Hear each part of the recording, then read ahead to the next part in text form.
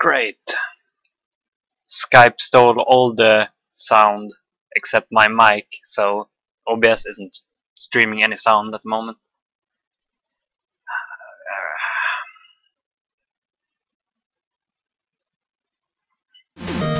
Oh, there we go. Joka, what resolution do you want for the... Same as always, man. Same as Okay. I don't even remember what's the always. Yeah, I'm new to this as well. Just make it square and in the center of your screen. That's all I do. Yeah. Okay. I'll do the same. I went live on Hitbox if you wanna go ahead and check. The hitbox sucks, man. Jesus. The offline message doesn't disappear when you go online. It's weird. I have to reload the stream either way.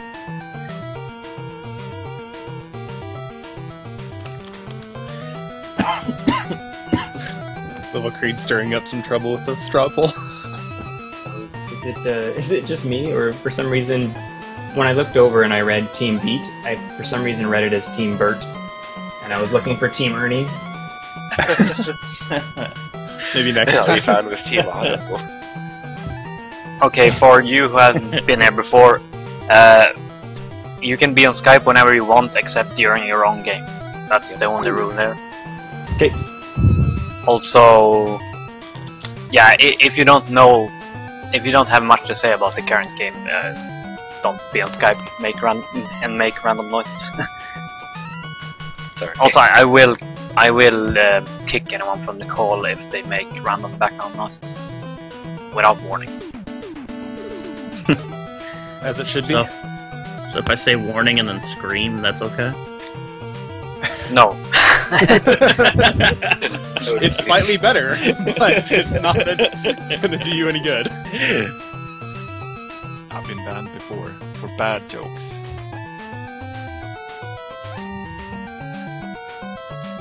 So hopefully that's not happening today. Oh, you might kick PJ from the call, just so that it's not ringing forever on his end.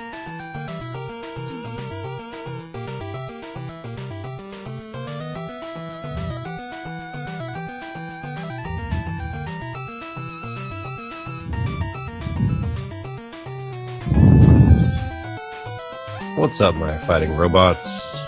Hello, Yo. Russ. Hey, how's it going, man? Hey. Yo! Almost race time?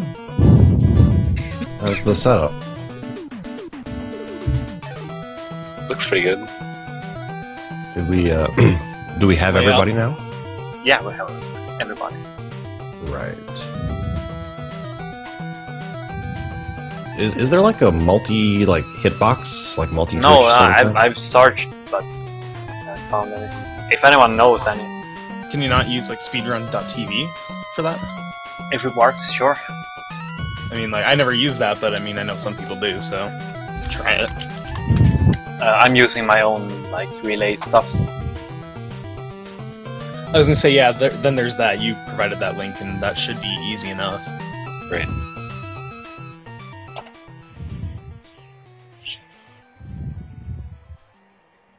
You said all we have to do is just type in the name of the Hitbox stream? Yeah. And that'll open it on this page? Yeah. It's so like this. It switches just that stream, so I don't have to reload the entire page when switching streams. That's the only reason I made it.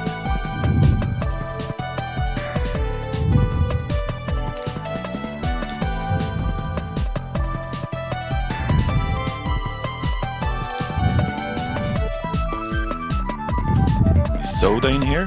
Soda Nor? It's not. Is he in the chat so I can see when it's done later on? I think he's in the chat. Then we should be okay.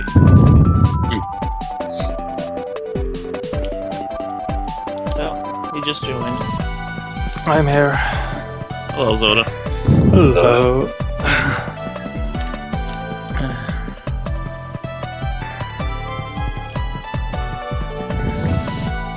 up on energy drinks, so when I'm gonna start, I'm gonna fall asleep or something.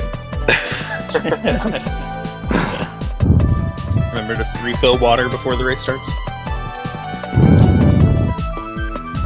Remember to breathe. That too. Yeah, Where is then I'll John? just Oh, yeah. tag you in the relay channel when I'm done. Good.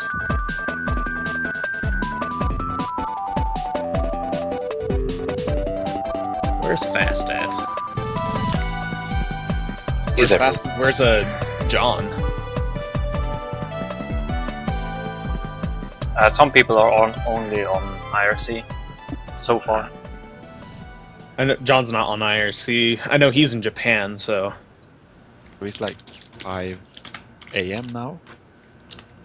okay. John 2DX.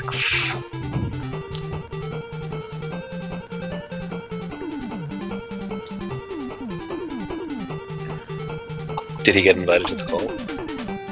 Yeah, I added him. Looks like he hasn't joined yet, so... Now Slurpee already here. Yep, I've been here for a bit. Commentating today. I'm just watching LB Creed's Prototype Z Mega Man Unlimited run. It's pretty stout. Am I not in the IRC channel? I thought I was in the IRC channel. 5 minutes.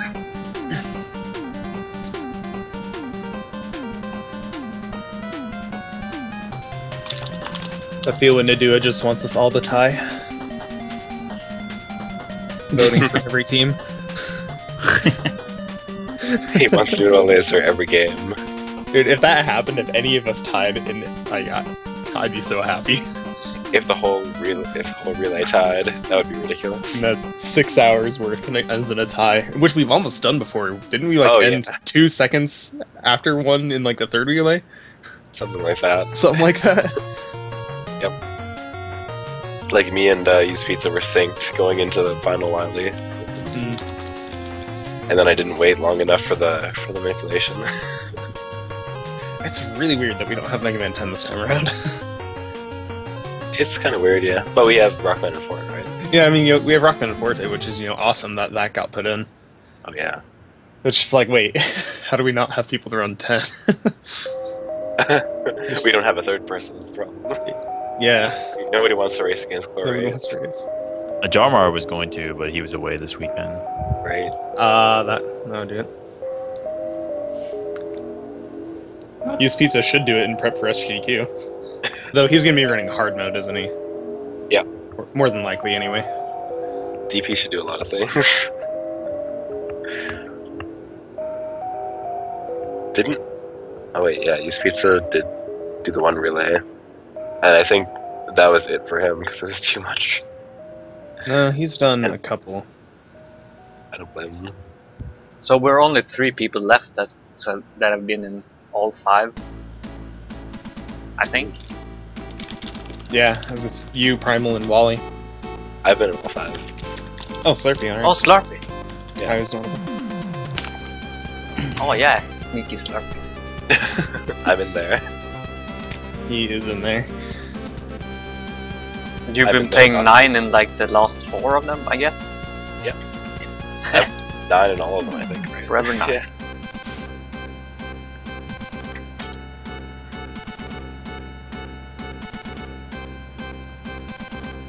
Nine in all of them, 9 and 10 in some of them.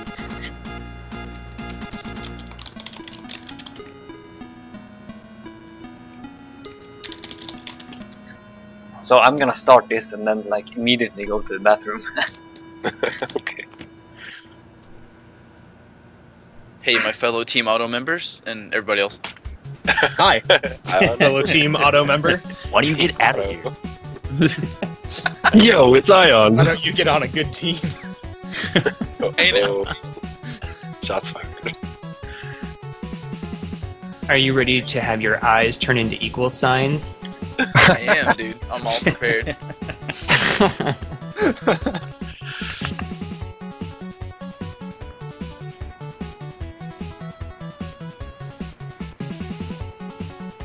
I didn't turn off Windows updates.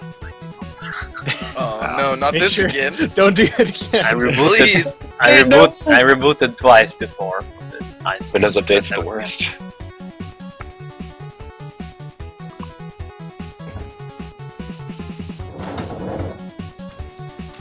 Sneaky update to Windows 8. Middle of the stream. Oh, Windows Update comes on, then the screen fades to black, and then all of a sudden you just see a giant sign saying Team Auto.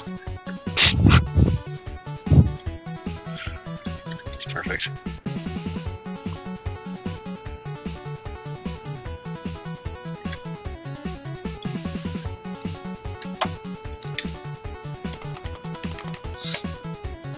Okay.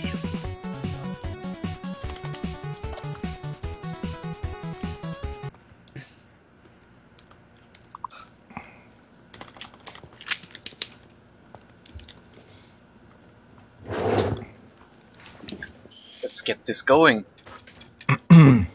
Oh, what?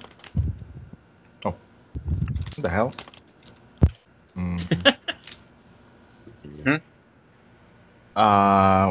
Wait. Okay. Oh, you can't be on the Skype call, right? Yeah, but what's going on? I mean, my emulator has there is something different between my emulator and what's shown on the OBS. Wait. Uh-oh. What happened, Wally? Excuse me. What the hell?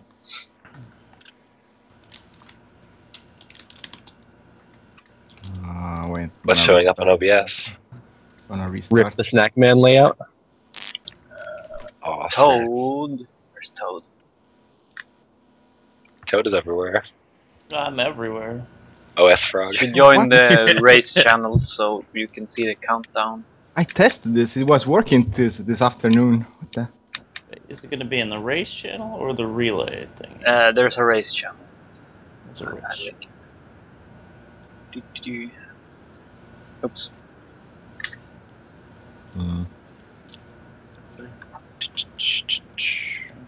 Okay. I'm just gonna use monitor capture it, I suppose. It's already in here, but it's all good.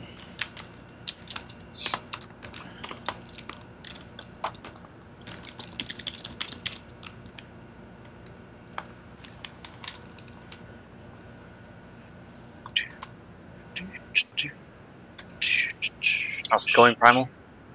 Trying to fix it. Wait.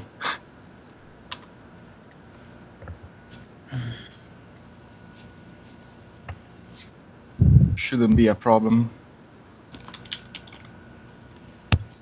yeah, who am I tagging? Is it Shelny? What was that? Sorry. Who am I tagging? Team roll number 4. I probably changed something that I don't know in OBS. You're asked like for when you finish. You can type it into the Mega Man Relay channel, and I'll read it there. Okay, great. Just shout out my name or something.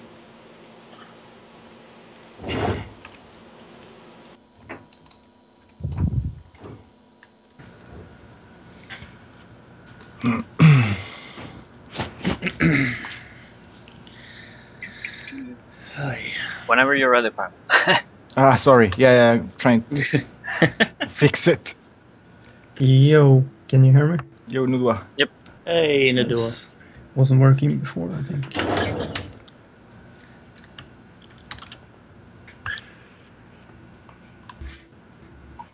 So how many people are picking up the health?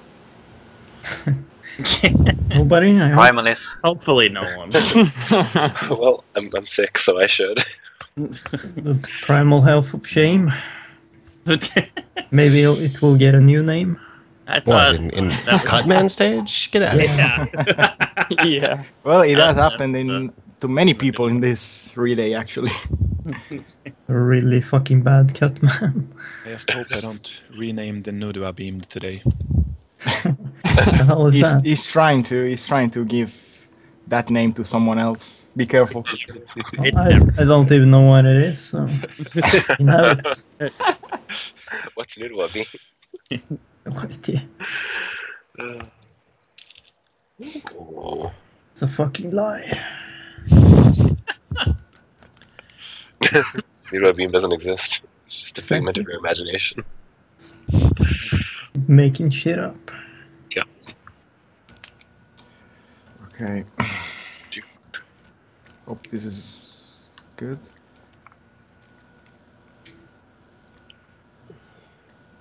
Is Joker still here? Yes. Are you gonna explain what the relay is and shit? Well, when we start, there's not much to talk about in the beginning of Cutman either way, but... There's so much action in Cutman. This is what the relay is. All the It's, stairs. Team Beat, Team Roll, and Team Auto. What was that last one again there? Team Auto. dying? Team Auto. Team Auto. Oh. This is... I'm sorry. I didn't sleep enough, and I'm sick. It's all good. You good, Primal? Wait, I'm gonna drop from the sky pole. Maybe it's that. Wait. Yeah. Almost. It looks like it's frozen. Okay, Toad, how many shots of Kraken before Mega Man 2? One for each death in Mega Man 1, including the one that I need to do. Alright. One shot per soft lock. Yeah, there we go, that too. But I'm not playing, so it's...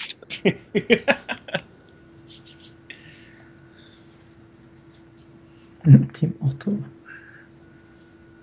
My Mega Man 1 PP is like 50 minutes because I spend 30 minutes soft locking.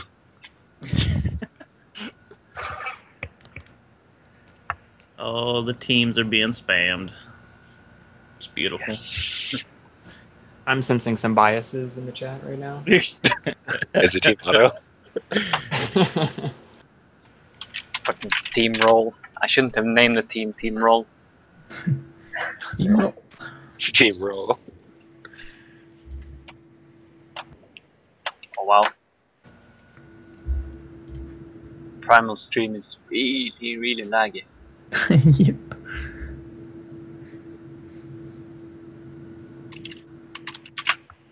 Team Goodwood.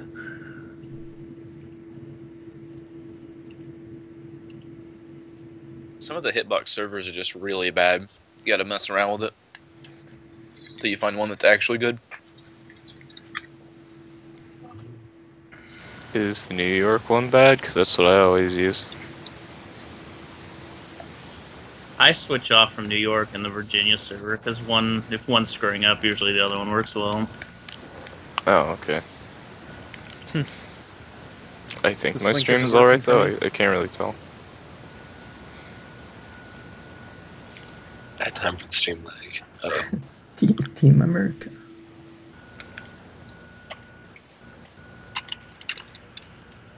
Toad stream is fine.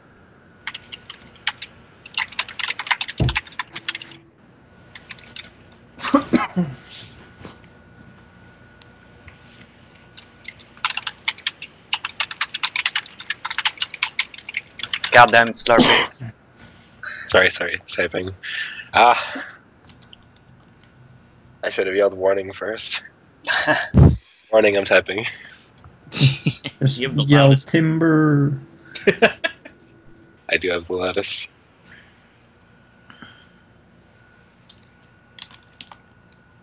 So what's Primal doing?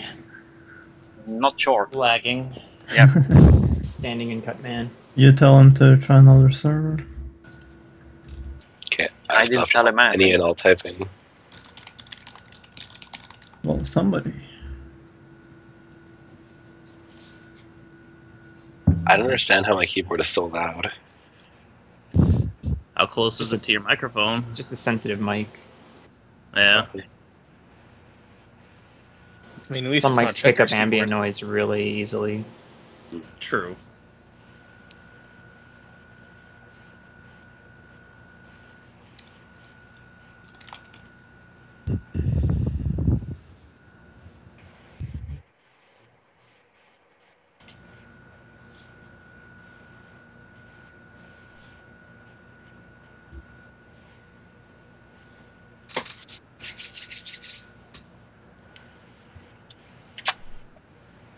May the best team win. Who the hell is this guy?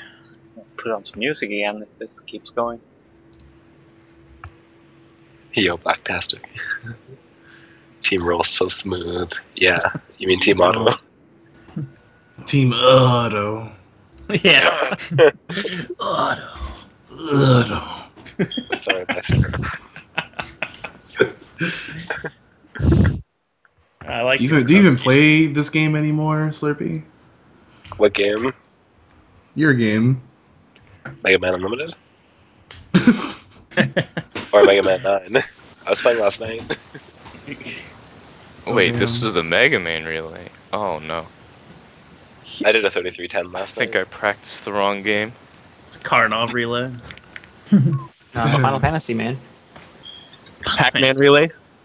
Every game. Yeah, the Pac-Man relay. This isn't Ice Climbers? Oh, what? I guess Ice Climbers races. When are we doing those again? I get Mountain 10 to 12. Yeah, I'm What if gonna mark Slurpee that plays it? relay. I might do that. Marvel Madness relay. This time it's 40 hours. 40 hours of Marvel. Still, Yep. Okay. Sorry for the delay. Should be fine now. Okay. It is looks okay fine. on stream. Maybe lagging a bit. I don't know why. Okay. Well, let's get going now. It should be fine. good luck, guys. Good luck, everyone. Good luck. Good luck, y'all. Good luck, have Good fun. luck, all. Good luck. Good luck. Good have luck. fun. Good luck. Good luck. Welcome everybody. Good luck. Team Mega roll. Man relay. 10 seconds. Team roll. Auto. Oh. One. Go. Please, guys, stop. Okay, we're off. So, if you don't have anything to say about Mega Man 1, be quiet or drop the call temporarily. Need sound. Not primal. Okay, relay race number 5 is off.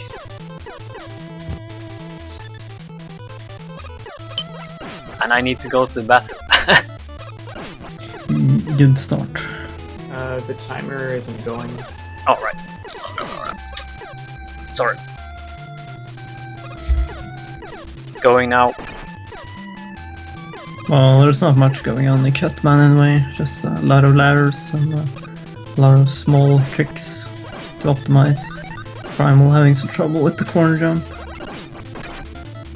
So, in this we will be playing 10 games this time too, but not Mega Man 10.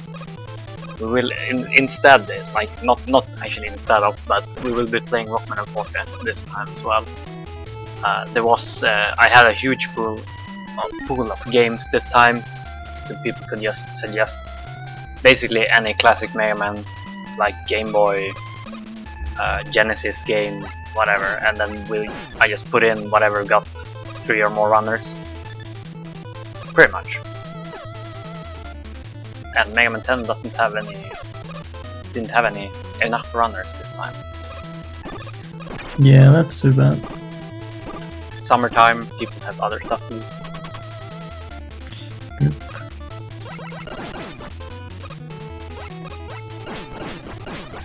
So, we have 3 teams, as you can see. There's info in the channel. If you type !info, a bot will spit out some kind of link. Okay, I really need to go to the bathroom, so AFK.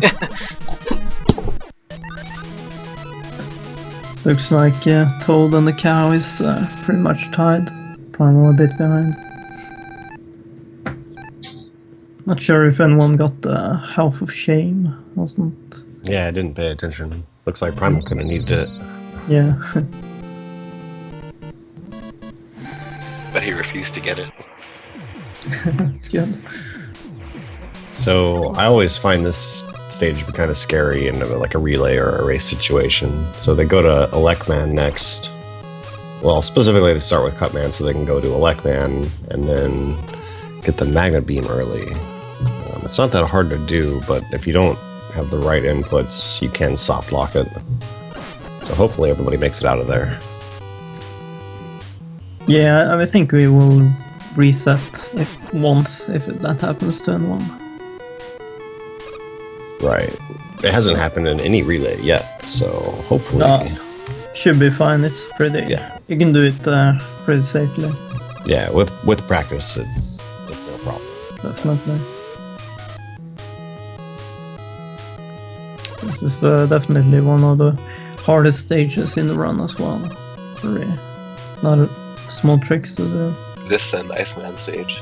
Yeah, Iceman is very technical as well. Especially since they added a lot of scroll zips and great something they can think of.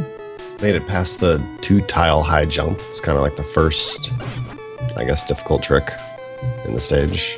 Mm-hmm. And after Magnet, it's mostly like really precise magnet placements off of the ladder. I'm back. Off of ladders just to go through the rest of the stage quick. Anyone soft locked? Nope, Toad and Katina are fine. Ooh, that looked really close for Katina. I think it was like a frame. Yeah. So we can jump out. Okay, no one soft lock. We don't need the reason. Yeah, we're good. 5 relays in a row, or 6 relays in a row actually. No soft lock. How many relays has it been? 4, 5, 6. Okay. It's been a few. Well, Mega Man 1 has been in 6 relays since we had the multiple series relay race. Oh yeah.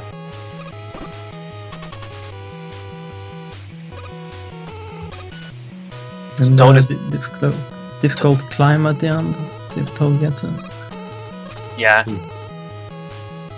It's actually pretty easy to just climb up with magnet beams. The hard part is not taking damage while doing it. Yeah. It's a specific setup you have to do. Yeah, so one of the techniques is in this game, and I think a couple of classic Mega Mans, is when you're normally climbing a ladder and you shoot, there's like, what, a 20-30 frame delay of some sort that just makes you sit still. But if you jump right after you shoot to like release from the ladder and then re-grab it, it eliminates that delay. So they can do that to place magnet beams quickly and pass some of the barriers. And it's kind of scary. The barriers do a lot of damage, and that drops you really far if you get hit. Katina Cow having some trouble. Yeah, low HP. Can't make any more mistakes. Oh. Oh, yeah.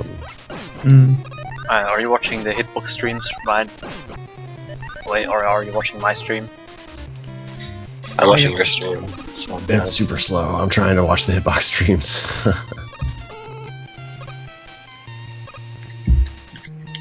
Paste the link to my viewer.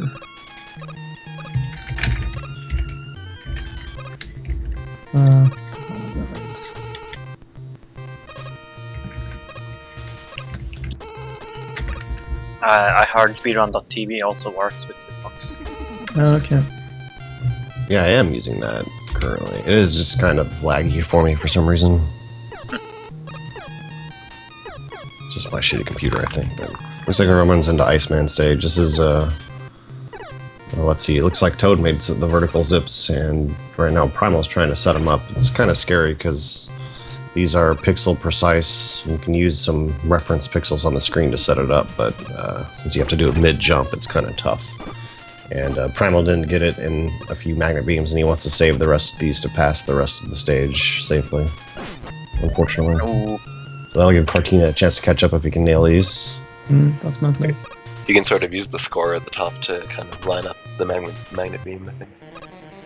So one of those hard pixels. Oh, Cartina puts it on the the correct pixel right off the bat. That's going to catch him up a good amount to Primal. Oh, Primal getting really scary there. Yeah, dying like at the end of these moving platforms in Iceman is among the worst deaths you can have in Mega Man 1. Because not only does it move you back far, it also you don't have any magnet beams, so you have to do it like normally, which is and random. That takes so much time. Yeah. But remember, there's 9 more games after this. Yeah, Cortina can pretty much catch up to Primal here.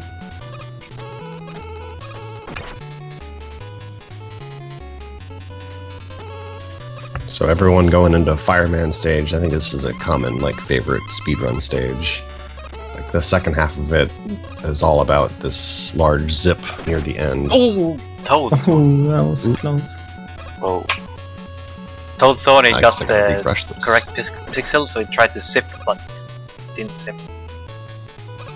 And almost. Yeah, it's very hard to not die if you do that. I was very lucky. So to zip in Mega Man 1, I don't know if you said it while I was away, but what you basically do is you place a magnet beam so you can stand on it, like so you can squeeze in Mega Man just like under a ceiling, like on the pixel, and that causes him to zip for some reason. So it's a good program. Yeah, because the game wants you out of the ceiling. I'm not really sure about the zipping on top of the screen. I think you need some kind of like floor on the bottom of the screen, if that should work. Yeah, so it pushes you. Yeah, in that case it's the floor that's pushing you. Exactly. So it wraps around. So every single one of these zips are basically perfect. The screen wraps, just the screen wraps are a little more like forgivable. Yeah, you usually have, if you're just going down and jumping on the beam, you have usually 3 pixels that work. 1 low, 2 high. Also in this fireman zip that you've seen everyone do now, they grab a ladder like mid-screen wrap, and they have to grab it. You can grab it in 2 positions, and they have to grab it in one of the positions, otherwise they're dead no matter what they do. Luckily there's a pretty easy setup for it. If you get the high pixel, you won't get pushed up far enough, you'll just fall down on the next screen. Yeah.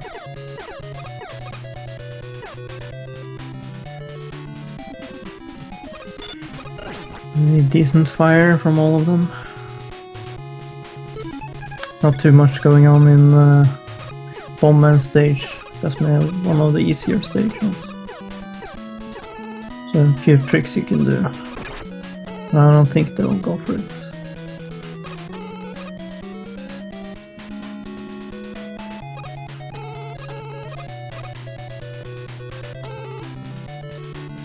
Toad going for the safety setup. Well, not really. Why he did? The extra beam under. So he wouldn't get trolled. Oh, okay, that works. Yeah. I think I saw Dexter and Cool Kid shooting the actual beam first, and then dropping down quickly and shooting another beam to stand on, to like jump up onto. Yeah, Toad did it safer, I think. It's fine for a relay.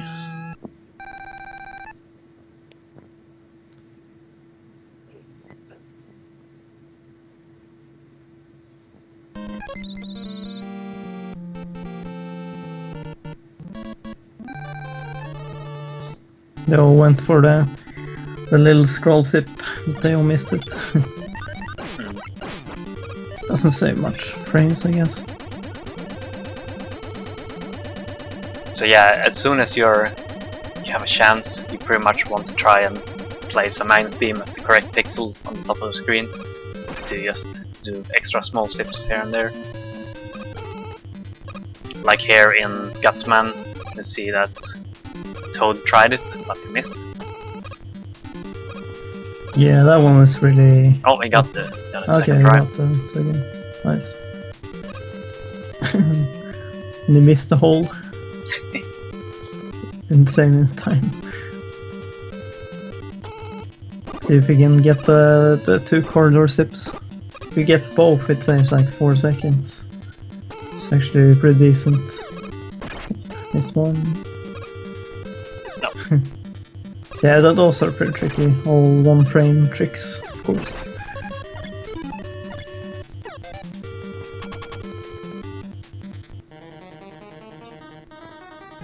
See if we can get the most important trick in the game. No, Oh, Primal's wow. Jesus. Oh, Primal and Cortina are very close now. Yeah. Seems like Primal having a pretty rough run as well. They seem to be gaining a bit of ground on Toad here. Nah, not too much. Toad is playing very well, so. Oh yeah, he's solid. Definitely a sub 13 robot time, even though I started the timer a little late. Yeah, I would think so.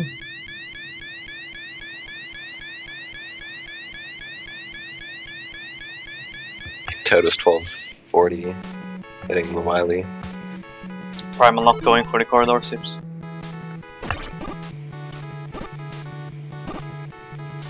Also, you might notice that every time you pause in this game, it resets your momentum. So, if you get hit, you wanna pause. So you kind of wanna, oh, nice, Toad got the Wily 1 sip. Yeah, he went for the new sip there. There's like 5 seconds, I think. Maybe more. Yeah, so basically every time they can like time in their weapon switches to when they get hit. So they don't lose that much time from getting hit.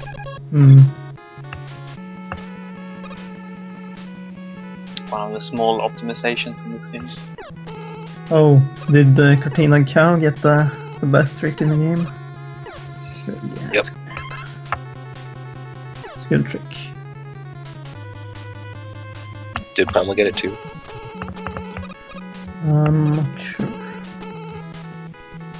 Yeah. Nice.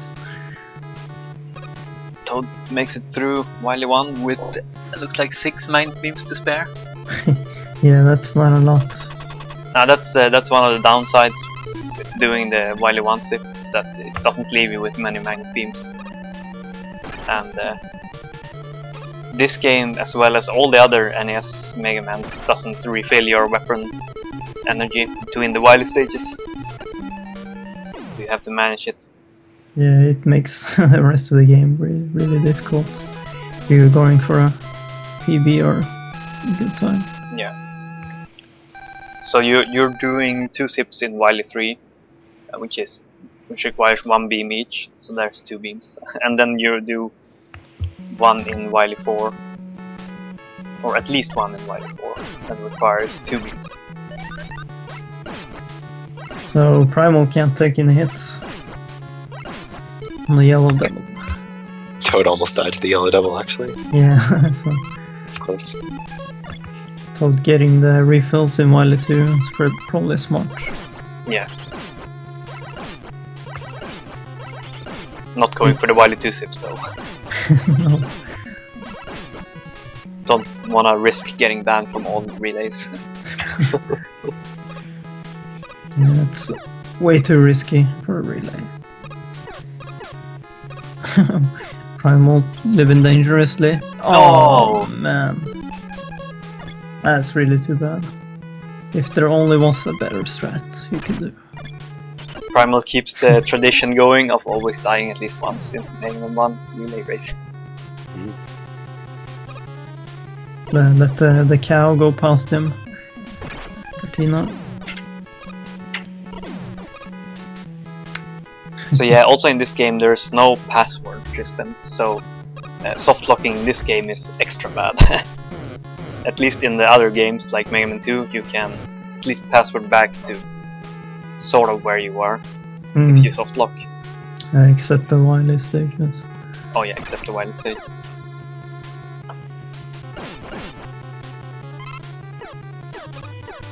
But if you soft lock Mega Man 1 you have to start all over.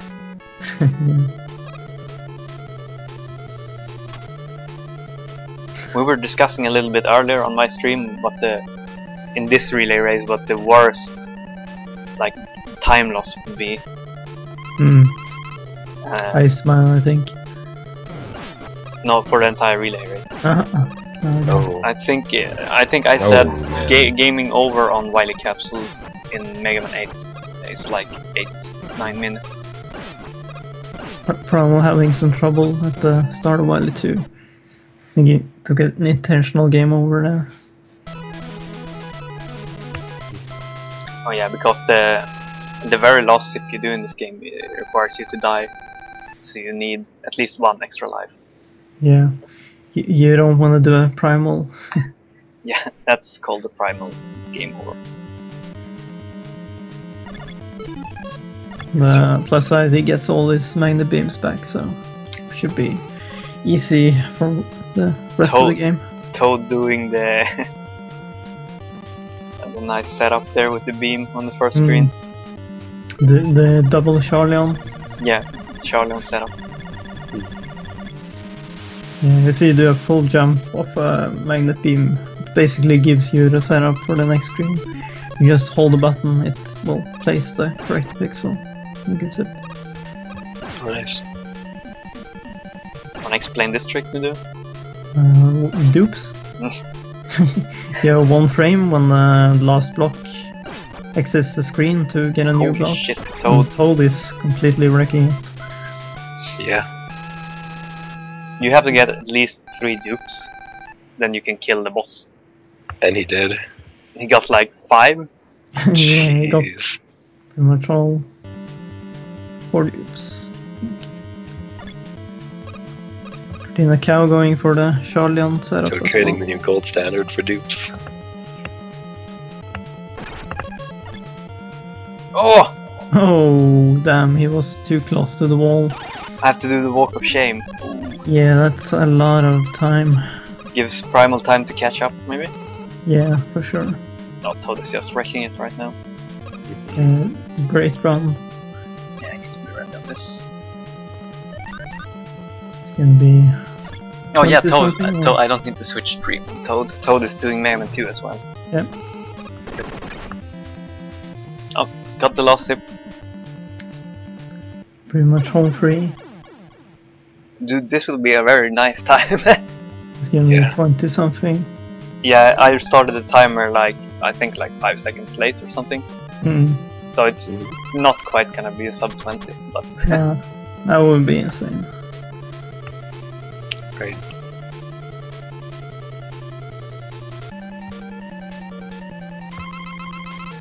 Oh, Cortina Cow having some trouble with the dupes.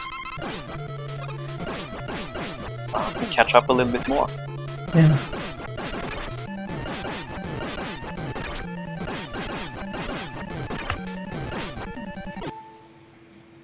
And Toad is done.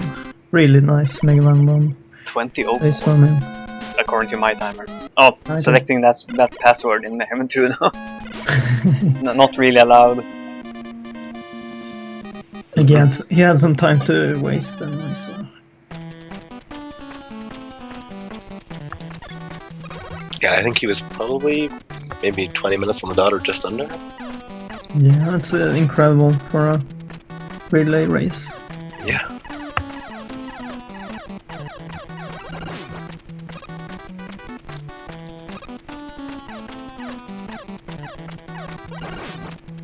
Let's see. Oh, nice. Cortina got it with 1 beam.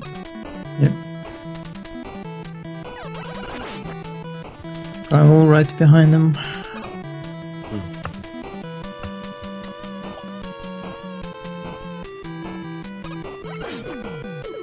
Toad doing the most exciting stage in Mega Man 2.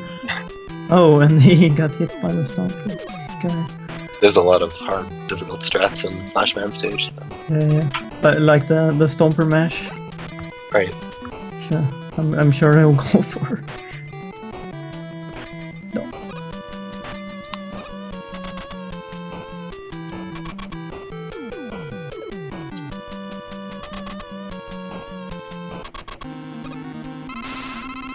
Macau finishing up Mega Man 1. Not too bad time. 21 something or...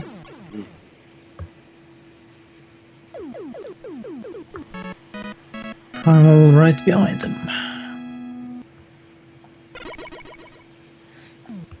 Nice with hitbox. No delay. Almost no delay, at least. Okay, I'll be quiet now and let other people talk about this game. Alright, I can't watch on Hitbox, it just destroys my CPU, I don't know why.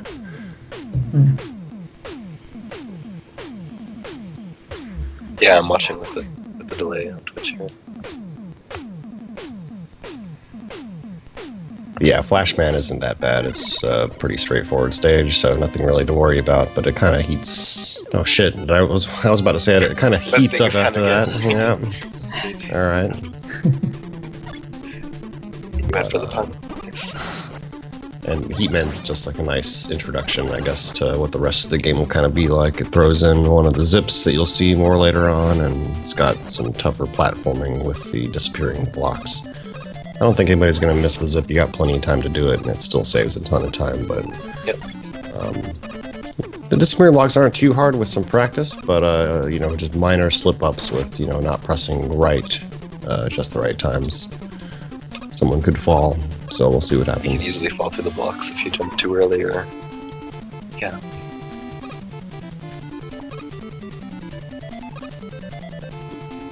And one of the main things behind the route is to do the first 3 stages that give you all 3 items, and to abuse those to pass the rest of the stages, usually with zips, throughout the rest of the game.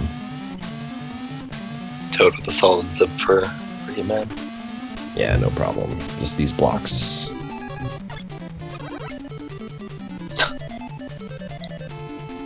Nice, Soda, nice. It's like a tradition. It's like a tradition having some kind of weird image pop up on your stream in relay races. Of course, his little Z. Goddamn. Get your little Z ready.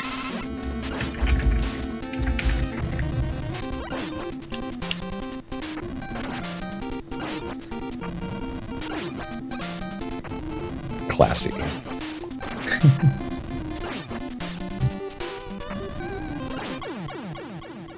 Toad having some problem with Heatman. It can be kind of a scary fight. I guess on normal mode it's not too bad since you do 4 damage a hit, so it's only 7 hits. But I mean, when you touch Heatman, it does like something like 10 damage to you, so you really can't. You want to really touch him usually on the last hit, so that it stops any delay. Right. Just because to maximize speed, I guess, during the fight is you want to be as close to Heatman as possible when he decides to move, so he doesn't spend too much time invulnerable. So you try to stay as close to him as possible.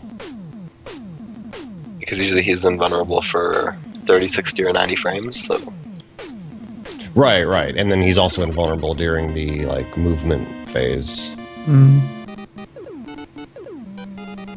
Yeah.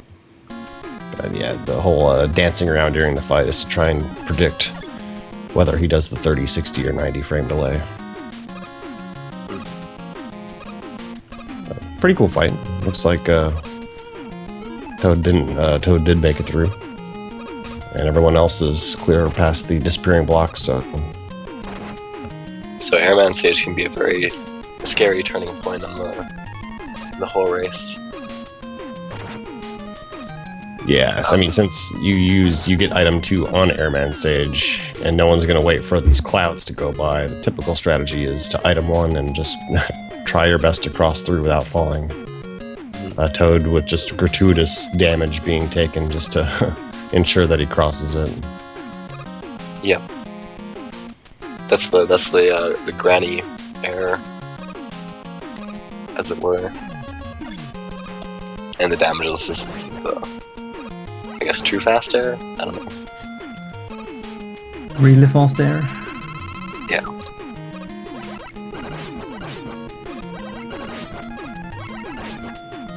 Yeah, these guys should be okay at doing it. As long as you make it through without dying, that's the most important thing for this. Yeah, that's the best marathon strat for this stage. And the marathon strats are just getting started, I'd say. Yeah. MM1 is all clutch all the way through. Airman is too bad on normal. It dies off hit, so...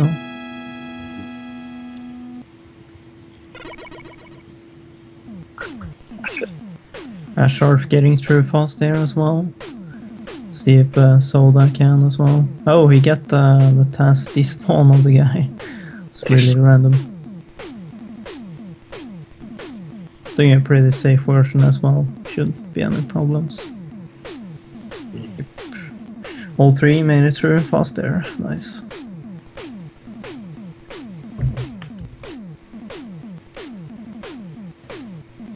Soda tried to spawn the bird from the left and hit him in the face instead. Yeah, you have to do that at a very specific point, so... Should just use a new strat, take damage and run. It's the best strat ever. Kind of a precise jump to make sure the birds stay on the screen just right. But... It's way better than the turnaround. Yeah, oh yeah.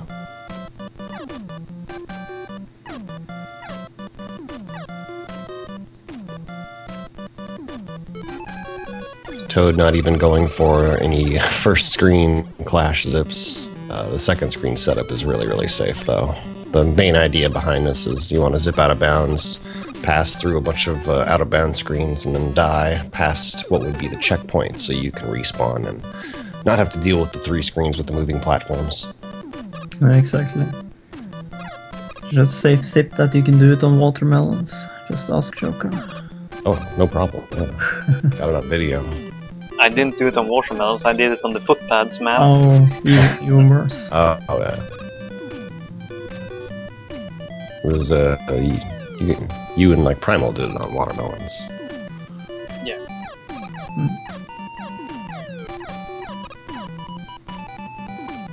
Toad looking pretty sharp in Mega Man 2 as well.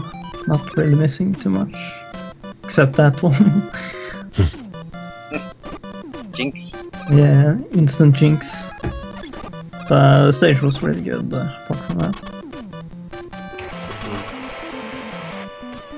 Yeah, Hitbox is eating a lot of CPU for me right now.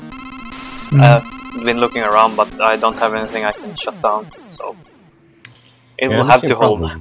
I think it might have just been Toad's actually. He might be broadcasting at some super high quality. Oh yeah. Quality yeah, his is really crisp.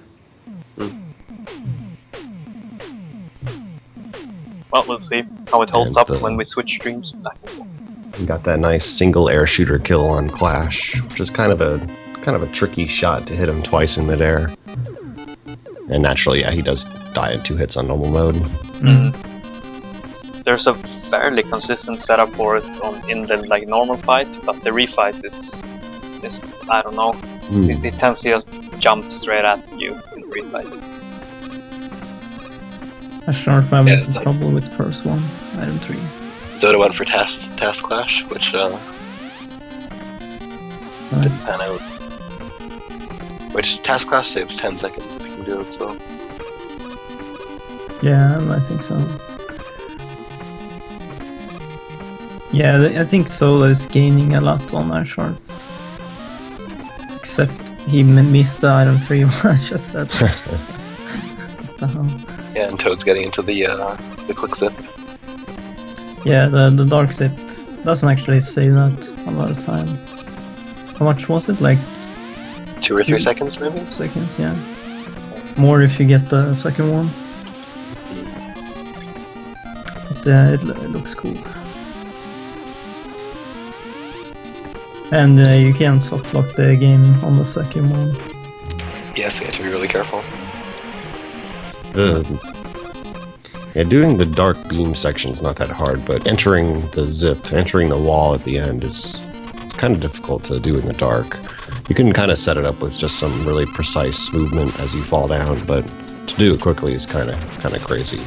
And yeah, it's always scary. If you zip past this wall, it's pretty much over. Yeah, especially in the race. Toad got it. He's in there. There's a few spots like that throughout the run. If you zip too far, you can completely screw yourself. But fortunately, there's kind of a weird technique where you can ensure that you move like 1 tile at a time inside the wall, so you don't go past the transition. Most of the time. I mean, you still have to be really, really careful though. Yeah, there's to jump- like jump one and wiggle. frame inside there where you'll jump 2 spaces. It's really weird. You just gotta be sure you're not too fast, or you might hit that one. Told having trouble with the hardest zip in the game. The hardest zip in the game. Oh, not even going for the new conveyor belt zip. Right. Oh, we skipped the half-second one as well. Yeah, the conveyor belt zip lets you skip that entire Mm. section where it's going backwards, so.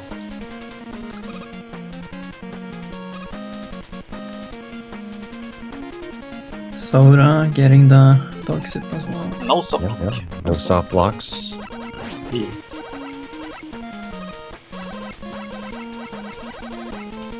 It's gonna be a while until we get another chance for a soft lock in any game now. Like a true soft lock. Well, as long as people keep their cool during Wily 4 and Wily 5, those zippings. At least you can suicide if you get stuck there. You don't have to reset.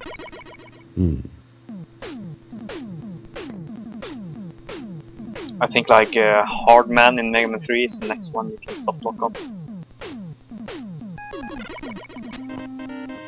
Yeah, I don't think that's gonna happen though. I want to see it.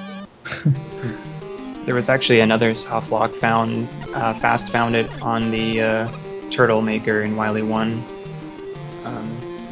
Depending on where you die in the stream, you can soft lock on the respawn. For Tamagoro? Yeah.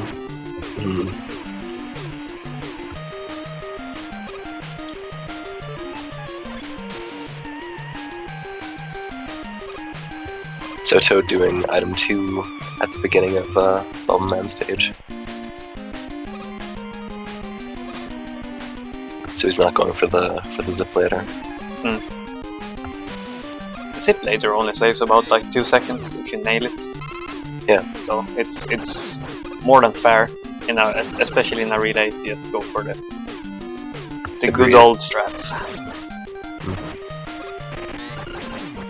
Well, I know Asharf is gonna go for it. Maybe Soda as well.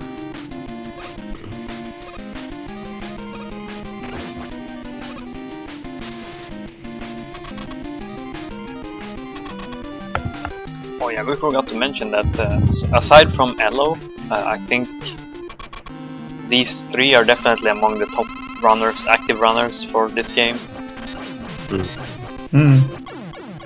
Soda being number 3 at the moment on the leaderboard.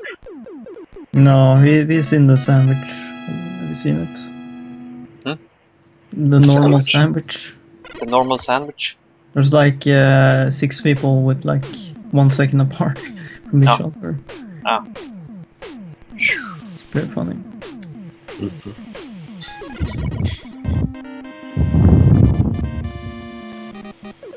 Soda not going for any scrolls, just doing the old 3 dog skip.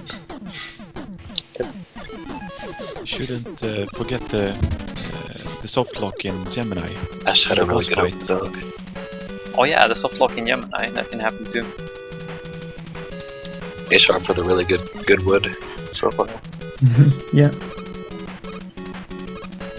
But in Fastest Cage, Hardman is still before Gemini, so...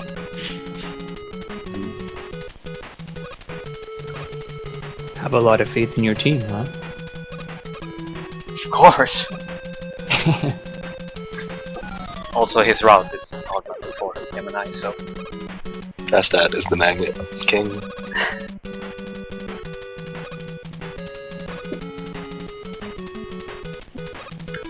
No comments on the wood zip.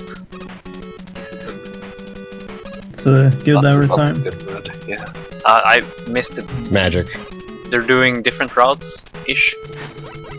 I assume since Soda is not actually in the lead, or Ash is not actually in the lead. Oh yeah, Toad did. Yeah, Bubble. Toad was Bubble. lost. Yeah.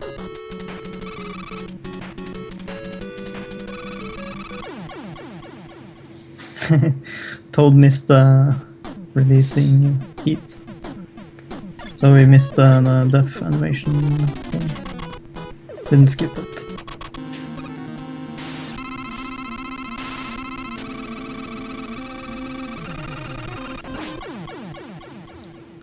So this is done with the robots. Both others are in bubble.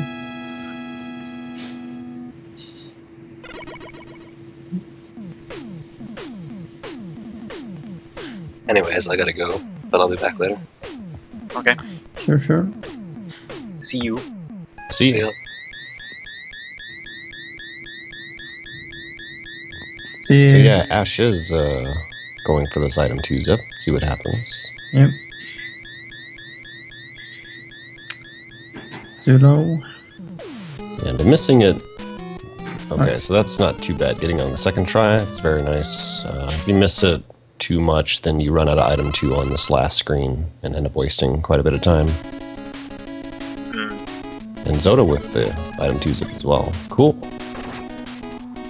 Both players second try. Yeah, they're neck and neck. Yeah, it's a really good race here. What is that? Between Team Roll and Team Auto? Yeah. Yeah, that's right. With trying to keep the team hype. Team Beat being in the lead, as they should. Throughout the entire thing. Will even out. No. Wait, did Solo do the double KO? Oh, I missed it. Oh wow. Does save frames because he has to teleport less. That's stupid coming from Mr. Sipping into Wily 4 in a marathon. Oh, I had like no health left, so it's fine.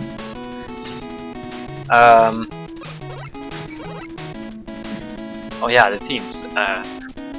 So yeah, going into this, Team Roll, as you might have heard, Team Roll are quite huge favorites because I don't know if I should call them favorites. It was kind of funny after I just like made the teams, balanced the teams from everyone's PB, and like I usually do. Instantly after I released the teams, like 3 people in Team Roll PB'd by a lot. So on paper right now they're huge favorites, but they only get 1 run each. Indeed.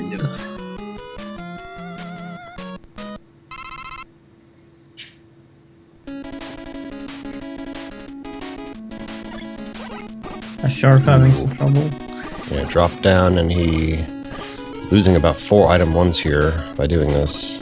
Luckily there's enough weapon energy throughout the rest of it, but okay, does get the vertical zip. Zoda falling as well. That's really bad, fortunately. And Toad having some trouble with Violet 2 zip. Game overing. Everybody getting synchronized problems. Tough game. Yeah, Sola and Asharp has to grab some more energy now to be safe. Well, to finish the game. Yeah, the whole Wily stages are routed around having the exact amount of item 1 and item 2. So any screw-ups, any extra item usages, any deaths is going to really throw that off. So they're using the opportunity at the beginning of Wily 2 to just game over and get that free refill. Yeah, or just grab the energy and Wily 2. And 4.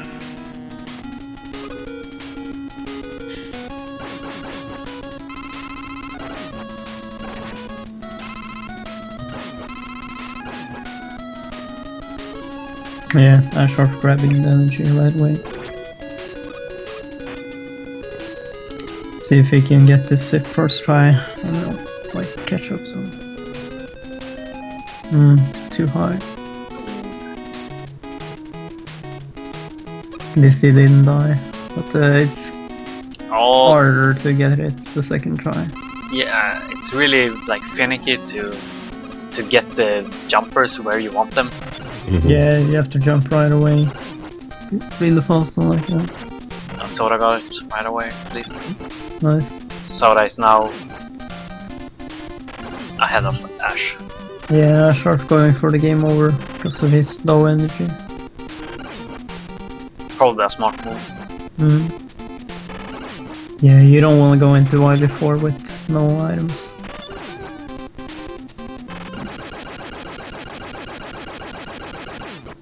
It's not right either. Sharp really having trouble with this zip. He should have just gone for the item 2 after Yeah, the game I over. think so. He I has don't know if he's full energy. thinking about it. I think he's Yeah, gonna go he's for doing it. it now. Okay. Stomper gonna hit him, maybe. Oh. Must have jumped like slightly before placing the item too. Yeah, so like pixel too high or something.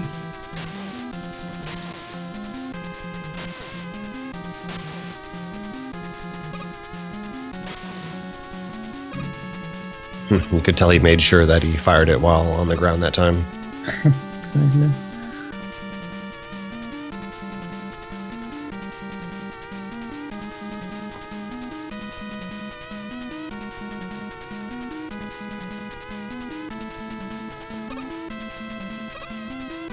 Yeah, Soda getting a decent lead over Sharp there.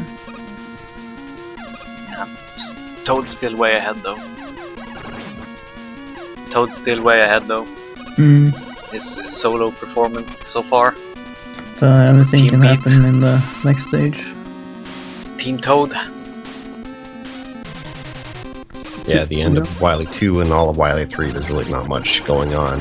So I guess we'll just have to see who manages to optimize these item 3s and vertical zips and what happens during the Beam fight. So Exactly. Hardest stage in the game.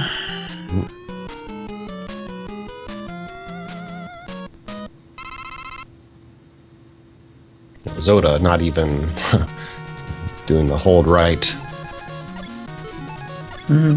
making Wily 3 as scary as possible.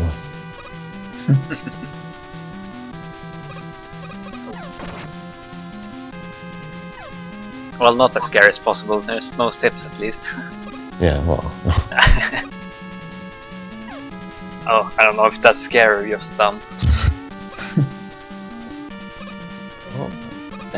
Didn't see anyone get any clutch item, or any clutch weapon drops. I would like to see some zips.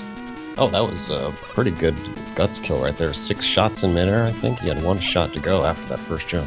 Nice.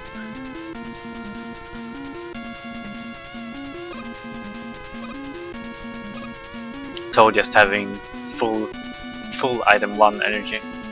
Yeah, Yes, he use them everywhere now. should be really safe while before he wants to.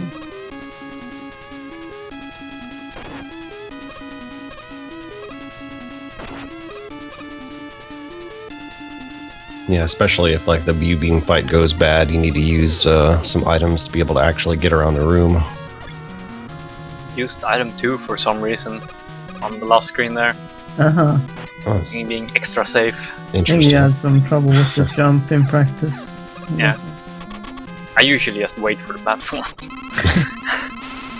Yeah, about the same amount of time. Without the weapon switch. Yeah, probably. Zipped a little bit too far in the beginning. Shouldn't be a problem. That's fine though. You can do the fight the other way. And tons of items to use everywhere. Oh! Whoops. Okay, Yeah. I maybe wouldn't have done that, but Should be fine though. okay, we got it. Especially on normal, you don't really need crash bombs for the next boss. It's a really Yeah, that's interesting true. fight. Yeah, if it was difficult, he would definitely save that last crash bomb instead of shooting the middle wall.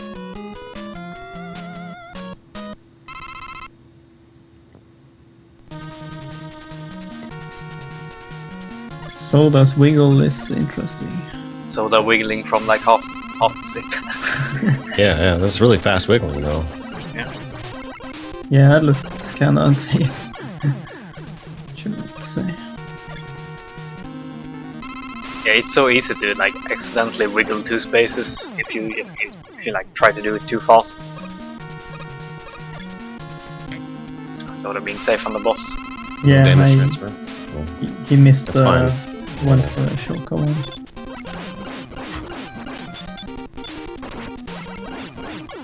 Ash also having tons of item ones, but not using them because it's just really hard to.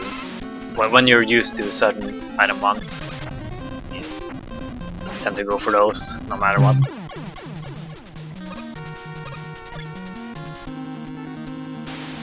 And no delay then. No super random once a year delay that. I guess it's been more than a year now, has it? Yeah, we're due. We're due. Definitely. Oh, Ash! Oh no. The checkpoint is right before the hard part of the stage. Yeah. It's horrible. Well, Luckily he had still has all those his crash item bombs. ones. So Yeah. Oh, he doesn't have that many. does have an item 1 at least to get back in there. So 2 item 1s? Was that 2 item 1s? Is that Yeah, enough? I thought so. Oh, he's just gonna He's give not it. doing it.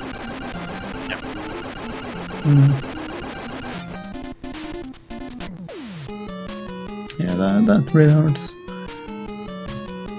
Lots of games to go. It's true, it's true.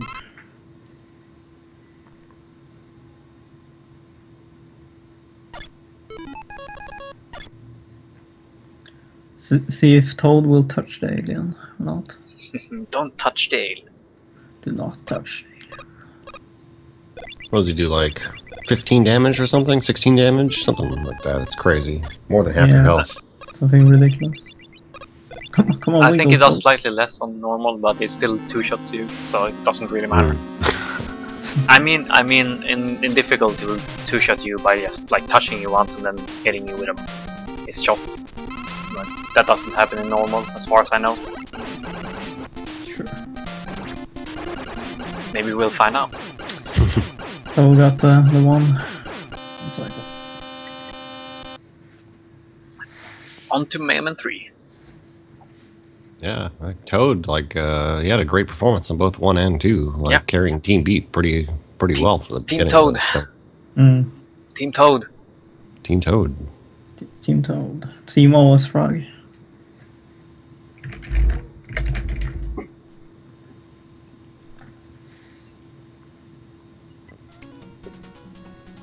Fast having super low volume, so gonna use Ash sound for now.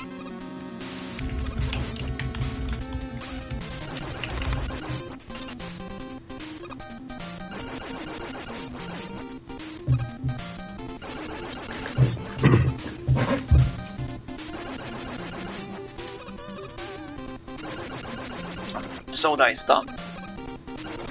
Less than a minute behind Team Beat at the moment. Now we can see a nice difference here. First 2 Mega Man 3 runners. Slight difference in route, as you might know at this point. Alright. Current world record route is Magnet first. Why not? Ooh.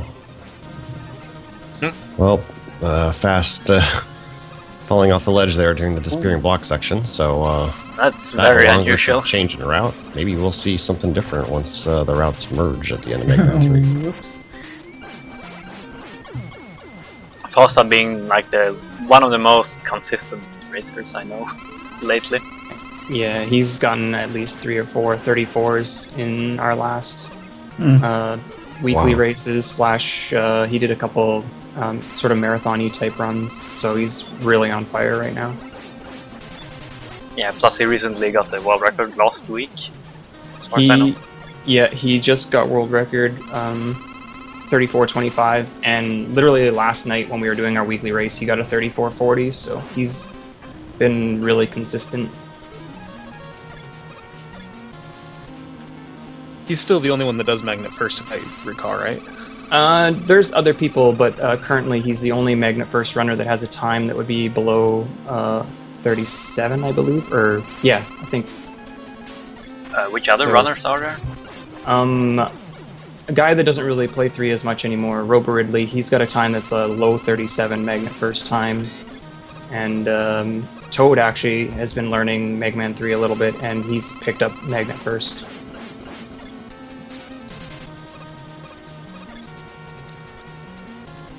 Yeah, for those new picking up the game, Magnet First would make sense. Yeah, it's definitely an easier place to start, for sure. The Gemini fight is very difficult, and if you don't do the Gemini fight optimally, where you can take out his copy bot in the first sort of cycle that he does his jumps, then you're actually losing time to the Magnet First route. Oh, Fasta spawning some lag bees. Not the bees, dude. Not the bees. Not having the best start.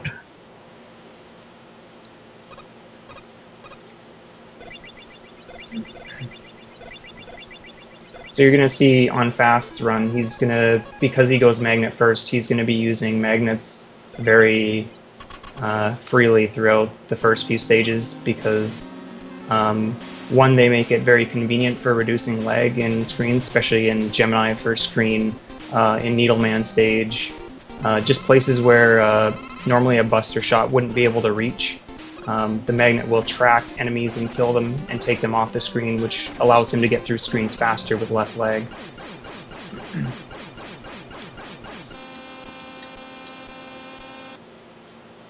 Here we go. Wall is Looks like- turned. Yeah, Ash just finished.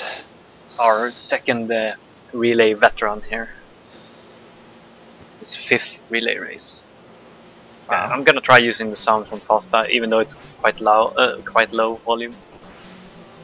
Oh yeah, that's really low. Grabbing the one from Wall instead. Oh. Okay. No soft lock on Hardman.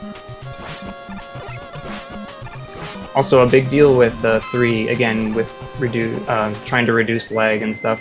Another big thing is there are a lot of damage boosts for the, especially in the actual Robot Master fights, that you want to do just to, basically it gives you more freedom for movement because you're not worried about taking damage later. If you sort of take damage, then you can sort of take control of where you want to go in the screen and not have to worry about running into the boss. And it allows you to kill certain bosses faster, like what Fast just did there with Hardman. He damage boosted when Hardman fell down on top of him, and that actually prevented Hardman from freezing him in place and allowed him to kill him faster. And the other sort of point about boss fights is at the end of a boss fight, you lose control of Mega Man, and Mega Man will always run to the center of the screen after a boss fight. So typically you want to do a couple things. You want to stand as close to the middle as possible when the boss dies.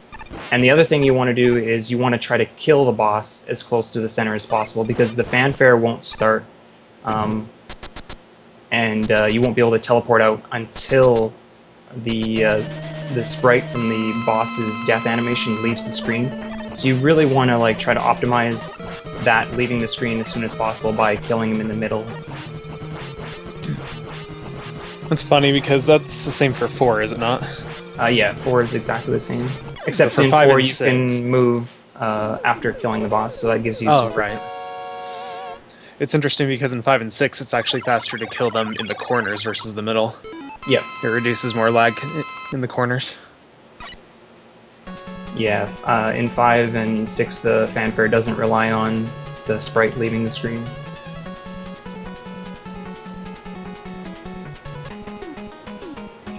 Doing the easiest fight in the game.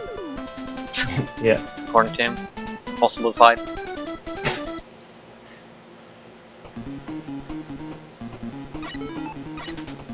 Looks like MCAN and Fasta is pretty much neck and neck. Each finished 3 stages. Fasta being slightly ahead. It's kind of hard to tell though, because some of these stages are definitely shorter than others. Yeah, Needle is definitely a shorter stage than like something like Hardman, so I'd say Fast still has an advantage.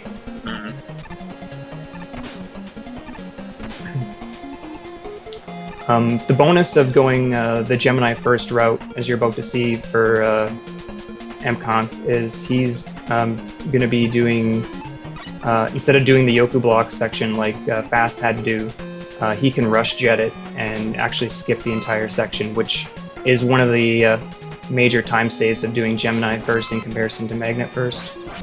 Wow, really nice proto kill.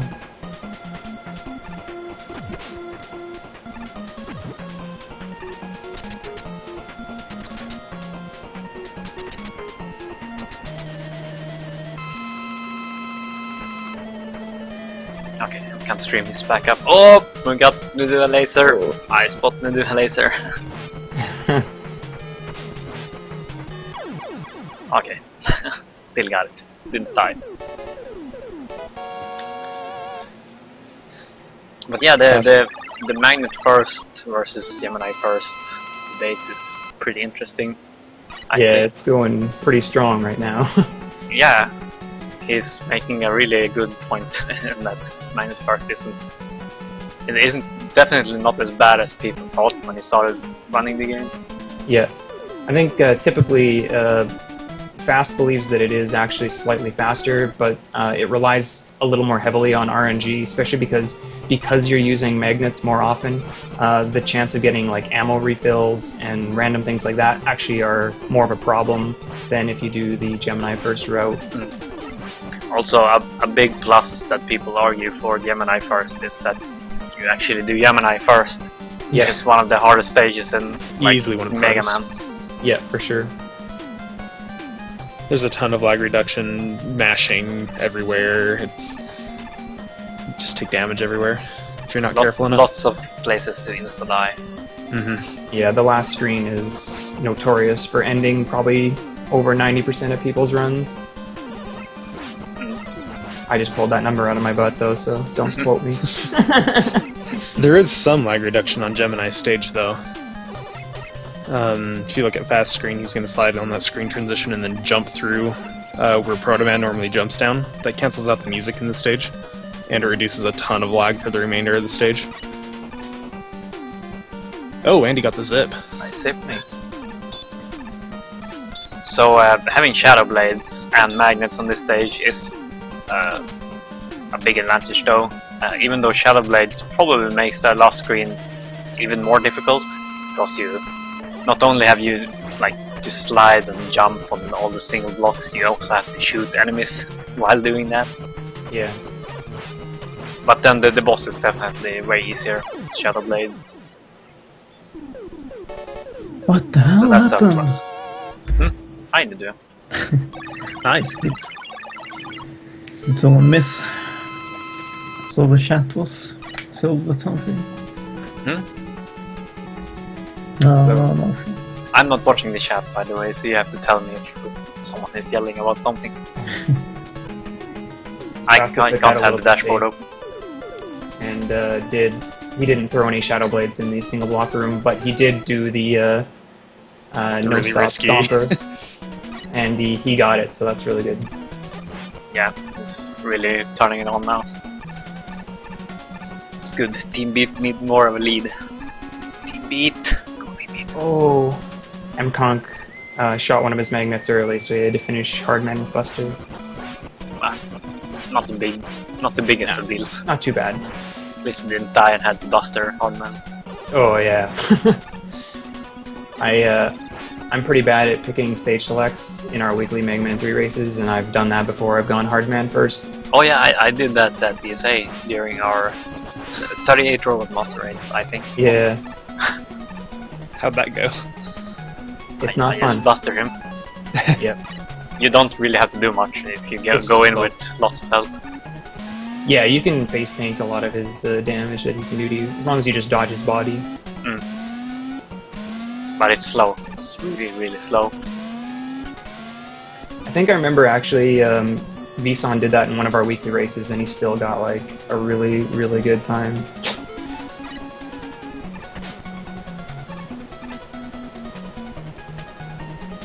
things like that that make me realize that these runners are just on another level.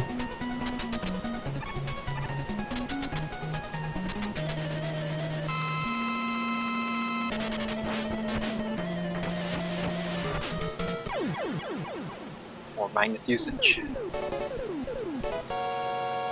I think Needleman is one of my favorite stages with magnets.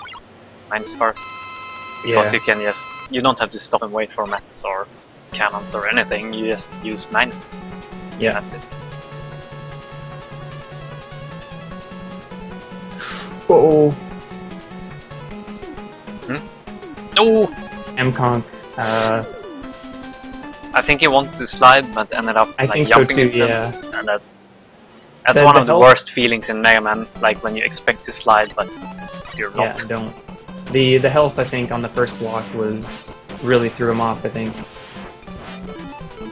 There he goes, he's got it this time. That's one of the things in any Mega Man game that you speedrun, it just makes it hard trying to deal with random drops, because even if you just get a small health drop, it throws off your timing that you normally have, and it just often causes you to fall into pits or spikes. Playing the top jump's a little safe, that's probably why it's after the death, so... He doesn't really lose much time for that either, so it's a good choice. Yeah. Dying on the last top jump is pretty bad. It's one of the biggest deaths. And I don't know if that's a set in stone thing, but I know that whenever I do it, I feel that trick feels very flaky. Like sometimes you feel like you did everything right, but the game just doesn't give it to you. Yeah, that entire top screen is just dependent on where you are and how fast you're going when you scroll the tops on screen. So, like, the tiniest difference can make... Like, the tiniest difference in your movement can make a huge difference. Yeah. It can, like, snowball.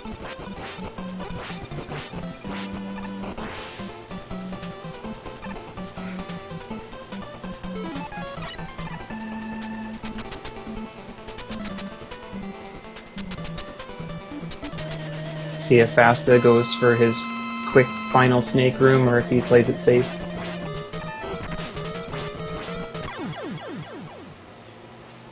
Ah, he's playing safe. Oh, he's playing safe. That's probably smart. Boring.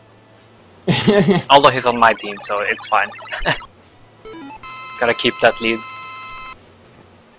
So there is a strat where you can change to needle early and do a bunch of small single block slides again, but it's incredibly tight timing and pretty risky, so he's probably pretty smart to just do the jet strat. Fasta's got one stage left, and then he's into dock stages. Ooh, and come. Trying to dodge those drops. Those things are scary. And there's another section just like that one later in one of the Dock Robot stages. And that's even scarier, in my opinion. Yep, for sure.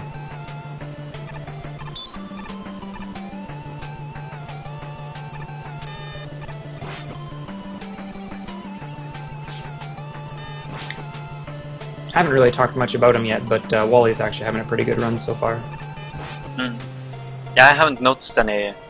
I'm using his sound, so I haven't noticed any like depth sounds or anything. So yeah. Just assuming. I'm curious to see if he goes for the top jump. I think he will. It probably feels like he needs to gain back a little bit of time for his team.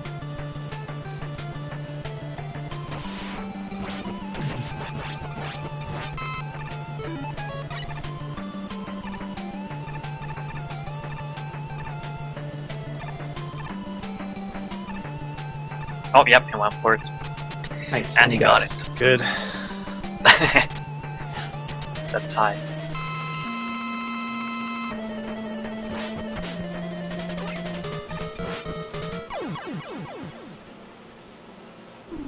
Fasta's entering his final boss fight of 8 Robos, which is much easier in the Magnet First route to fight Spark because you have Shadow Blade. In the Gemini route, it's a much slower fight because you fight him with Needle. I think most of the boss fights are either the same or easier with Magnet first.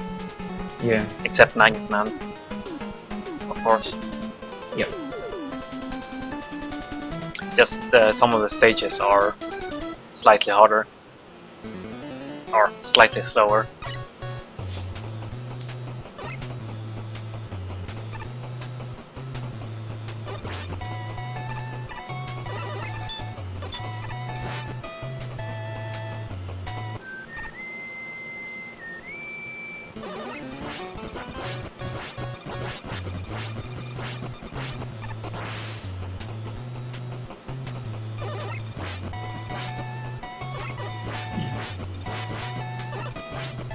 I haven't really talked anything about the mashing in this game. That's true, actually. Iframes are, depending on some of the enemies, the normal enemies don't have iframes, obviously. The only one I think that does is 5 the only game that has enemy iframes? Well, I know for sure that 5 does, but... Yeah. But 3, because it's still pre-Charge Buster, because the Charge Buster wasn't introduced till 4, you usually want to mash enemies down really quickly. There's a lot of enemies that have, obviously more than 1 health, so you're doing a lot of either, 2 shots, 3 shots things on enemies to try to kill them ASAP and get them off screen. As well as boss iframes in this game. Some of the bosses in the Wily stages actually don't have any iframes, and that allows you to mash their weakness into them if you can sort of manipulate the boss in the way you want to.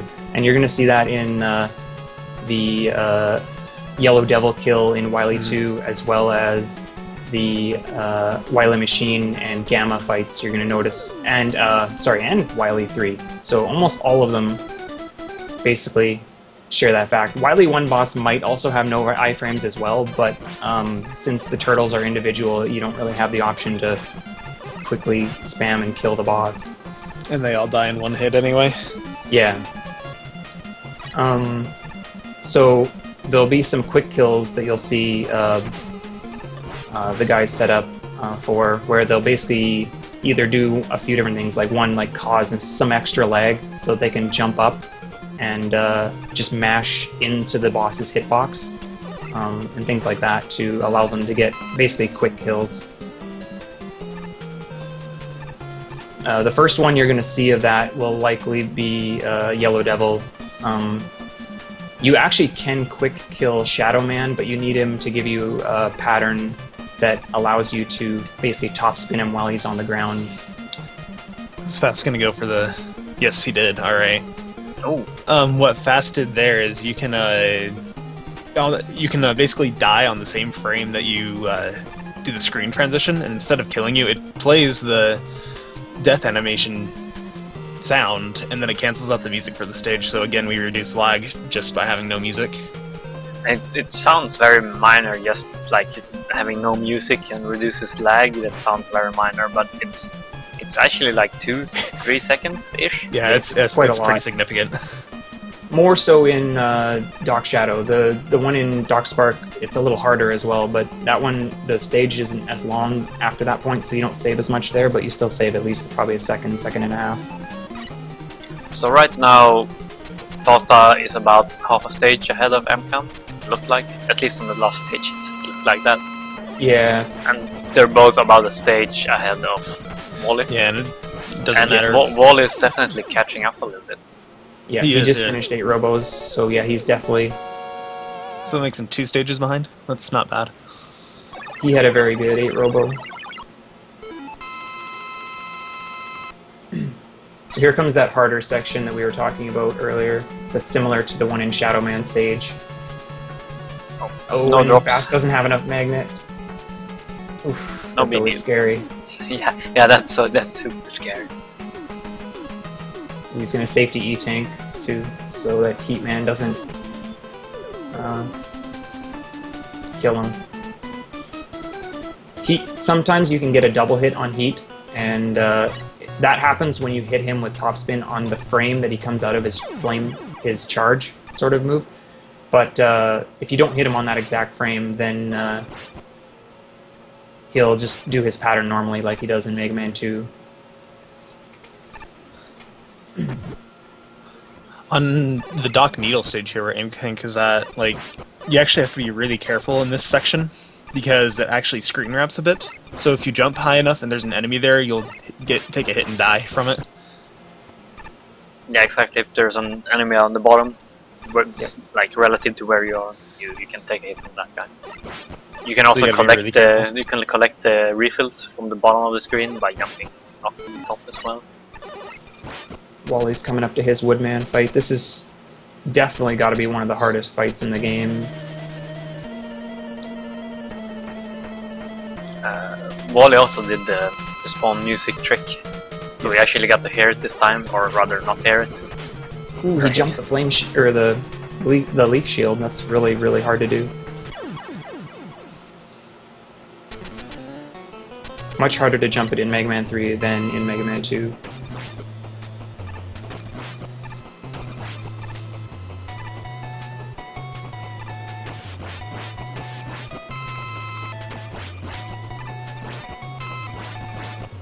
Wally being careful here. Yeah.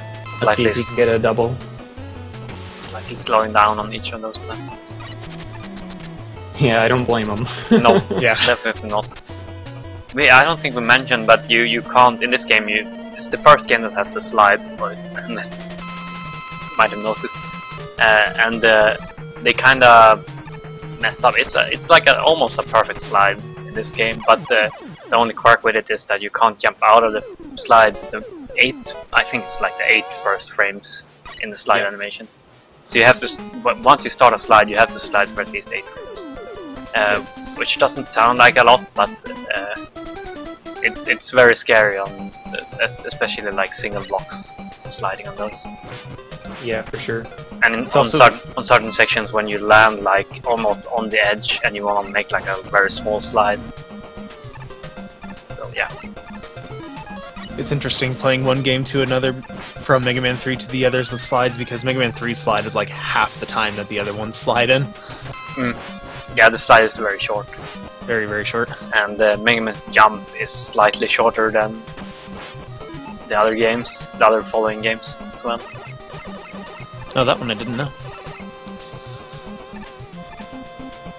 Just height-wise, you mean? Yeah, height. It's slightly lower. Is that Fast done his 16? Nope, he still got Spark to go. Spark. Ooh, Aimkink doing the fancy coil strat.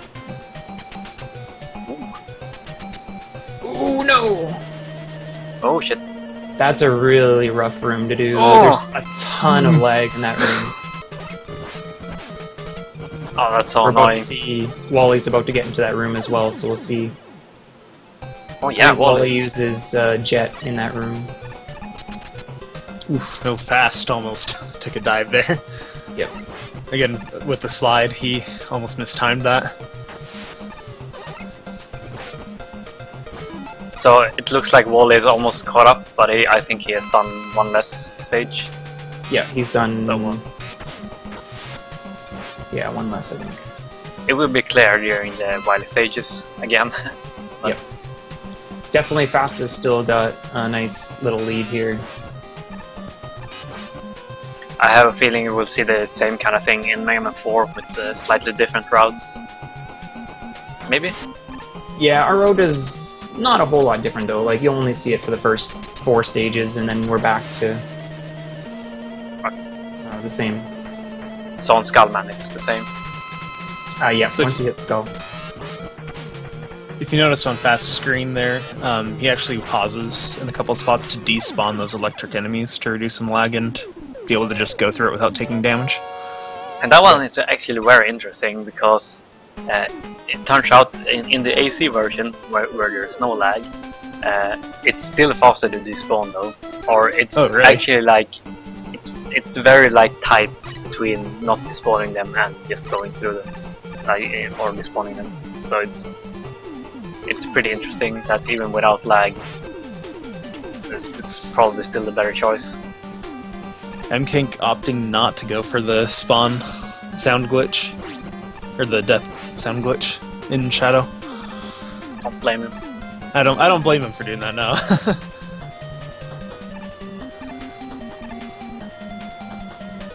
No one going for the crazy slide on the platform. Oh, the clutch jump. I hope Fasta hit his Breakman split. Breakman split is the most important split. It's true. Anybody that doesn't have a Breakman split should be ashamed. Like, why would you even run Mega Man 3 without a Breakman split? Yeah. It's very important.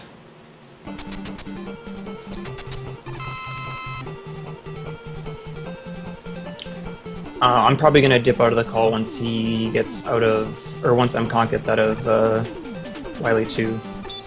Okay. Why? You know.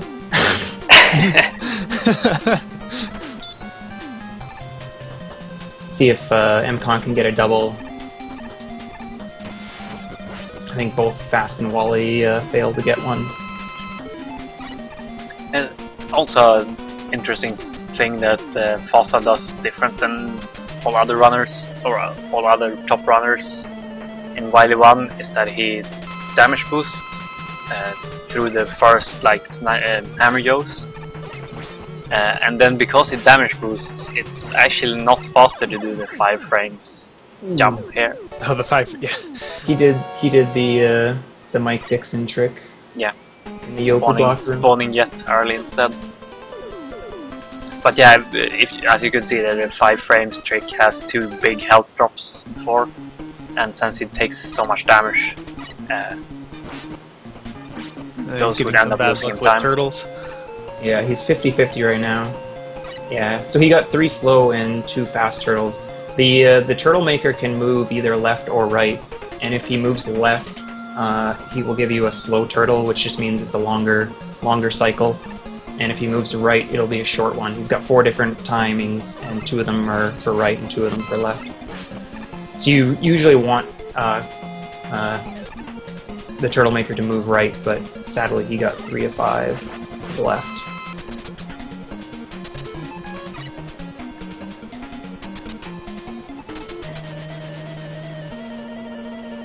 MConk also damage boosting, but using the tops to damage boost instead of the guys. Oh yeah, they're not hammer yos, they're top spin guys. Yeah. So Fasta's coming up to the Yellow Devil fight here. This is the first quick kill you're gonna hopefully see here. The idea behind it is to purposely damage boost twice to put yourself in a perfect position to be able to throw Shadow Blades directly up, and you want to jump up when he basically on the last sort of frame that he forms. You want to be up in his face and just mash Shadow Blades into his eyeball, and ideally you can kill him in hopefully 2 jumps. And he did it. Nice. There we go. He got it. Nice. Easy double. It's actually it looks kind of insane, like it requires insane mashing or something like that, but it's not actually that bad. You can make up a lot of the mashing with just good timing on the jumps instead. Yeah, and you'll be fine with about 8 hertz of mashing, which is not very hard. Everyone can do that. Yeah. Good kill on the Turtle Maker by MConk. But then again, it's very late in the run. It's like a very big choke point. Yeah, if you're used to actually getting the kill in a, you're on PV pace and you don't get that kill, it's like 10 seconds lost at least, just because you have to wait for him to go all the way to the other side before you can get that way one more last than 10 hit on him. Yeah, I don't know how long it is. It's a long time. So 15, okay, 20? so this trick that's coming up here is probably the weirdest one you're going to see in the run, though.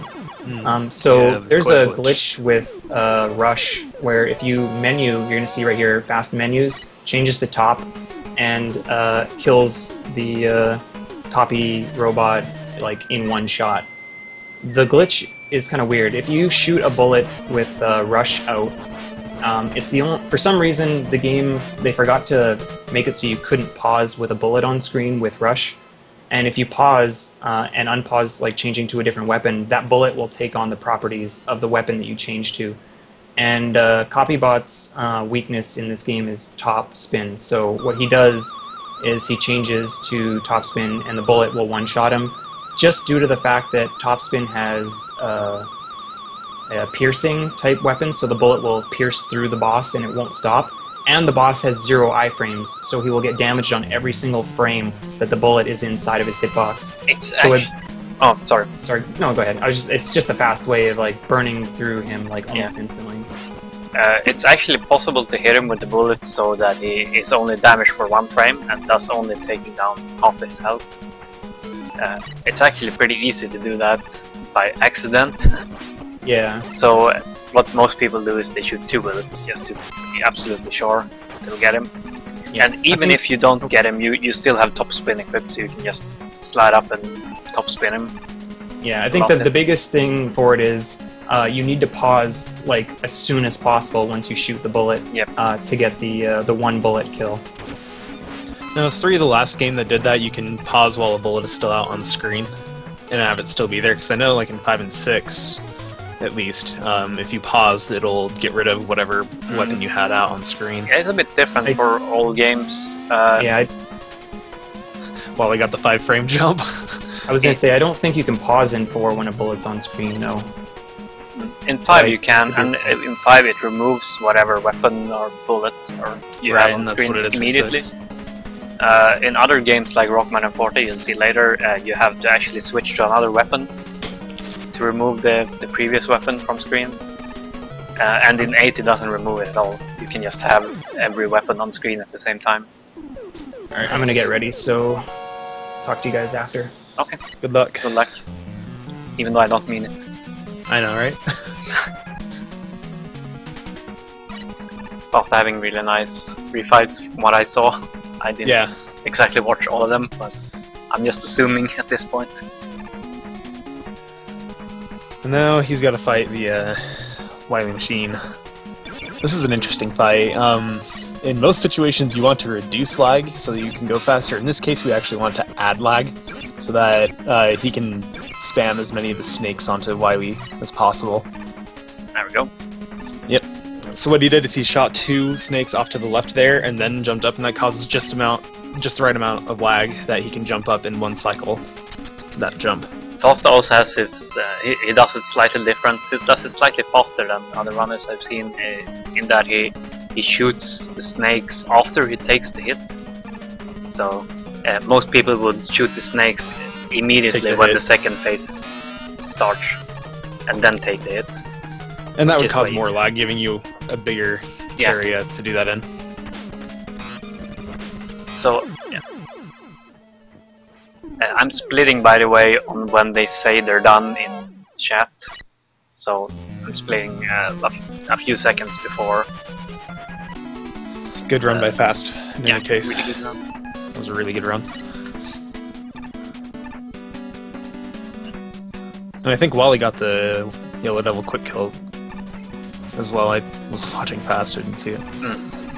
But given where he's at in the next stage, I'm pretty sure he got it. He got it. He got it.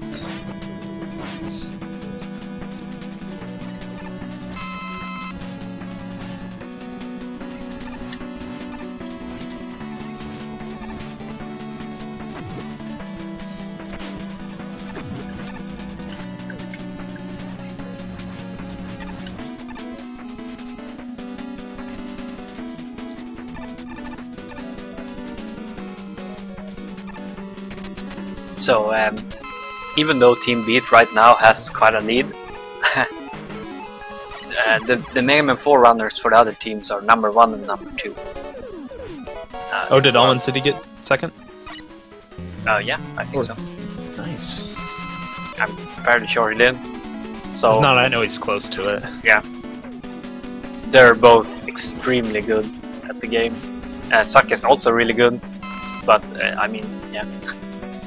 And this is another one of the games where you'll see a route difference. Zuck went to Bright first, I think. Almond City goes to Bright first as well. But Chelney should be going to Pharaoh first when he gets in.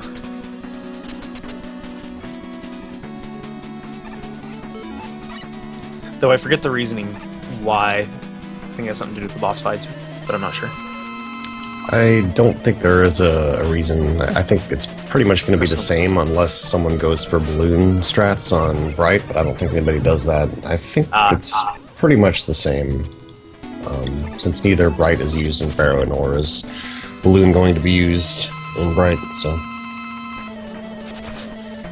So it's just personal preference then? Yeah, I suppose so. One thing about not using Balloon on Bright is there's a good amount of RNG with how the grasshoppers move, but the players are pretty used to it. Not too tough of a stage without it, and of course the Brightman fight has to be done quite carefully so that he never uses Bright Stopper to stop the screen, and that can be easily controlled just by doing a set amount of damage to him, since he can only do it at 3 different damage values.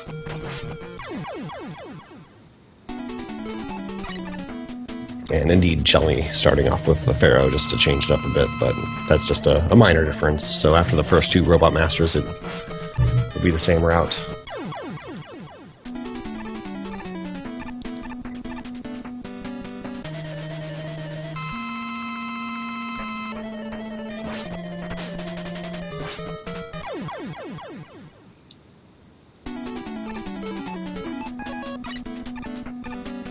Oh, Zuck is actually using Bright on Pharaoh stage so as to not make the Scorpion spawn.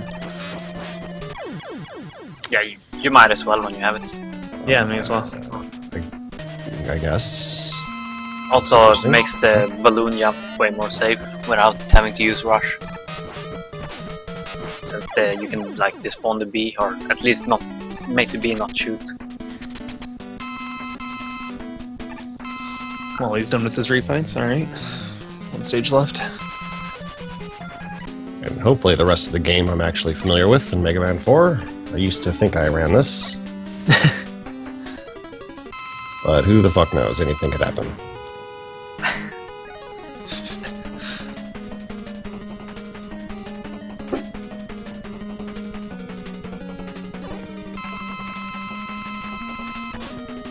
And naturally, Mega Man 4, they introduced the charge shot, so that's pretty much the staple for boss fights, just because their invulnerability period lasts so long, it's way more economical to just save up the charge and do 3 damage a hit.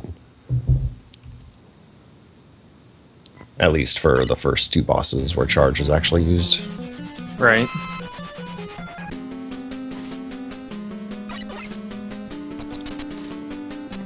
But nothing too fancy as far as other differences between this and Mega Man 3, other than minor differences in sliding. When ending boss fights, not only is it important to be close to the middle just so Mega Man avoids the walking animation, but if you're on an exact pixel on the center of the screen, you actually avoid the jumping animation for the weapon get, saving about a second, I think. Yes, the magic pixel. Which is not too hard to do if you have just a Q on every stage, although because Mega Man moves with sub-pixel movement... Nice stupid bird. You skip 2 pixels every 2 frames, so if the 2 pixels can pass that magic pixel, so the player will sometimes you'll sometimes see them like slide past that magic right pixel, after so the defeating player a will boss to kind of sometimes see them like get the right slide, sub-pixel. right after defeating a boss to kind of get the right. Okay, I fixed it. Chelny having a little frustrating first ring boss there. Yeah, Chelny went Ringman second. I think. Everyone's got to be different. Sure, why not? Yeah. And Almond City just got to start up. So, Team Auto is, I don't know, a stage and a half behind right now? 2 stages? Yeah, I think 2 stages. I'm not sure what Chelny is doing. He's using basically all his Pharaoh. Yeah, Chelny's in kind of a sticky situation here. He'll be able to use, I guess, 3 Pharaoh shots with 5 energy right there. But what's nice about Pharaoh shot is when charging it up, you can touch a boss with the charge over your head, and you can still release a shot. So without pausing, you can get 2 fully charged shots for the price of 1 as far as weapon energy goes. was a really close fight there with Chelny, but I think Chelny knew how much health he had and knew his ammunition and had pretty well control over that. But Ring is still a really scary stage just because he takes so much damage, and the boss fight's particularly notorious for being difficult and high damage.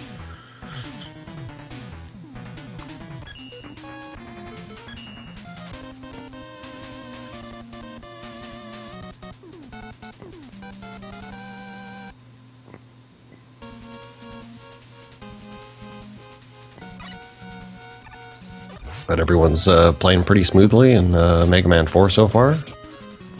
Chelny on Dustman stage.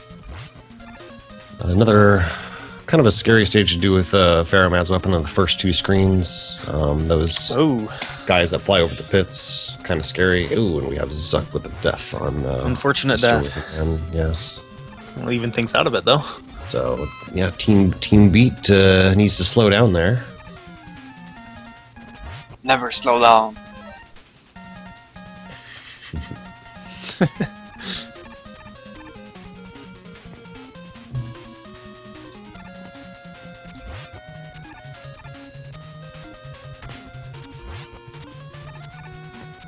Team Beat has some pretty interesting stuff coming up in the next game, so that'll be fun to watch. Chelny getting the early Crusher cycle. That's very nice. It's quite precise to set up. And it always looks like you get smashed, but as long as there's like 1 pixel's worth of room while you're sliding, you don't die. You can also zip through the crushers sometimes. I don't think it's like viable RTA, but there is a way to do it. I'm not really sure how. I think it. Yeah, me neither. Yeah, it involved like getting hit on. Sorry. Yeah, you like get crushed and you wiggle every other frame. And you can zip. It only works in the US version for some reason. Ah. So these routes are going to coincide after Skullman? I think that's right. 4 stages, I think, yeah.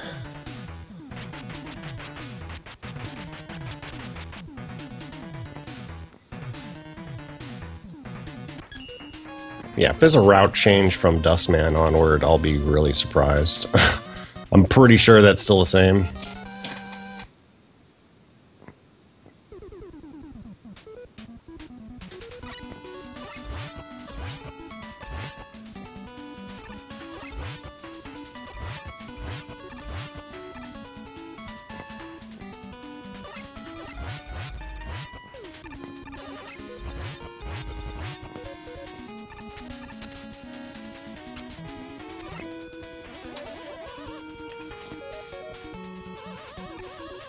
I guess I could talk about Dustman a little bit. Zuck's coming up to him. Not too hard of a boss fight, but it is one of the big RNG things in this game. It's just whether or not Dustman goes into that invulnerability phase over and over again. Fortunately, there is a nice thing where if you take damage during a boss fight by running into the boss, I think most of the Robot Masters have the same behavior. It forces them to change patterns. Or not necessarily change, but forces them to kind of recalculate the pattern. So we could go back into the vacuuming cycle again, but yeah, you might as well give it a shot and see if he changes. It's just kind of dangerous because boss contact damage is 8 damage in this game. Pretty high, like Mega so Man high. 3. So you always want to count the little rectangles of your health and make sure you have enough if you plan on doing that. I think it's actually the highest of any classic Mega Man game, 8 damage, and it's consistent too throughout the whole game. Like every boss does 8 damage.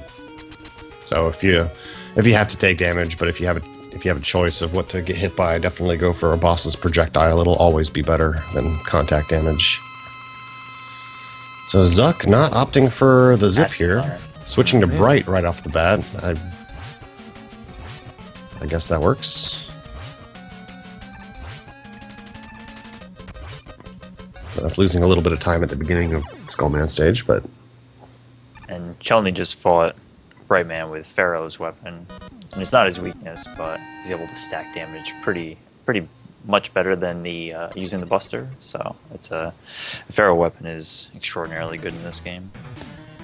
Yeah, charge does 3 damage just like Charge Buster, but that little glitch, you can get 2 shots off per charge. And with the charge above your head, it's nice because Brightman's jumping all over the place.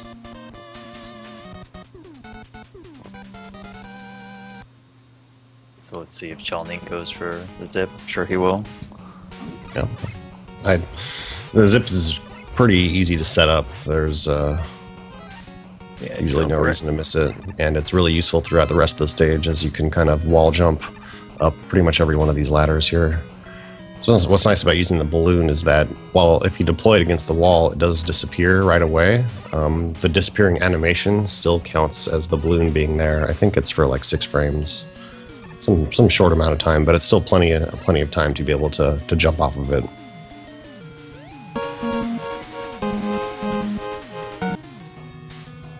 And that's used pretty regularly throughout a few more stages in the game as well.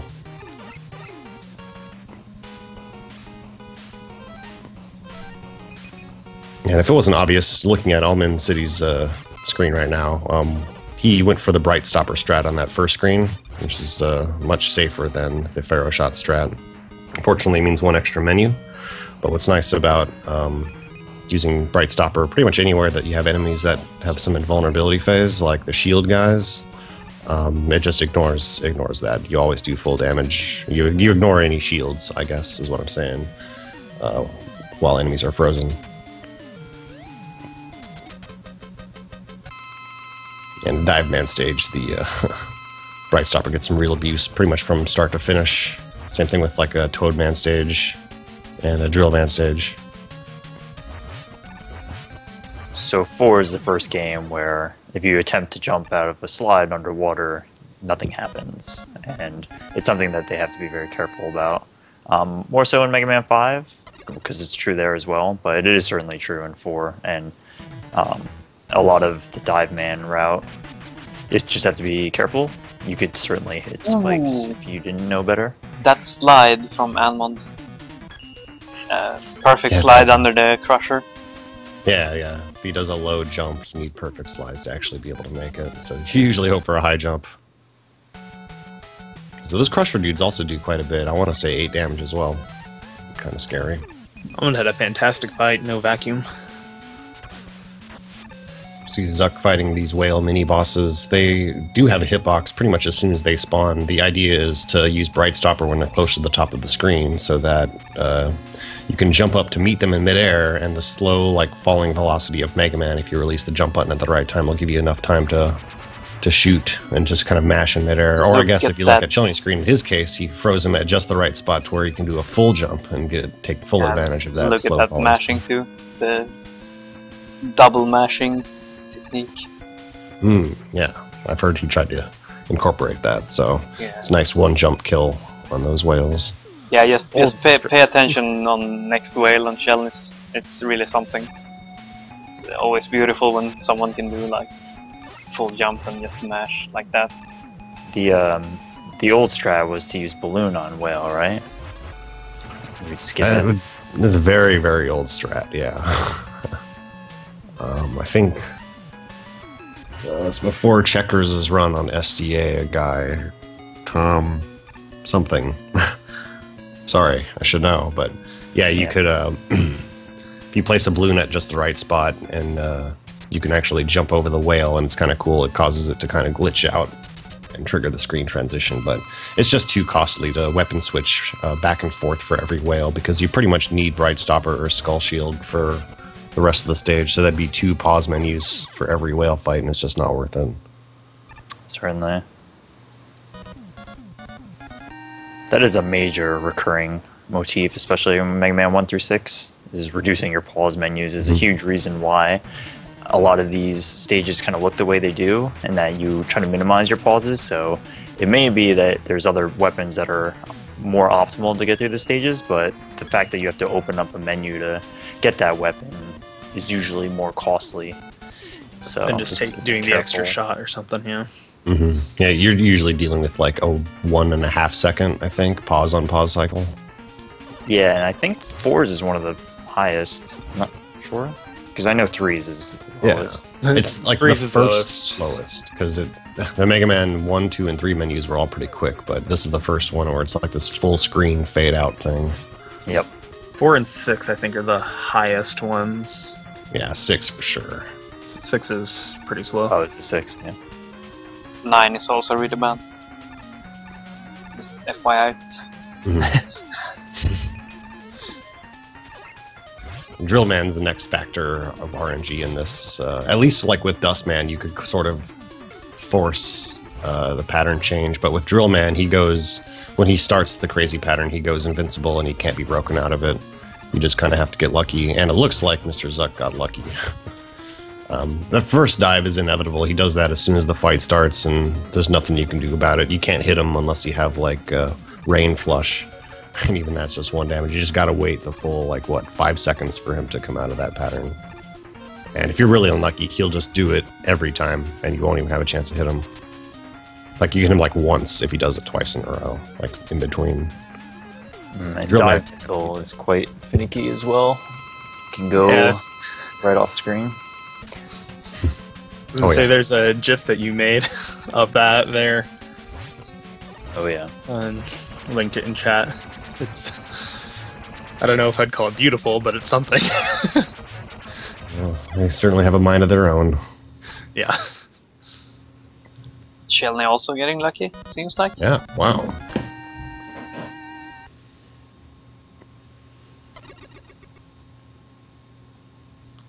And over on Zuck's screen, nothing too much to say about Toadman other than Bright Stopper is useful for the entire stage. It's kind of cool as you can skip, there's 2 mini bosses, these like snail guys. And if you use a Bright Stopper, like pretty much as soon as you enter the screen, you have a big enough window to where you can just pretty much mash the button. You can, he sort of still has a little bit of a hitbox. He has like a hurt box where you can take damage, but you can just go right through him and not have to worry about fighting him. Unfortunately, if he does go too far down the screen, then there is a big old hitbox there that you can't pass by until you kill him. Isn't there the potential to soft block on that as well? Yes. I think if you pause it too early, I think is what it is. I'm not even sure if it's necessarily too early. It's just certain conditions cause it to happen. I'm not sure exactly what, because it's really, really rare. I mean, if it was just a certain frame, I mean... You just do it before or after that frame, yeah. Yeah, right. Or, I mean, if it was on a certain frame, then if people are just mashing it, it's going to happen, like, say, 1 in 6 times. But it's really, really rare. I think there's something else that goes into it. Nobody really worries about it, I don't think. No, yeah, no. I mean, the last time I saw it was, like, when ADEF was first practicing this game, you know, half a year ago or more. Like, it's happened to me once, I think. Yeah. Out of hundreds of times playing it, so...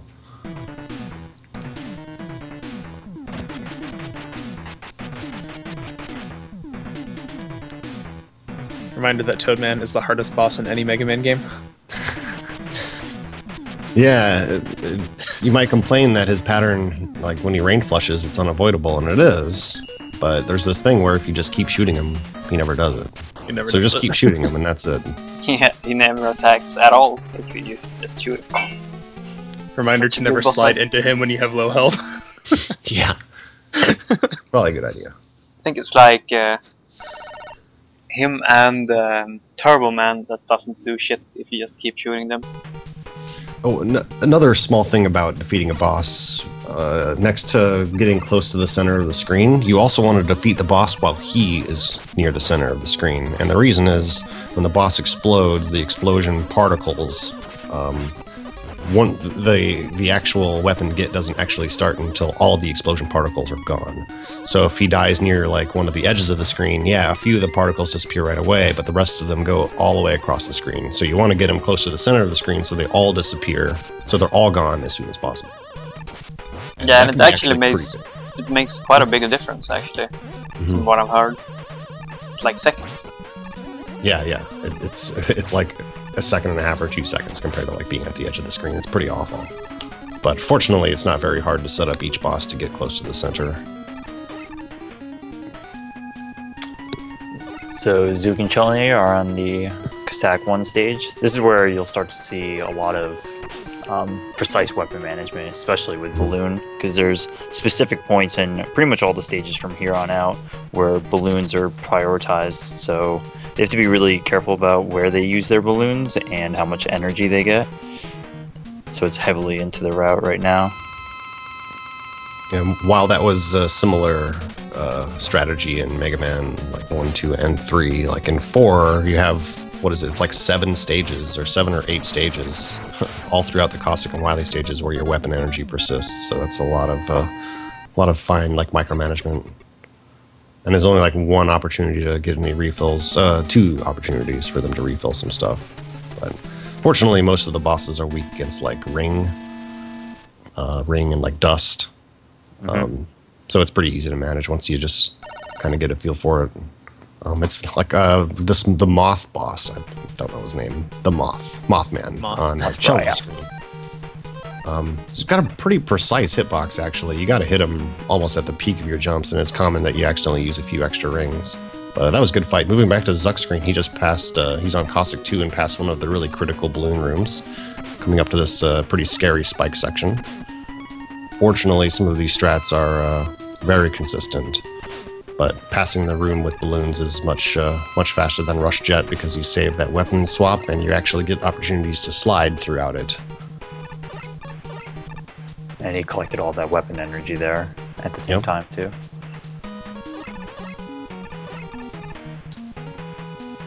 Missed a balloon jump though. Yeah, did you guys discuss balloon jumps? Yeah. Yeah, around the school mats.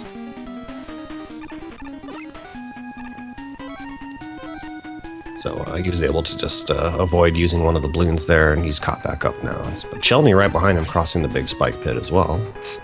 Looking in pretty good shape. Yeah, Chelny's getting closer and closer. Pretty scary. Chelny with a slightly different strategy there, not using a second balloon, instead just damage boosting, reducing some of the lag in that room. That's one thing about balloons, is they cause a huge amount of lag. As if the game didn't lag enough. And the old square machine on Zuck getting the worst pattern to start with. Each time the square machine kind of goes on a cycle, he can either pass by 3 times, 2 times, or 1 time, and obviously you want him to do the 1 time twice in a row. Mega 4 Zuck getting 3 for both, so that's the worst possible. That's pretty terrible. I think Mega Man 4 is often cited as one of the worst on randomness and having to deal with boss patterns. Right. Certainly there's other contenders, but enemies like Square Machine and Drill Man really can be awful to you, which is frustrating for people going in for serious attempts. Yeah, even the final boss is a little bit random, depending on how many... Both Zuck and Chelny got the worst pattern. Yeah, three passes, both cycles. Yep. No RNG based catching up here yet. Almond doing that nice despawn in one of the skeleton Joes. So we have one of the few like Mega Man auto scrollers here. Yeah, not I guess many this is like the 1 through 6. We'll see more of those in later games, though. Yeah. Yeah, 8's got a bunch. Yeah, just be really careful not holding down when doing any of these jumps. Like, for an auto-scroller, this stage scares the heck out of me. It's also, the Caustic stages and the Wily stages are kind of brutal with the respawns, especially on the Caustic 3 here. If you die, like, at the boss, it puts you, like, at the center of the stage, and you have to redo an auto-scroller, so... Yeah, it's pretty bad death. So you want to use this stage to kind of just meditate, refill your weapon energy, and reflect on your life as you continue to run. Yeah, the only thing you can really do is trying to kill as much as possible before it gets on screen, because like also weapon switching as little as possible. Yeah, that's a neat feature of the Pharaoh shot. We'll switch to Pharaoh here for the remainder of it and just hold a charge, never actually use it, and then just use the full charge above their head to defeat the enemies. I think it's like, I think an enemy needs to have 3 HP or more for it to actually cancel out the charge, because that's how much damage it does. But if they have less than that, then they're popcorn. They just die.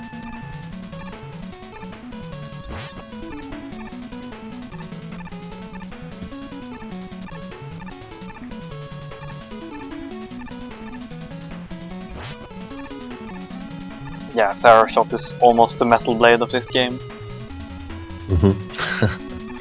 It uses a little bit too much energy, but other than that, it's very useful. You can shoot in multiple directions and charge it up.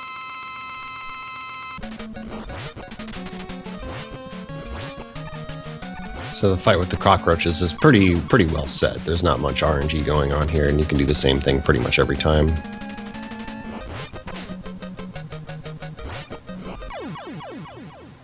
Making full use of the glitch, where they get 2 hits, heavily reduces the amount of weapon energy. Yeah, hitting it so that you kill the top one with like the charge that you're priming, and then immediately shooting downward to the right to the bottom one, as you just saw Chelny do. It's actually pretty precise. It takes some practice to get that to work every time. But good boss fights by Zuck and Chelny. It's Almond City finishing up and moving on to Classic 3 as well.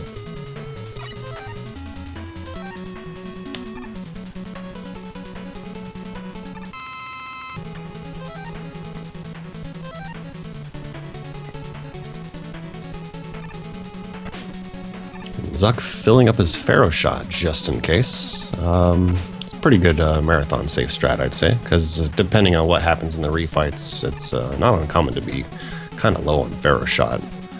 And this is one of the games where the final boss has particular weaknesses. He can only be hit by Pharaoh Shot and Ring, not even Buster. You want to make sure you have enough ammunition to kill him. Yeah, it's one of those really dumb features that some of the Mega Man games have. Yeah. You need bomb weapon. Features. Features. The other one being Mega Man 2, as far as I can think of. Yeah, View-Beam. Alien, of course.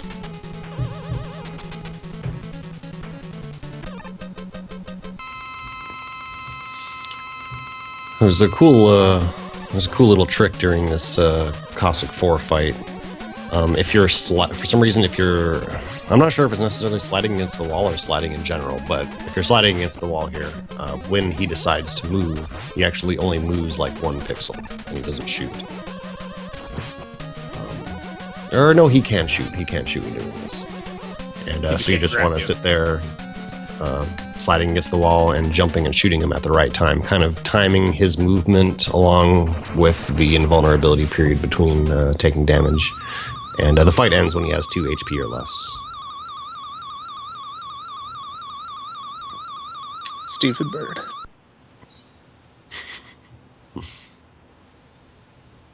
No stupid bird for us. Team Beatless. We only got The Wire. Much better.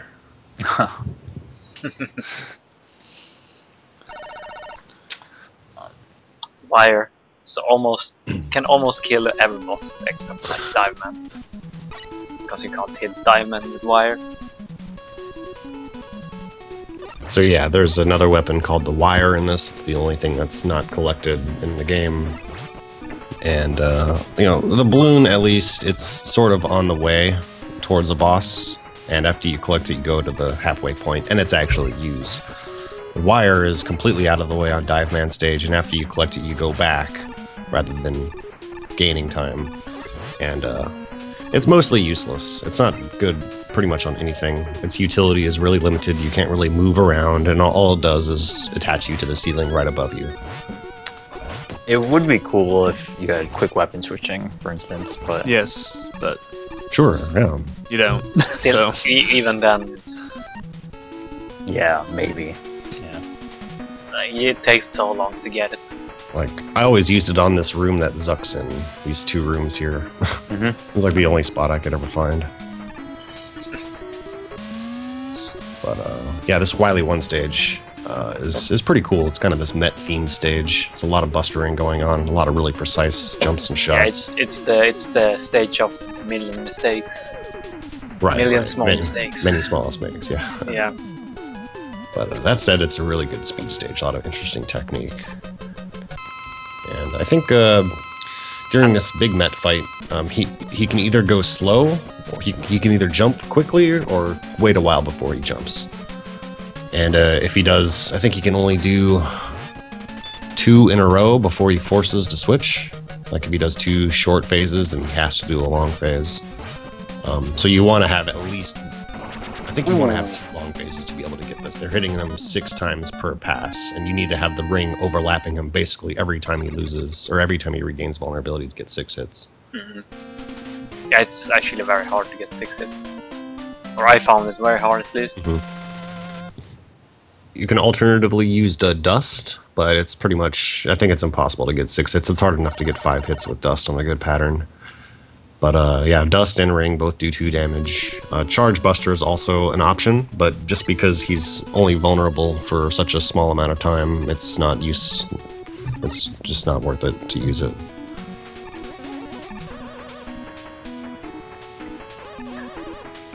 Coming up here in this stage, like it's on now, it's a deceptively sneaky ladder, or dangerous ladder. I didn't mention it, but oh yeah, that's right. It's like the 3rd room ladder. Yeah. Oh man, and you don't want to grab ladders when you're on rush yet. Let's just say that. You want to make sure you jump off rush yet before you grab the ladder. Nothing fancy.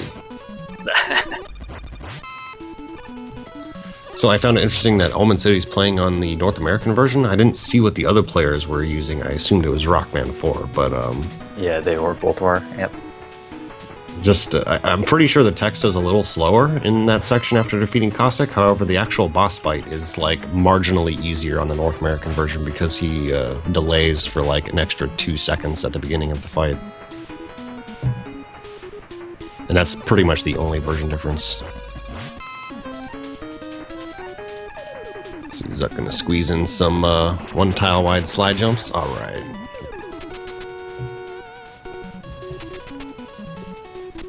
So this boss is pretty interesting on Zuckstream. If he uses the drill, he can disable the hitbox, and then he can switch to his actual weakness. And disabling the hitbox just means that Mega Man can stand within Taco Trash and constantly deal hits as opposed to taking damage. So it's useful, but let's see what Chulni does. I think he's recently been not using it. Right, so he opts not to use it, and it's just saving a pause menu. So yeah. It's kind of scary. You only have like maybe 2 or 3 pixels of standing room there, right in front of him, and the fireballs that he shoots does 8 damage, just like Boss Contact. It does a ton of damage, and it's random whether or not he lobs the balls or shoots the fire. So Chulni was definitely timing his jump so that just in case he shot fire, he wouldn't get hit because he died pretty quick that way. Suck not taking any chances with the weapon energy. Yeah, collecting everything. Oh, you're a little bit ahead of me, yeah. Oh, yes. Yeah, this is the last opportunity. They're going to want to refill Dust and or Ring. Dust and Ring being the most important weapons for the refights. I find the weapon energy usage in these refights to be among the more interesting in most Mega Man RTAs. Yeah. Yeah, one of the first like major changes in the route ever since like Agoaf dominated this game many years ago was to use Dust on Pharaoh Man and kind of adjusting your weapon energy for that, which is pretty cool. I mean, no one before really even thought to do it because it's only doing 2 damage, but you can, it's just faster to lay out the damage than it is to wait for the charge and just do 3 no's. Yeah, and then you go to Skullman immediately after, while you have Dust equipped. Because his regular weakness, Pharaoh's regular weakness is Bright Stopper is really slow. Yeah, it's not actually doing damage. Yeah, that's right. You just do pellets. Yeah, it stops him, but you have to mash him down. It takes a while. Right. So when they Bright Stopper, as useful as it on the stage, is completely pointless on bosses. So even worse than Flashman's weapon.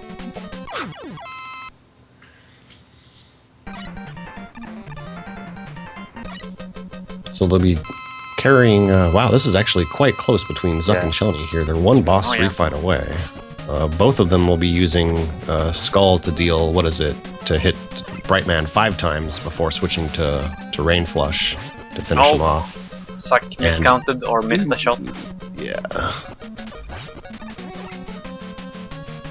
Not what you want to have happen. Yeah, and that's going to put Shelny a little bit in the lead. Zuck's actually pretty fortunate he's still alive there. He needs to really collect the scary. help. Yeah. If Brightman freezes time, you're pretty much guaranteed to get hit, and most likely by a Brightman jumping on you, so that's 8 damage. Oh, well, this fight can surely change that again. Yeah, it's going to come down to Drillman RNG. Fun stuff. What do we got? The math works out that they use 1 Rain Flush to do 1 damage, and then the rest of these do 4 3 damage per hit with the dive missile. So so it's 7. Suck up 2 extra dives and shelling up 0. Yep. That's Shelny Ed. That's Drillman.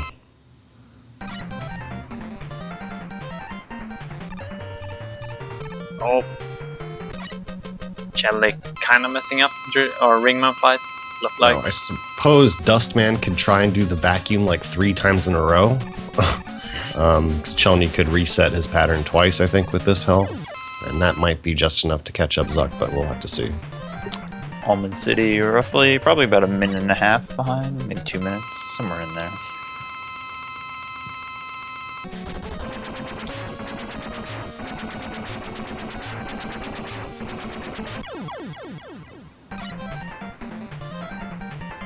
Okay, and Shelny with a very solid Dustman. So that's not going to happen. Hey, everybody's on the same stage. Yay. Nice. It looks like Almond has actually caught up the most. That's the best run of these 3.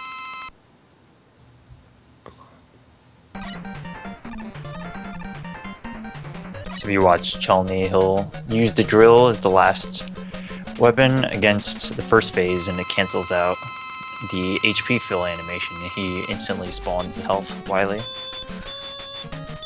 For some reason. You can see. That was a great Wily 4 Yeah. by Chelny. That was really, really nice. Wily 3, I mean. It's like the only Mega Man game with 3 fights in a Wily 3. Come on. No, but you'll notice that this very final form, Wily Machine 2, they have to actually detonate the drills right in front of the weak point. And it can be really annoying. It's actually kind of deceptively precise. If a drill hits him, it bounces off and you have to wait for it to leave the screen, and that can kind of suck because you're sitting there juggling damage and vulnerability. Yeah, and you're also thrown off by lag. Super laggy, yeah. Yeah. And fun side note, it was a nice way to end a bad run. If you want to rage out, you can actually kill Wily's capsule as he's floating away after killing Wily Machine 2 by switching to Rain Flush and using it.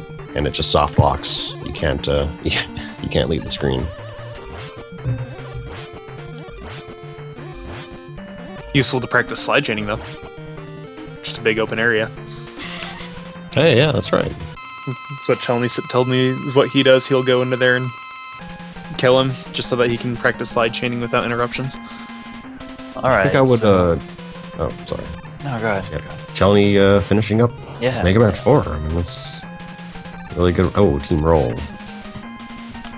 His last boss is really annoying, by the way. It's pretty random where he spawns, and with Pharaoh Shot, you can actually hit him 2 times per pass if you can actually get him to spawn close to you, and you just touch the top one with it, and then have just really good timing with releasing the shot. So ideally, you hit him 2 times per appearance and kill him in 3 appearances. So great run by Zuck as well. So this is really cool seeing all the teams in the relay so close. You're halfway through. Going back and forth. And as I said, the Almond is definitely catching up, or rather Team Auto is definitely catching up more and more. Okay, so this next game will be very interesting. For various reasons. Especially for Team Beat. Hey, I think everyone will be taking the same route this time. That'll be. Well, it'll look like a race. Well, please tell me they will be. Polari will skip the Crystal Man stage completely and go beatless for the rest of the game. Do that? Is he doing Crystal Warp? As far as I know, yeah. Oh goodness. Alright. Go Team Beat. Team Beatless. Make things interesting. Beatless. That's where I was wondering where that came from, Team Beatless. Damn. Yeah, that's gonna be interesting. We'll have to actually confirm that he's doing that, but I haven't seen him do anything else when he's streaming, so. Yeah. Let's watch that. Okay.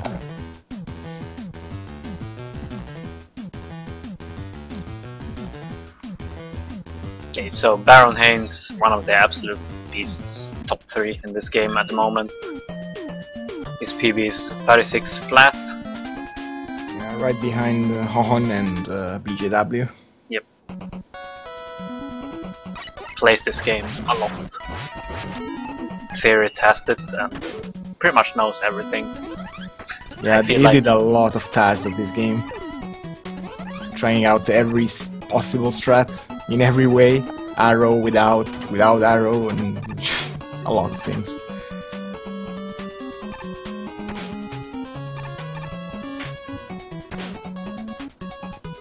So you should know that Hohon got the Mega Man 5 World Record back some days ago, right? Today. Today, Oh, okay. he did? Really? Yeah. What was his time? Yeah, we are monstrous 35, time. 38. 38? Yep. Yeah. 38, you heard well. What? That's a 12-second record? Right? Because BJW's was a 50? 50, yeah. Yeah, exactly. Yeah, one. Only 12 seconds, yeah. Only 12 seconds? Yep, Okay, so yeah, this is definitely gonna be an interesting Mega Man 5 race. And that happened with like Papat and Mega Man 6. Papat took the record, and then Ohan 2 days later said no and took it back by another like 10 seconds. Yeah, you know, it's Hohon. Like, it's Ohan.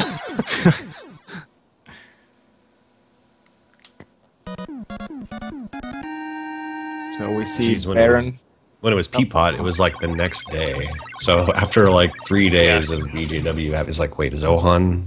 Is he like letting him have it? What is this? Yeah, it was really weird. Was just thinking about it.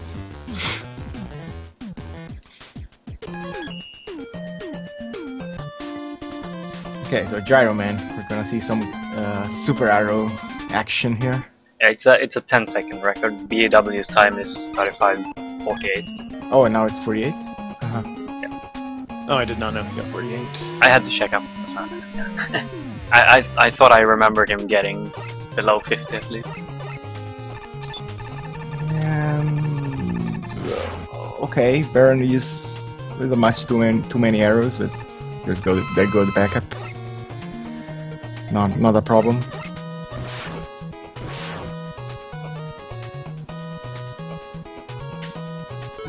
Have to like adjust these croppings a little bit between each game because people doesn't have their game centered.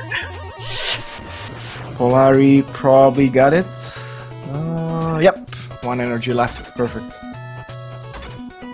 Just the amount you need to do that last arrow and got the refill as fast as possible.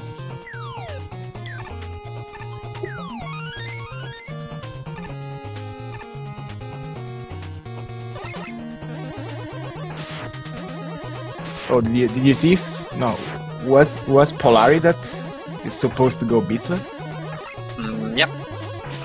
Well, we will know that if he's about to take the K or not now. If he doesn't take it, well, he's gonna go beatless. Yeah. So yeah, he doesn't. He's going beatless. He's going beatless. Yes. Oh man. Let's go, Mega Man 9 boss. Oh man. I actually have not seen a beatless run ever. I just am aware of Crystal Warp. The interesting part is gonna be how fast he can get through Crystal Man stage. It's gonna be the big. Yeah. That and the final boss is gonna be the big two deciders. I tried once the beatless route, and once I lost like 2 minutes in the final boss, I said, "Hell no, never again."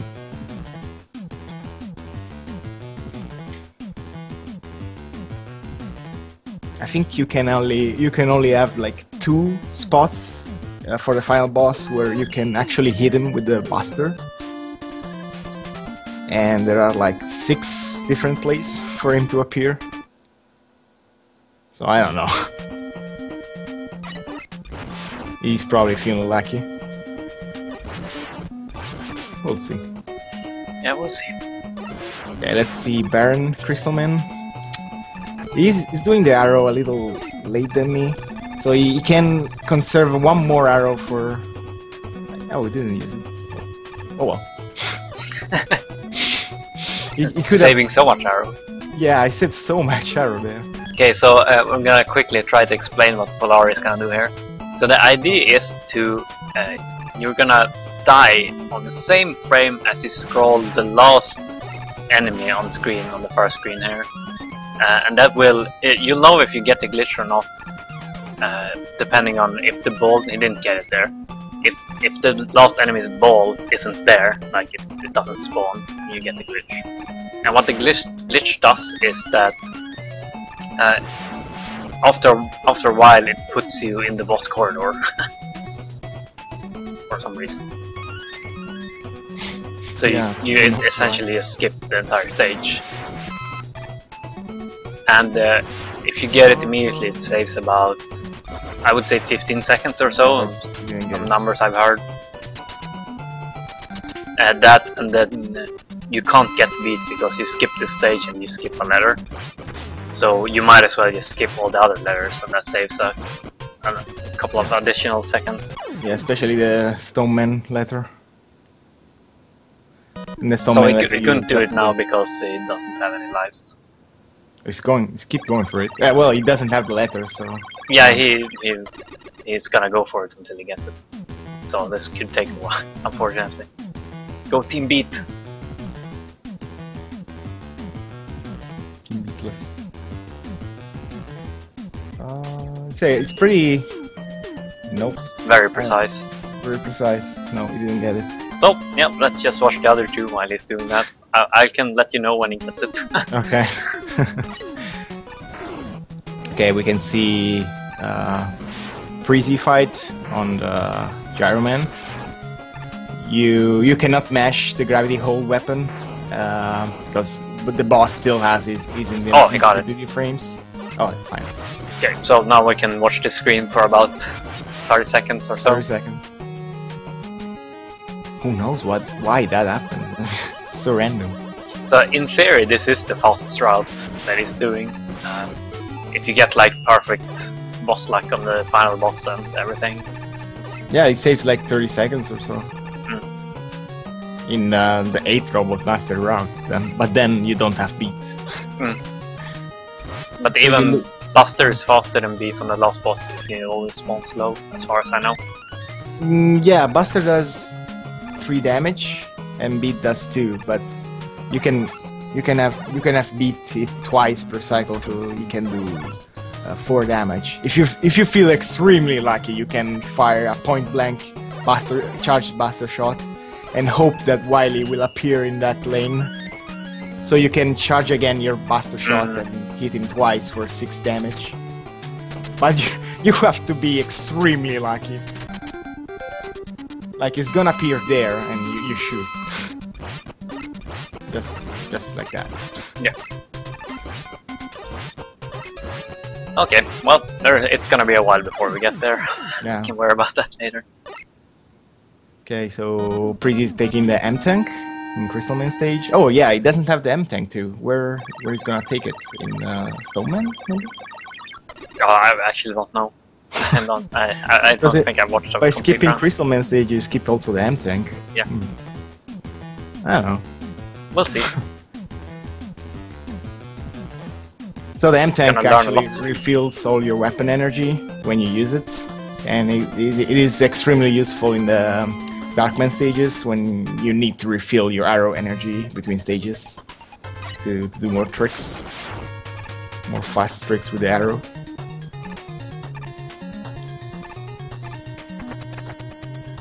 Here, Barons here is gonna take the letter in Stoneman stage behind the wall.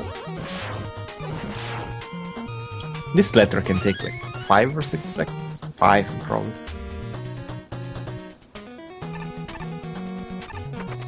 It's the only one that you really have to go out of your way to take it. All the others are pretty much in the way. All the other letters.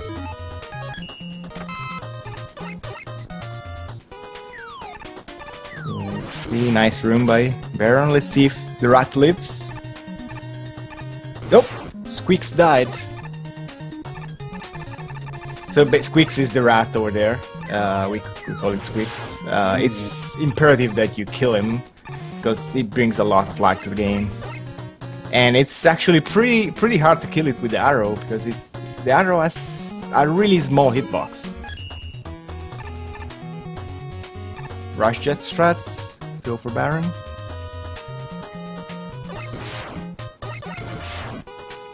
So we can skip all of this. All this section with the moving platforms and do some fast jumping over there, like that. That arrow of Prissy seems pretty low. Yeah. Doesn't make much difference. Nah. Just wanted to hit that guy.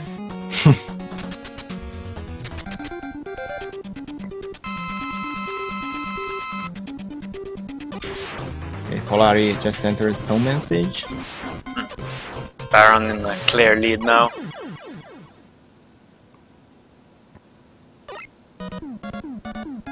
Yeah, Baron can consistently get sub 37 time, even if sometimes even if he dies. He's really consistent this game. I think he did like 2,000 runs or maybe probably more. This game. It's his favorite Mega Man game.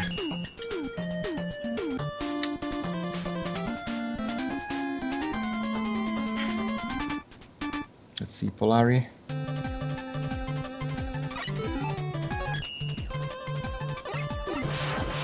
Oh, no arrow there. Did something happen? Oh no, I was noticing that. Oh, okay, yeah, it's that's the the M-Tank. M-Tank. Okay. Oh! Oh, oops. Whoops. Oh, what? Game over? Is that even possible in this game?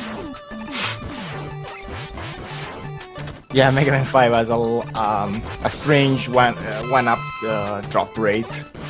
It's really high, the rate of the one-up in this game. Don't actually know why.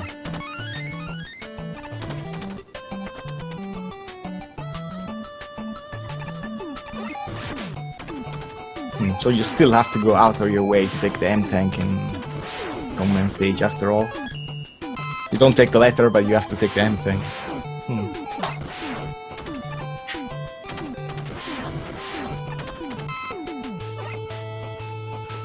Oh, okay, so Baron is gonna go for the new Stoneman fight. Chargeman fight, which is starting with a half shot, then a full charger shot. And yeah, no, he didn't got it. He basically wants to hit Chargeman with all 3 stones, so he doesn't have to pause the game to reset the Power Stone. But I think he didn't got it. Yeah, because you cannot shoot a Power Stone again if there is still a stone in the screen. So you have to pause the game to reset the weapon. But there is a way to hit Chargeman with all 3 stones if you position yourself pretty precisely. It's not easy to do, it's pretty hard. And Hohon discovered another new strat on top of this, which still I have to learn, so I don't really know how to explain it. Which saves another pose in Chargeman fight. And I don't know if you know, Joka, how much time it's a pose. I think it's like 3 seconds every pose or something. Just a pause and unpause is like 1.5, I think. 1.5? Okay. Alright, I'm gonna go get ready for my run. Okay, good luck. Thank you. Hey, see Baron doing the... Oh, what? Oh, man. Okay. Oh, Baron messing up. Yeah, back up for the... No double bubble skip. It's going again. Took the little bubble there. Oh, what? No! That was weird. It was on the arrow. It was supposed to go Oh up. well. Now we just have to wait for all the bubbles, I guess. Yeah. Now there's nothing to do. Yeah, because he needs the arrows for the boat skip. Which I think he prioritizes now. Yeah. See if he's gonna use the arrow here. No, he's gonna wait for the little bubble. So he has 3 arrows very for, safe. Yeah. For the boat skip, yeah. There we go. Now soft lock. Probably knows he's in the lead now. Okay, disappear from the right. Oh, I thought he soft locked for a moment there. No. For a moment I thought that too, but no. He's there. He's shooting. I think he faked a soft lock, bastard. That is what I wanted to do at ESA, to freak you out. No, I would have known. Oh, damn, he missed the charge shot on the mini-boss. Okay, still a pretty good fight. Now he's gonna take the letter there. Let's see... Oh, okay. Priest is gonna do the same strat for the Chargeman fight. Half charger shot, full charger shot, and... no, he didn't got it. He had to close.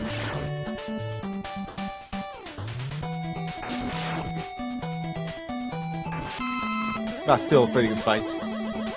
He still saved a pose there at some point during the fight.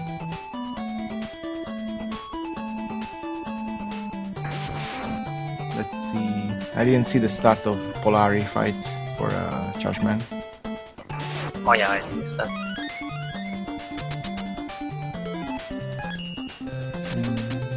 Looks like he is doing the normal. Yeah. Boss cancel. Fight. Well, maybe sometimes Chargeman can do a different pattern. Instead of become invincible, he just charge at you and you have to change your strat accordingly.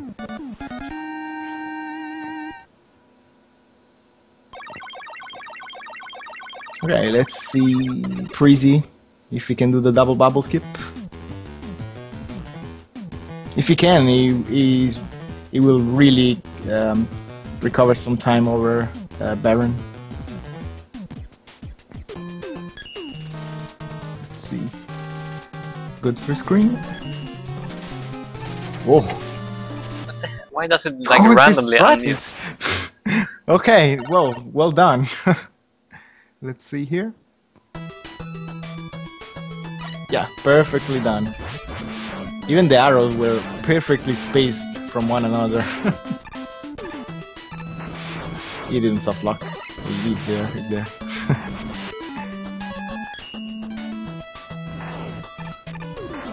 Nice. Oh, let's see. Oh, something happened there in Preezy. No, Polari, sorry. But he got it at the end. Both skip. There we go. Nice. Everyone are doing the invisible Jesus man strat.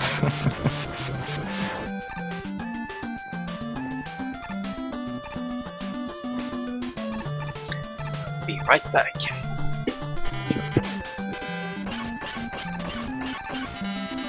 I missed it, but Baron got it. Rush Jet jumped under the tiger. Pretty tight trick.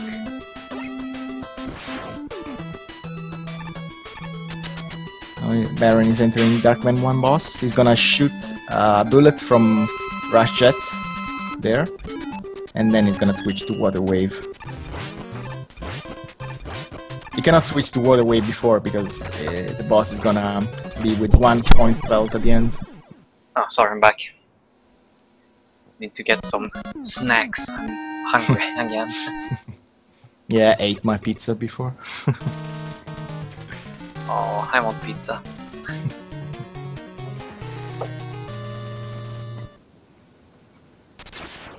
Breezy just. Oh my god, Polari missed the letter. No. Well.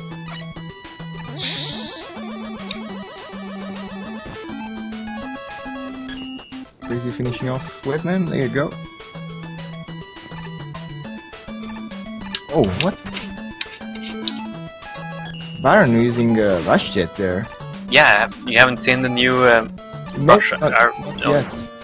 I'm gonna find it now. Yeah, Surprise. the new arrow strats in Dark 3. No, I'm curious now. Reminds me of a certain other person's strats in Dark 3, but yeah, you'll see. Joker's arrow. Let's see.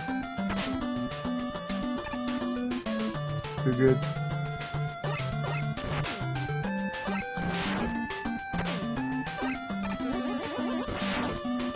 Baron living on the edge. Kind of missing shots.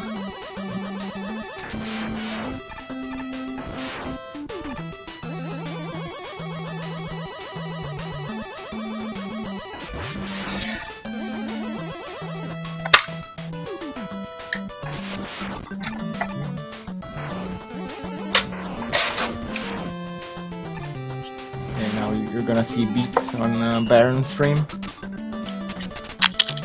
The reason why we collect all the letters.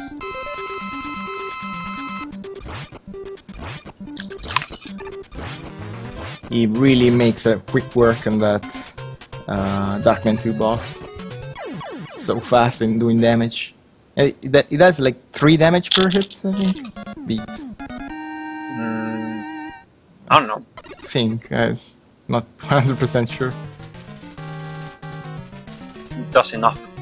Enough, yeah. It should be 3 since you need to hit them with the buster shots as well. I don't know what Polari is gonna use. Probably Napalm?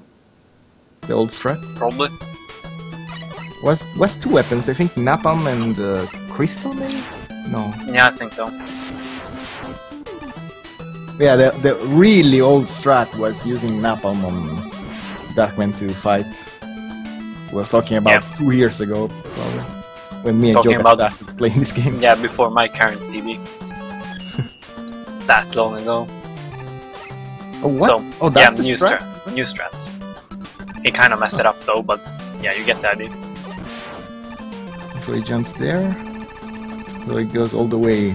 So, and that's faster than climbing the ladders with the arrow in D2?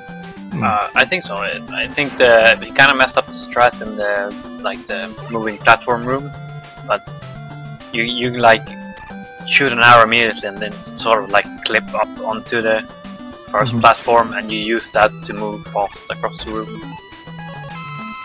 I don't know how much faster it is. It's probably not very much. Well, enough to do it. Yeah, I'm pretty sure Baron already did all the counting of that frame by frame. And last arrow for Baron, nicely done. Skip all that section. That last arrow is actually the trickiest one. You cannot shoot that arrow from the bottom, from the ground. You have to. My strat is to press A and B almost at the same time, and you don't shoot like that. You don't shoot the arrow on the ground, but like 1 pixel higher than that. It's kind of tricky. And if you mess up, you fall down because the arrow is too low when you hit an enemy.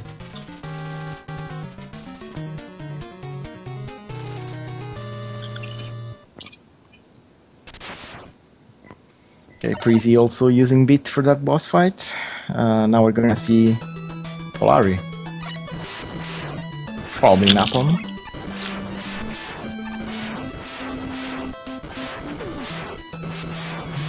Buster? Huh. Buster. Okay.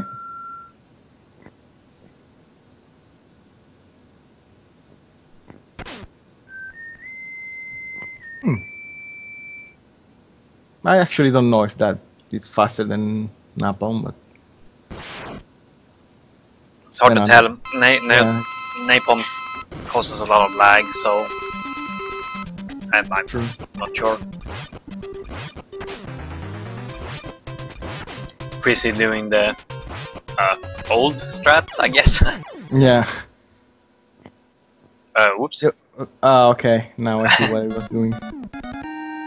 Or what it wanted to do. I bet he could just walk up there. Well, I'm never gonna do that again. Always jump. Hashtag always jump. I learned my lesson. In the hard way.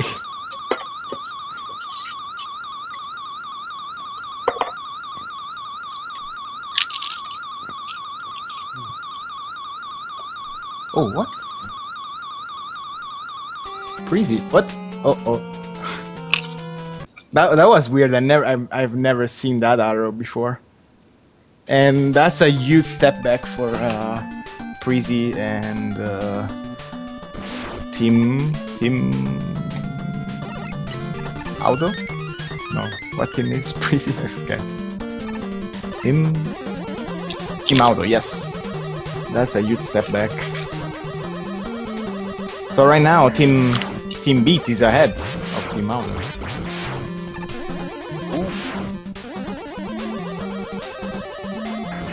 Did you see his? Oh man! Oh did damn! You see the nerves. Did you see his last arrow in the last room, Joker? No, wait. I had problems with some of the streams, so I had to fix it. Oh, okay. So he basically, you know, the arrow I was talking before, just pressing A and B to shoot it at 1 frame higher than 1 pixel higher than the ground. Mm-hmm. Yeah, he jumped and shoot the arrow higher than possible. Oh really? Yeah, and I don't know what was his strat. I never seen that. So, but he hit an enemy and fall down. Oh, that's what happened. Maybe it wasn't at all what he intended. I don't know. We will never find out. Oh, we will ask. Well, meantime, Rush yet seeing some use. Baron is having finishing Wally 1. Great last room. I'm sad I lost part of it. Yeah, Baron is just cruising along here, seems like. Let's see some zips in the boss by Baron.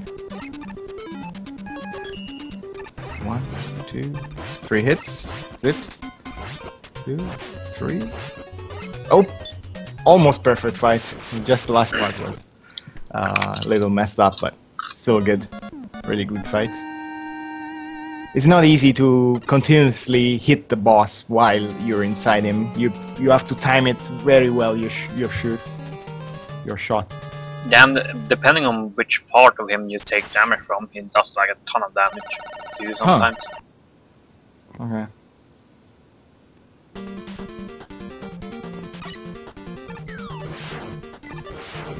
Okay, Polari is doing Darkman 4 Buster only, because it doesn't have beat. Oh, what? Oh, those spikes. Oh, damn, those spikes are the worst of all the game. that jump is so hard. You have to walk until like the very edge. And yeah, jump I always walk jump there. And it works out so that if you like kill everything up until that point, your slide will end like slightly before you have to jump. So you either have to trigger another slide or walk the last few pixels before you jump. Okay, it's very scary.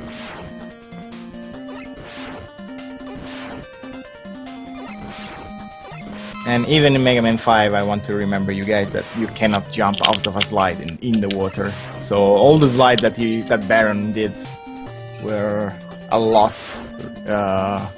He risked a lot. Risked? Is that a... I don't know.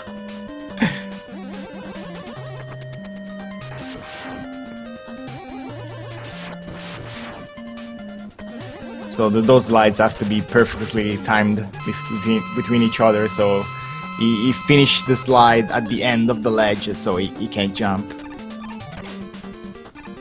without stop. Some more Ratchet there. Also, using the M-Tank right before damage boosting those last few times, just to save a few frames. Yeah, I don't remember, like, was like 1 frame for every energy bar of everything? Maybe? Something like, oh, 1 frame every 2 energy bar? Maybe? I don't remember. Every 2 energy bar refilled by the M-Tank. Okay, Polari got the arrow there under the spike roof. Nicely done. Now he's gonna kill the guy, and yes, he got that arrow too. Nice. Yeah, Polari has sort of just been cruising along since that Crystal Man stage, I would say. Yeah, it's sadly he had to try like 4 times before he got it. The crystal glitch. Again, it's basically a frame perfect trick. So yeah, he got the 1 cycle crushers there. Nice. Baron is in the meantime in the refights. Let's see the arrow by Breezy. After the M-Tank. Ooh. Oh, nice. That's a really good arrow there. The lowest possible pixel and still not getting hit by those catapults. It's pretty nice.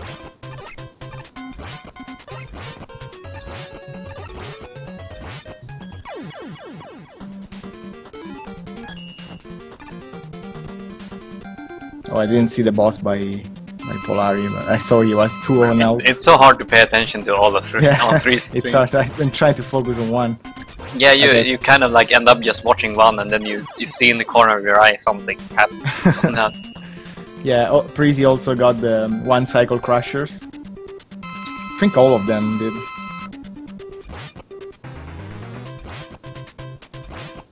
Polari successfully avoiding death from that spikes. Oh, missed the M-Tank. Okay. Let's see, Polari. No, Breezy boss fight. 1, 2. Got 3 shots. Yes. Oh, was a little different way from Baron, but okay. Yeah, as you said at ESA, every one of us has a different way of killing that boss. Yeah, luckily you can stand like on the lowest platform and still hit him. As long as one of the platforms are out. Oh, Baron is almost done with the refights. Now he wants to save 1 Star Crash. Because he's gonna need it for the Wily Press, the next boss. He's gonna save it by not touching Gravity Man with the Star Shield, just throwing it. If you touch the Gravity Man with the Star Shield, you consume the double amount of energy. So it's bad. Oh, nice Baron. Double hit on Wily Press in the first cycle. He's gonna go again. Wow, he's so good at that. Changing weapon that fast. God damn it, Baron, can't you miss at least once? 1, 2, 3, 4. Oh, it's gonna go again. Look at that. And wow, that was amazing, guys. 3 double arrows on Wily Press was amazing. Stupid team roll.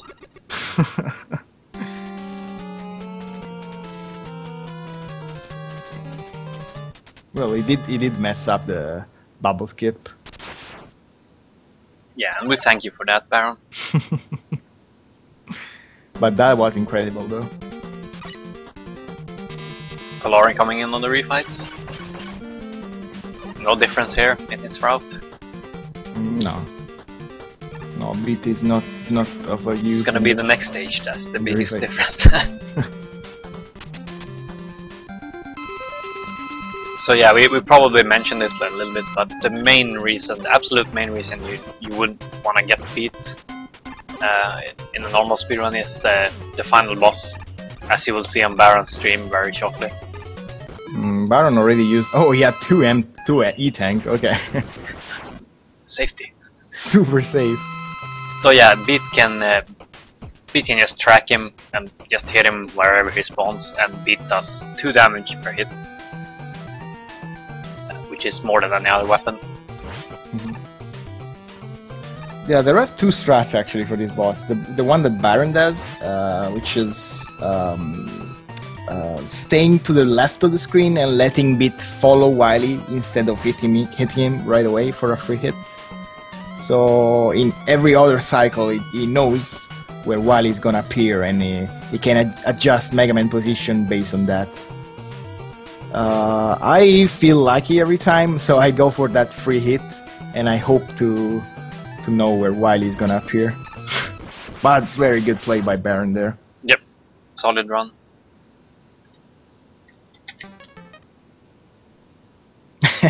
Stupid bird.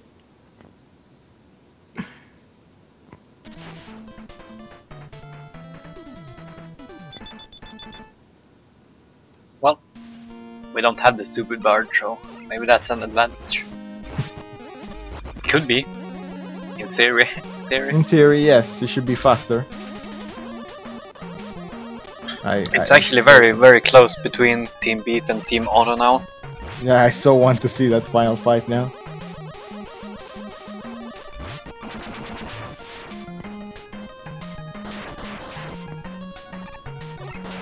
Pot Dot is our Mega Man 6. Yeah, 6 and 7 player for Team Roll.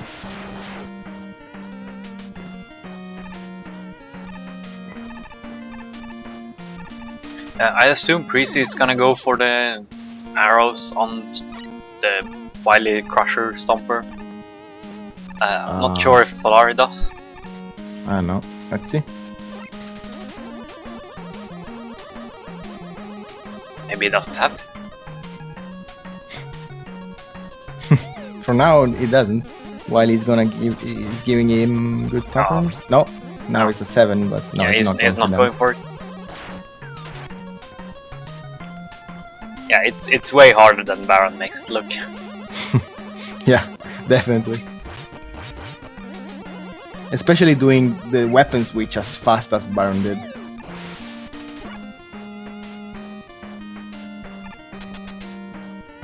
Okay, so now both Team Auto and Team Beat on Wily Press. Okay, Polari just finished. Let's see if Precy is going for the double arrows. But wait, he is low on Star Crash, maybe? Yeah, he's going for it. Yeah, it looked. Yeah, he's very low on Star Crash. Yeah, and now he missed a hit. Yeah. Okay. I think it was low. I'm not 100% sure. It looked. It definitely looked like it was low before that. So, well, Buster. Yeah, good Buster weapon. Still does a pretty good amount of damage. But Buster does 3 damage and Star Crash 4. So it's 1 cycle more with Buster. Maybe 2 with all that health left of Wily though. 2 cycles more. In the meantime, Polari is gonna...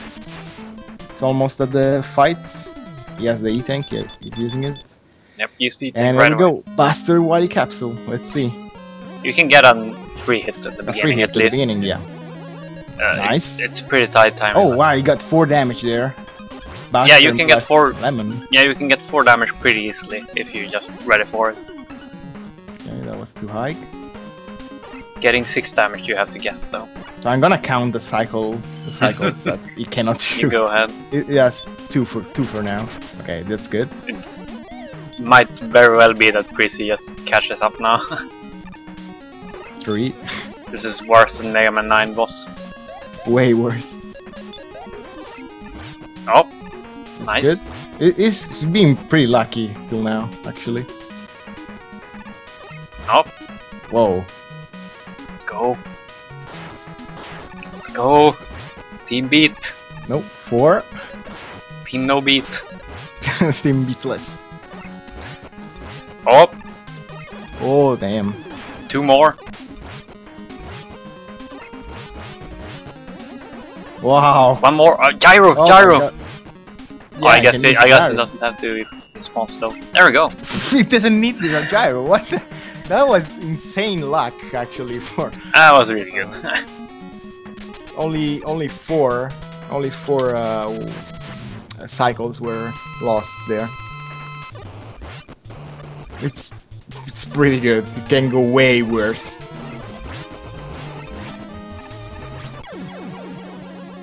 Good job to Blari for trying that. Very well done.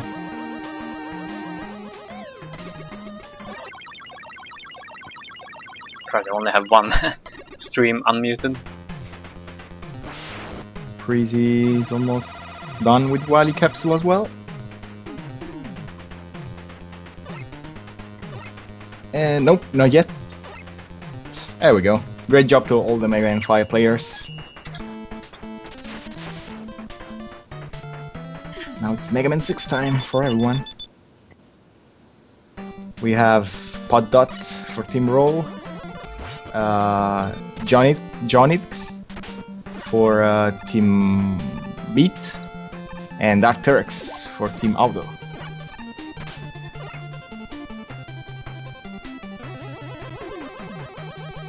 Yeah.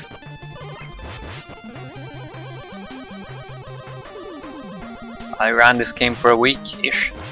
I don't know that much about it. Well, I'm an expert. Not me too, but yeah, we can commentate, I think. Sheldon is supposed to be here.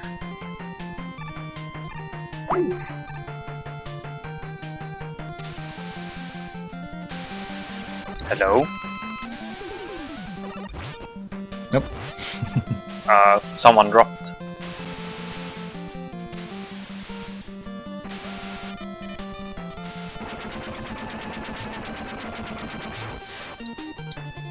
I don't know. Okay. All of them going for win first, right? I would hope so. I might have to kick them out of the race. Win first is clearly the better route. There are some arguments to be made for flame first, but I have my doubts. There are also stuff like Knight first or Knight first or Kentaur first, but that's just crazy talk. Hey, sorry. Hey, hello, Chun-Li. I didn't realize that I left my Skype muted, so I apologize for that. No problem. I got back after the run and I was like, why am I not in the call anymore? And then I was like, oh, yeah. Makes sense. So, tell us all about this game now. Oh, dude, this game is so good. What? Okay, so, a big thing about Mega Man 6 that people really don't like is the slide mechanic. I mean, that's pretty much what everybody's expecting to hear, I think, right off the bat. The slide hasn't changed really a whole lot from 4 and 5, except for one major difference, and it's that you can't jump out of a slide. And so before you can do a jump from a slide, you have to either do one of two things. You can turn the opposite direction to stop your slide, either left or right, depending on which way you're going. Or you can press A, and pressing A will actually stop your slide. And so instead of jumping out of a slide, it basically halts your slide. There's certain situations where that doesn't work, and I'm not really sure necessarily why on that, but for the most part, I think usually people use the opposite direction to cancel a slide. What did you say didn't work in some spots? Sometimes pressing A doesn't cancel your slide, and I'm not really sure why that is, because I'm not really deeply familiar with the mechanics of this game, but yeah. So and sometimes turning around is a bad idea too, especially like on ice. Yep. So that's the major difference in this game. There's it's not too bad. Like it's sort of a skill that you have to get adjusted to, but like it's basically like being underwater in Mega Man 4 or 5 the entire time, so it definitely takes a learning curve. It is slightly different though than 4 and 5, because in 4 and 5 when you slide cancel, you actually don't stop when you press the other direction, you move the other direction. And in 6, you stop completely when you press the other direction. So they do actually even feel a little different, the slide cancels between the games, but 6, in my opinion, feels better for slide canceling than 4 and 5. 4 and 5 kind of feel clunky a little bit to me. So what you're going to notice, everybody, I think, in this group uses the same route.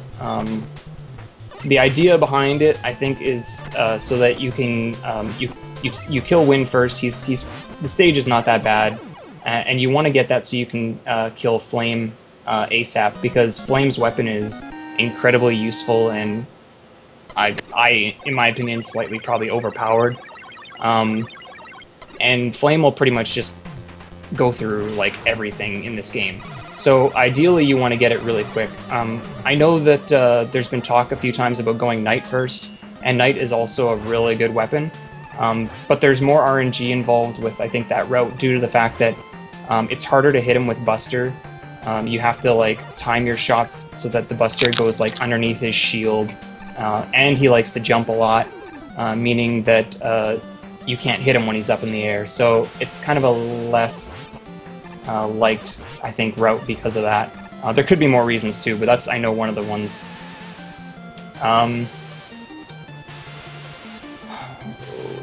This trick that you're looking at right now on John's screen, he's going to go for, it's a trick that Terex and Papat found out. I think he didn't quite get it though.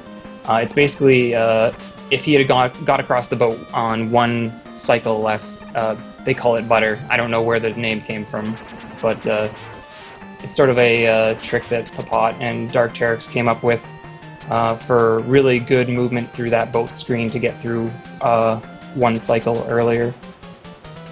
And I don't think anybody is going to go for bomb skip here, because that's kind of a risky strat. The only one that might would be Terex, and I don't think he's going to do it. We'll see when he gets there. Let's see if Terex gets butter here. Damn, Hitbox like randomly mutes and unmutes streams. I don't know why. Oh, he didn't get it. He almost got it. You're way behind, by the way. Are you watching the Hitbox streams? Oh, not right now. Let me see if I can pull those up. I closed them off earlier because of me streaming. I didn't go for bomb skip. No one went for bomb skip. I'm disappointed. Let me get in the names.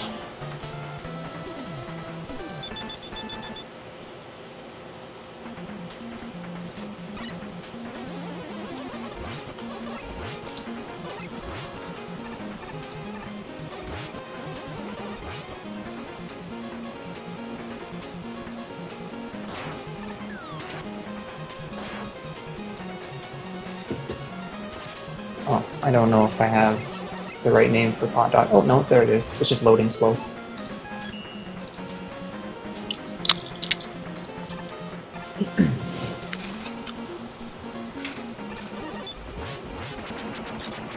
So, just make sure I'm looking at the right person here. John's in plant right now. He's going to do something that you probably saw Pot.1 do earlier. There's some platforms that you can open up. Generally, for like a casual run, you want to open them up with Buster because you can't stand on them really for a very long time if you don't open them. I think it's 4 frames, if I remember correctly. So you can't just stand on them. You have to keep jumping off them if you don't open them. I'm not sure if John's going to go for that strat or not. We'll see here in a sec. I'll keep in mind that it's like 7 AM where John is. So he complained earlier about being very tired. Yeah, he's going the Buster way. Oh, he did a plant form though there. Maybe he changed his mind. Oh, that's the last one though, I guess, here, isn't it? So he played it a little bit safe, but not too bad. That's still a lot faster than I can do it. Terex coming up on the second gorilla. Ooh, just almost gets a 1 jump, but not quite.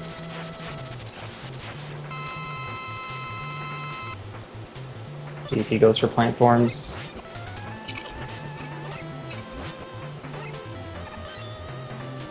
Yep, he's going for him. So he can't stand on those things for longer than 4 frames, so he has to keep jumping.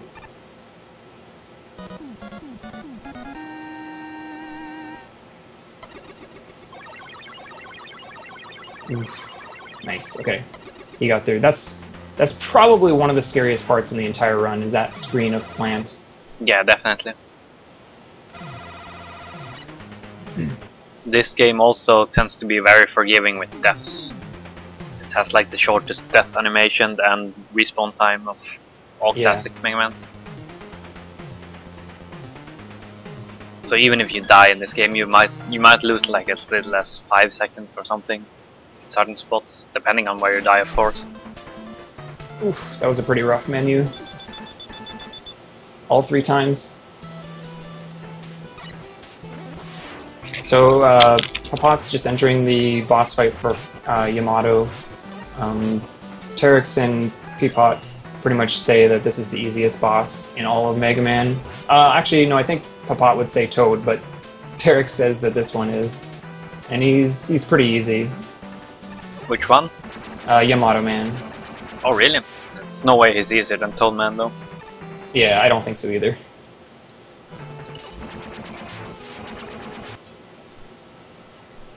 The screen that you're seeing Terex do here, this first screen of Tomahawk, is actually one of my favorite screens in the game. I love the process of getting the slides in between the mashing segments on the cowboy robots.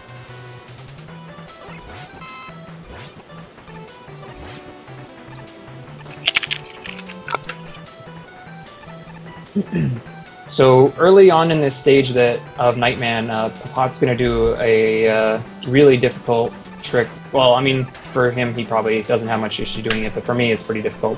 He's going to do this really small jump over the spike pit here. Let's see if he gets it. Oof. Yeah, okay, he's got it. And then he's going to... Oh, he didn't pause. Usually, most runners will pause before the spikes hit the bottom and before they hit that enemy. And in doing so, the spike ceiling will keep coming down and kill the enemy while you're sort of like in the menu, so to speak, so that when you unpause, he dies sort of as you're unpausing.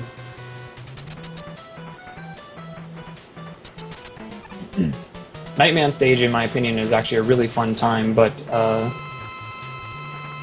it can be pretty scary depending on how like what strats you decide to use, because some strats are incredibly hard to do.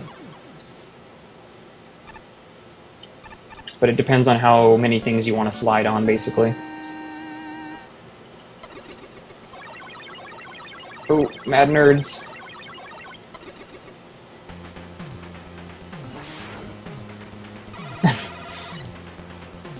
You want me to explain what a honk is, PLD? I'll explain what a honk is.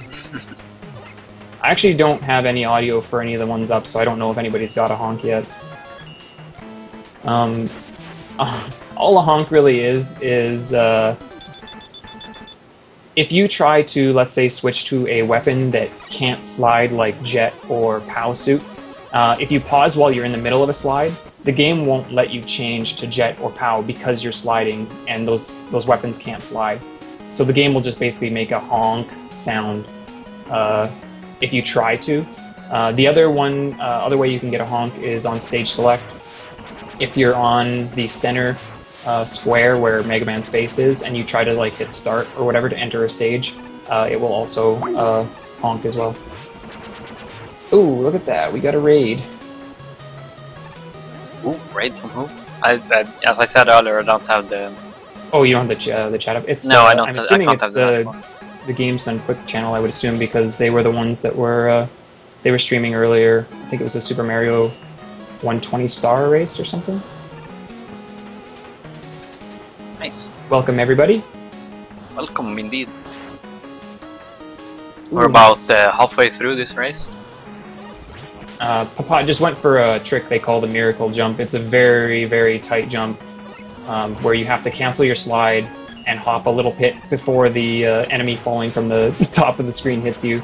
Incredibly hard. I don't think I have ever done it the way that you're supposed to. But yeah, Papat is on Centaur now, so he's getting close to closing out his 8 robots and moving on to the X stages. Mr. X. Yep. Inventive name. Yeah. Both John and Terex are fighting / finishing up their Yamato stages.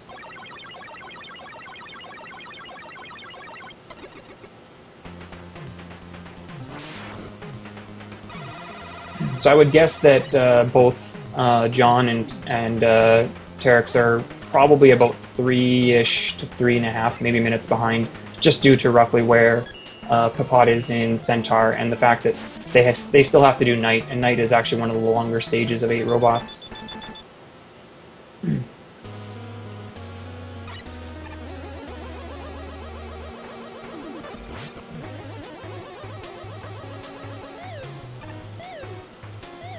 So I think people missed this trick once. Okay, John got it right away. The small jump under the spike ceiling. Okay, yeah. His stream is lagging a little bit for me, so it's kind of choppy. Yeah, it's lagging for me too. I think it's okay. There's been a few people And that has got it too. So. Yeah. Sorry, a few people have some problems with streaming to Hitbox. Seems. Yeah. Probably should have tested a little more before, but whatever. It works.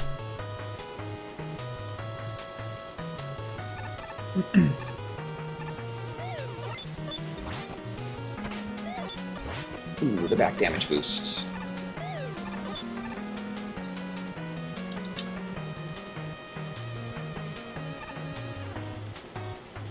So there's a trick coming up for Papat in X1. It's called Fast Window, and basically what it is they're going to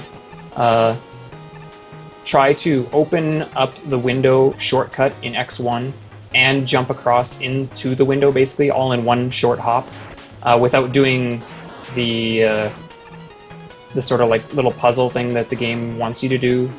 Basically it saves about, I think they said about 30 frames. So let's see if Papat can pull it off.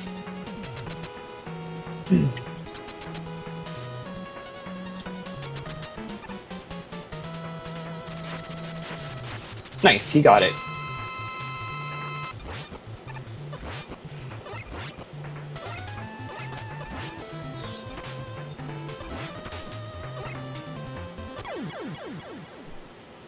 Oh. Nice juke.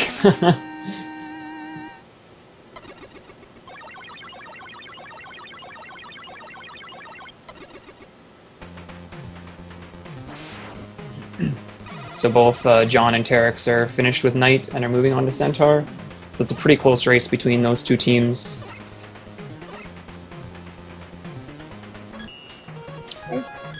People messing up a little bit on the fight. Yeah. And that might cost them too, depending on how much fire he spammed. Yeah, how much flame got wasted in that fight. It looks like he shot like at least 2 or 3 extra, so that might hurt him a little bit for when he gets to Wily 2 and then refights.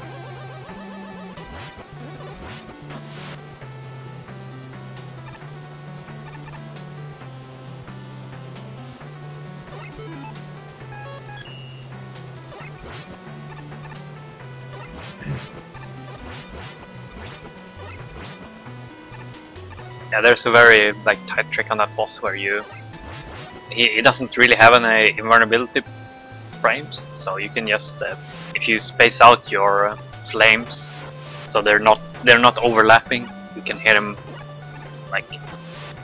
to deal very much damage in a short amount of time. I see on the other guys' stream when they get there. People are right now in a huge lead. Yeah. Or team roll, I should say. Not just people. Yeah. Woohoo! Yeah, no. It's okay, we got this. Yeah, it's going to be really interesting coming up because Team Auto's got some really good runners coming up, and so does Team Beat. So it'll be interesting to see how well our team is able to hold the lead. Yeah, Mega Man 7 being heavily I can't speak. Heavily favored? Yeah, precisely. For Yeah. Team Auto. Yep, for sure. And, Ion's really good. With Ion having the world record and people just recently picking it up. I honestly feel, though, that Ion needs to go for the Wily 1-zip. Ion should go for everything. Yep. 2 quick kills, everything. Yeah. Yeah, I'm not sure yet what route he decided to go with, if it'll be the 2 quick kill or not. So this stage now that Papat is in is probably one of the hardest X stages.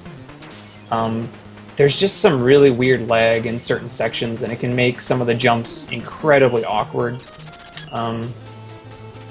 So hopefully that doesn't become an issue, but it's most likely, other than his really difficult strat in Wily 2, where he puts in some really difficult slides, these 2 stages next, this X3 and X4 are probably up there as some of the harder of the castle stages. Oof. Just sneaks under the flame. Alright, John's about to go for fast window.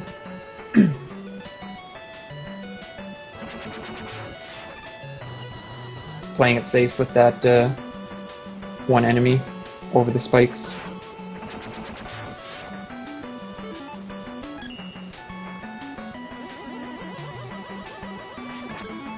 Ooh, Terex didn't get that, but he recovered pretty nicely.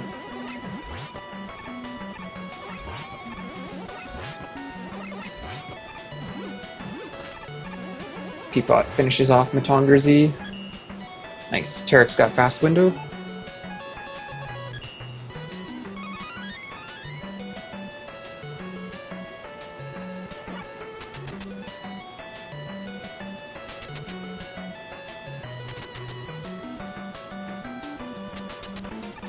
So that's a good stage for, at this point, for Papat to have behind him now, because X4 is got some scary stuff, but it's only really scary if you make it scary. It'll be interesting to see how many of the slides he goes for, because you can make this stage incredibly dangerous, or you can make it really safe. So I'm not sure how he's going to go with some of these, if he's going to slide on everything or if he's not.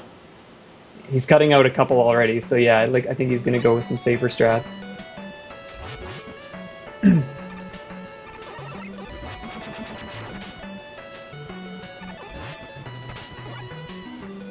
I've seen him practice this stage a lot, and some of the things that he tries to do with squeaking in some extra slides is just... I can almost not watch. It's really scary. I saw him being very quiet, just having a flashback here. No worries. Not really sure about the solution this time though. And no, it's not Windows Update. Papat's at the door now, so he's about to fight Mr. X. And then we're going to see one of the funniest translations of the Mega Man series.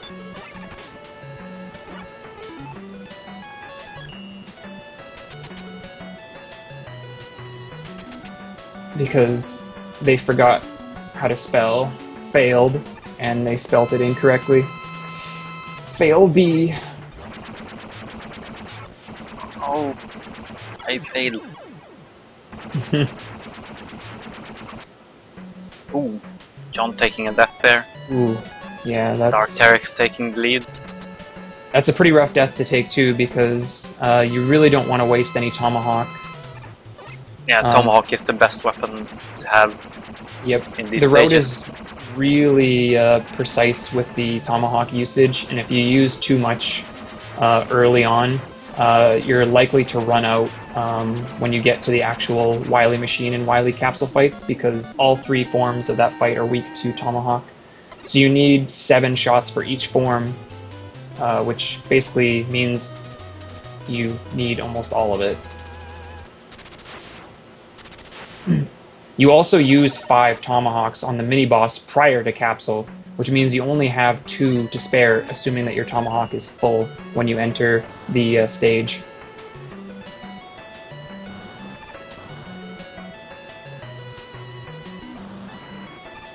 Tarek's playing it a little bit safe on some of those jumps. Papat's about to get to the Wily 1 boss. The Wily 1 boss has a really weird hitbox, and that's really the only way I can describe it. Sometimes you shoot him in the place you're supposed to, which is his eyeball, basically, and the game just decides you didn't hit him. So I'm interested to see how many shots get eaten by the game.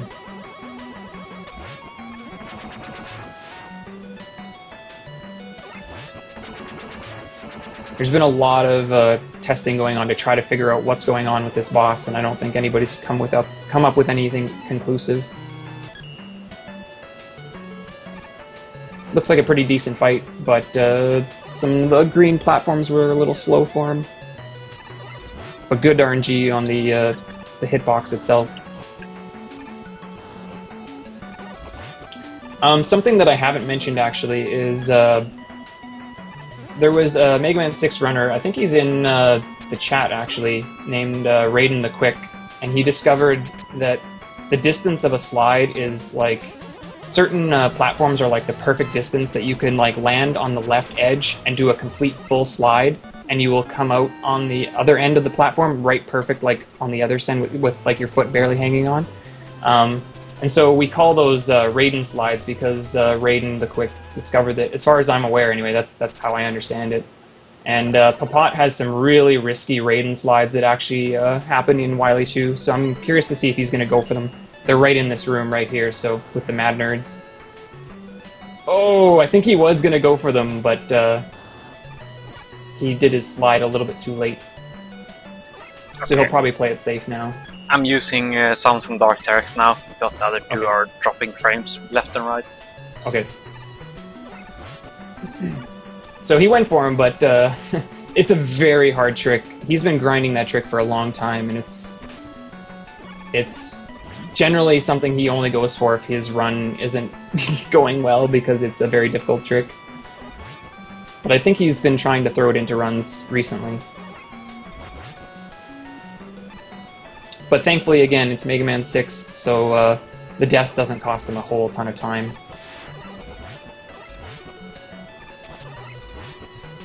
So he's about to enter Wily 3 for refights. Looks like Terex and John are still pretty close, actually. But Terex has pulled ahead a bit due to that death for John. Yeah, in this game there's actually quite a bit of stage for the refights, which is pretty interesting. Yeah. It's not like 2 or... Yeah, well, I guess 3 has some stage A little bit, as well. yeah. I think 6's is kind of weird because that it can take a long time to get through that section casually. Yeah. But the speedrun strat uses the fans to your advantage, so you just fly through that bottom screen. It's really cool. Ooh, Terex playing it dangerous, but he got away with it. So he's at fail D. Oh, I guess 4 has stage before the refights as well. Okay, I'll just be quiet. It is. It's pretty short, though. It's like 4 screens. Papat got pretty good RNG from Blizzard. Not very many rolls. That's good.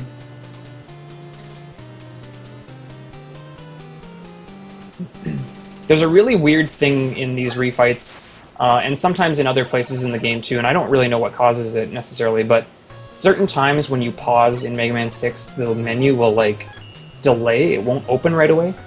And specifically in the refights, it's overly bad. I think, in particular, it's when you're in between the Windman and the Centaur fights. If you pause it, like, out in the capsule room instead of in a boss room, you get this, like, long delayed pause to the menu. So you're going to notice, like, when Papat's fighting, he's not going to pause out in the capsule room. He's only going to pause in the rooms where he fights the bosses, and that prevents that from happening.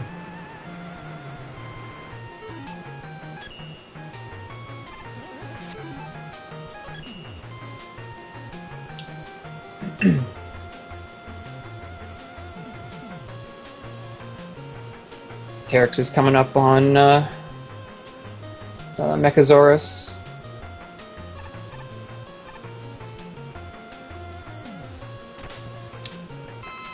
I think John actually might have caught up a couple seconds on him because he's not very far behind, actually.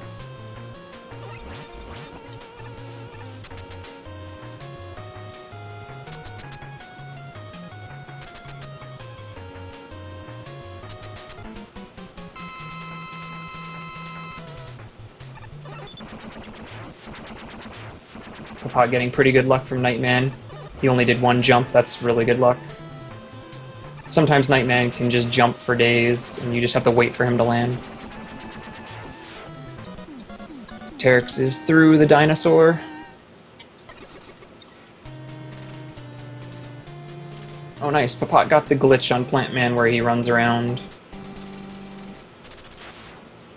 I think that has something to do with after Plant throws his shield at you, right when he's about to like do another action, if you're standing like on a specific spot inside his sprite, for some reason I guess the game gets confused. I think that's how it works.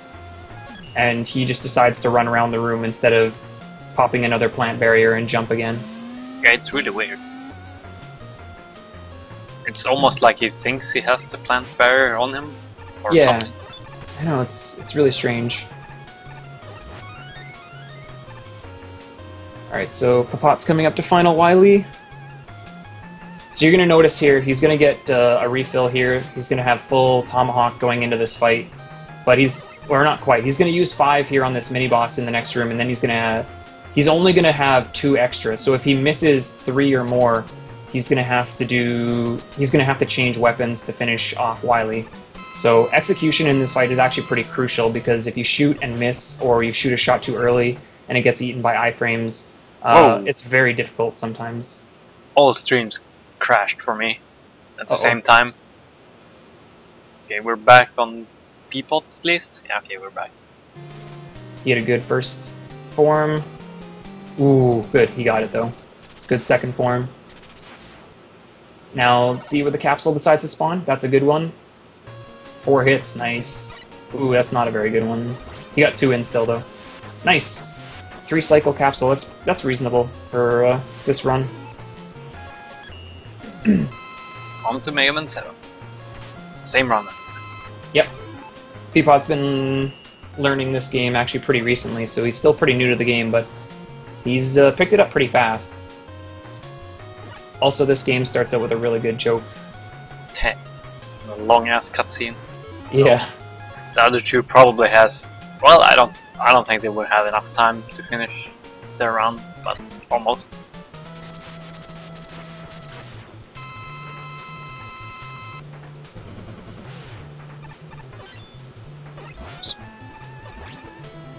Terex is getting some problems from Blizzard, but it's not that bad of a pattern. Oh, he got a 3rd roll though. That sucks. So slightly worse RNG there for Terex.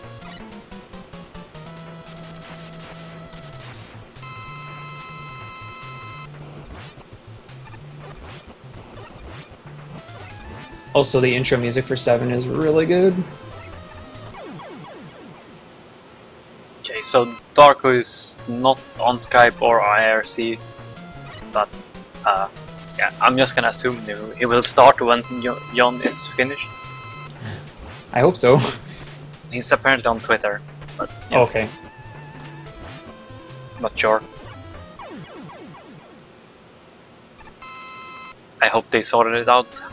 Yeah. I apparently can't open Twitter because my PC went nuts. I think I'm pressing my PC to the limit there at the moment. It's weird.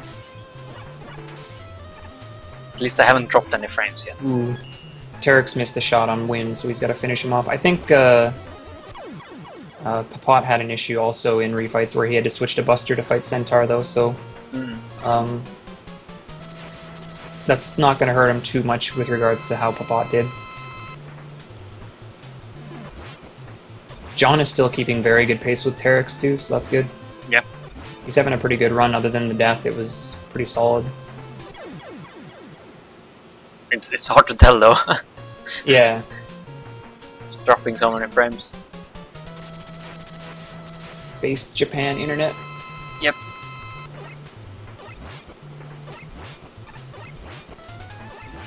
Okay, so Peapod is in action in Mega Man 7 finally. Yep. Fighting that mini boss in the beginning, taking as much damage as he dares, because it's sort of like in Mega Man X. You can finish the fight with the intro stage boss by just taking enough damage. Right. But in Mega Man 7 you can also win the intro stage fight. It doesn't change anything else in the game, but if you're TAS, it's faster to just beat base instead of taking damage on the stage. Right.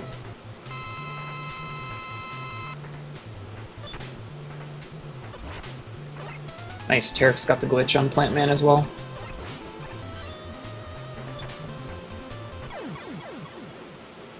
And he's done with refights. Another small thing on Plant Man is that you want to hit him with at least 2 of the snowflakes, I guess. Yeah. Each time, even if you don't get the glitch, because less stuff on the screen means less lag. Yep. Yeah, usually you want to face away from him so that the 2 shots that appear behind you instantly get eaten up by his sprite. Oh, I didn't see. It looks like Peapod got the cloud skip, but then died on the screen after. Yeah. So, Cloudman stage is definitely one of the hardest stages in Mega Man 7. At least of the Robot Master. I would say Burstman and Cloudman. Oh, I think went for the Got it again. cloud skip again.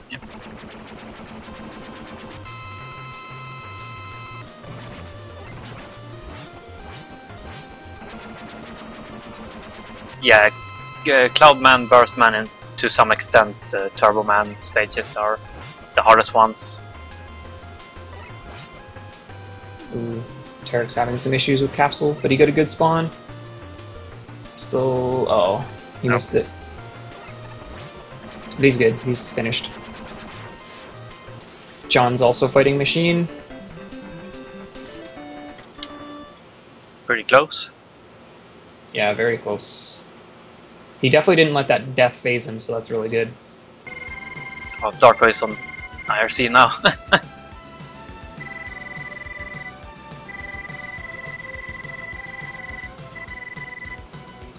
Ooh, just missed that last shot. Oh, that's the worst. Capsule spawn, top, middle. And John's done. So getting audio from Ion is probably a good idea. Yep. So Ion is currently the world record holder by a lot. There's no one close to him, no one active close to him at the moment. And we're talking minutes.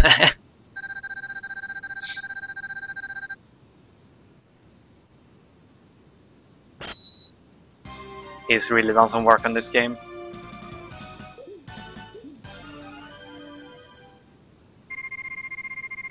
Yeah, better watch that cutscene with sound.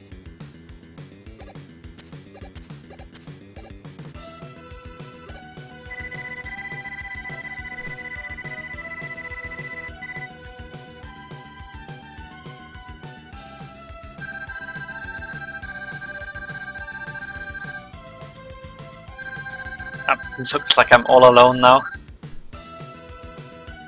No one knows 7. So 7 is the first classic Mega Man game on the SNES, which you might have noticed it doesn't quite look at the other games so far. And because it's on the SNES, you would think that it's less lag than the other games, and you would be right, but there's still some significant like lag reduction strats stuff you can do, but it's nowhere near as in like 4, 5, 3 and those games. So yeah, I am going through the intro stage. It's like the easiest intro stage ever.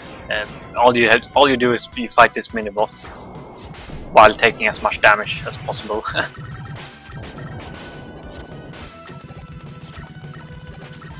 you want to be low enough so that one hit from base puts you low enough so that the fight gets cancelled. Alright, I'll give you a hand. All the gifts! What the hell? People are so in love with gifts all of a sudden.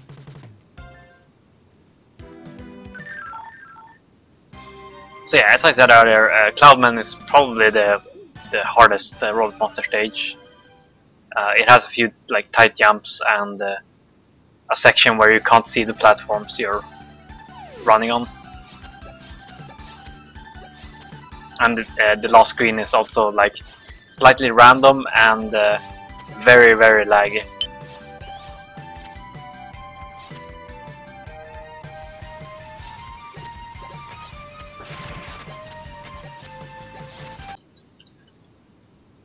Ooh.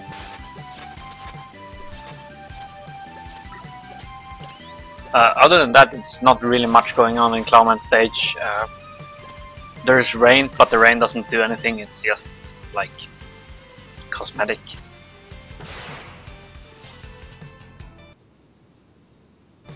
Oh, my stream lagging a little bit. So yeah, coming up on Darko's stream as well. Oh, he doesn't go for it. Like, so as you saw on Iron's stream, you can basically do like what we call the cloud skip. You skip a whole cycle of the clouds moving around by just doing a fairly precise slide and jump to just get past the platforms as soon as possible. Yeah, the Air Boys, the guys, the wind fan guys, that's a pretty significant source of RNG too, because they can either suck or blow towards you, and it's random. So I know Ian's lost a lot of runs because he gets screwed over. So I'm glad they've made it through so far. Yeah, it's especially one jump you can do. Like ideally, all of them are sucking, so you can just like damage boost through them. And there's I think it's like after the first guy on the last screen there, there's a if the guy is blowing, the jump is very, very tight. It's almost like pixel perfect to not die. Yeah. And you have like no indication if he's sucking or blowing before you're actually there. So you pretty much guess. Hope for the best. Yeah, looks like Darko played it safe on the Freeze Man screen. There's a very tight jump you can go for, but it's very much not race safe, so kind of glad he didn't go for it. Oh, you mean Peapod? Oh yeah, Peapod, I'm sorry. Yeah. The Cloudman fight is also pretty interesting, actually. It looks fairly straightforward, but you can actually squeeze in a lot of extra hits if you time everything correctly. You can cut down the time significantly. Like alternating between short shots and just normal buster shots. Because it's pretty weird. In this game, short shots most of the time just do 2 damage. It's pretty weird. Yeah, and in most classic games when it does 3, it justifies you using the charge, but when it only does 2, you have to, charge up your weapon and you really don't save much, so I've got the zip. Oh yeah, you got the zip, that's good. It's basically a frame perfect trick there. You get hit. You get hit when you enter the door into the elevator, so that the like getting hit animation plays after the screen has transitioned, and that pushes you back into the wall. And then you can climb up and do that.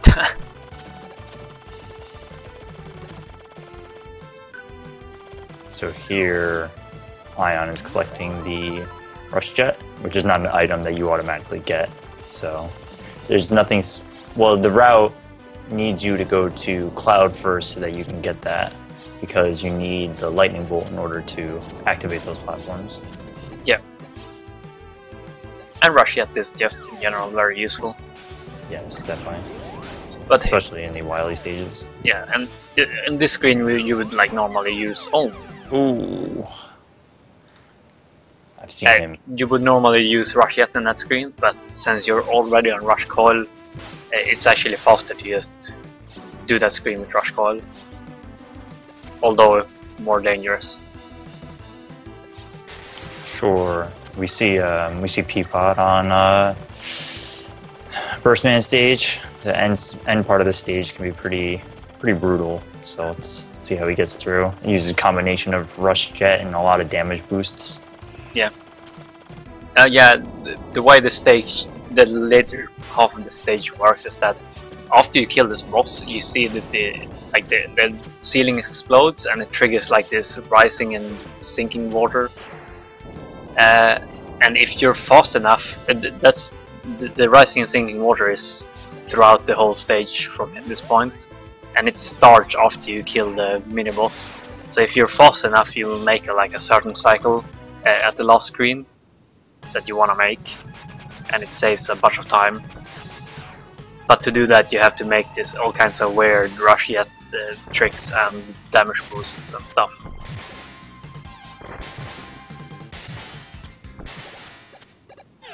Oh yeah, and in Mega Man 7 you have your invulnerability period is just very low. It's almost non-existent. You can't rely on like damage boosting across spikes and stuff like that.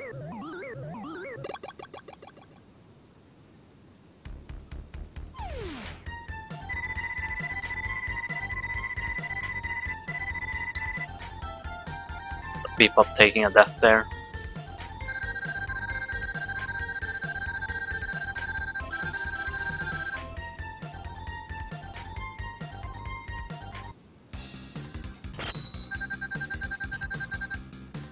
You also have to be very careful when on Rush Jet, because the game just allows you to walk off Rush Jet, for instance. So you kind of just have to stand still on him while riding him. Can't hold left or right. Also, if Rush can get hit in this game, and if he does, he will just disappear, leaving you behind to most of the time just fall to your death. Just a really nice feature, I guess.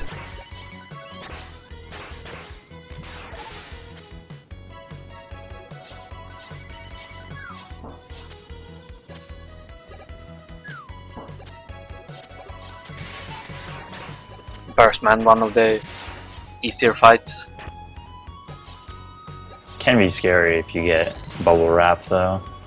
Oh yeah, actually the fight has an instant death mechanic. Traps you in a bubble wrap and it lifts you up into the spike ceiling if you don't wiggle out in time. But there's like a safe spot where you can stand and just jump and shoot diagonally down on him with some good timing. Yeah. So Peapod is off to the middle stage, which is after you defeat 4 robots. You go to the robot museum and fight the clown guy. I don't know his real name, but it's a really cool, quick. Let's be honest, it's Clown Man. We all know it is. It's Fat Clown Man. Fat Clown Man.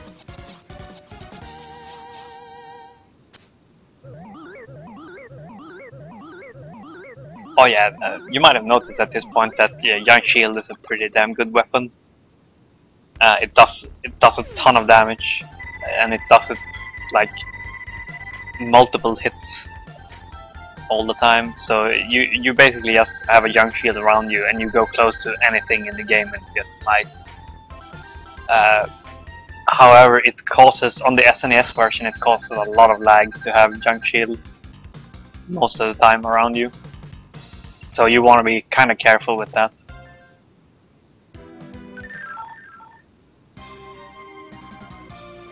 It also disappears fairly quickly, so you have to constantly refresh it.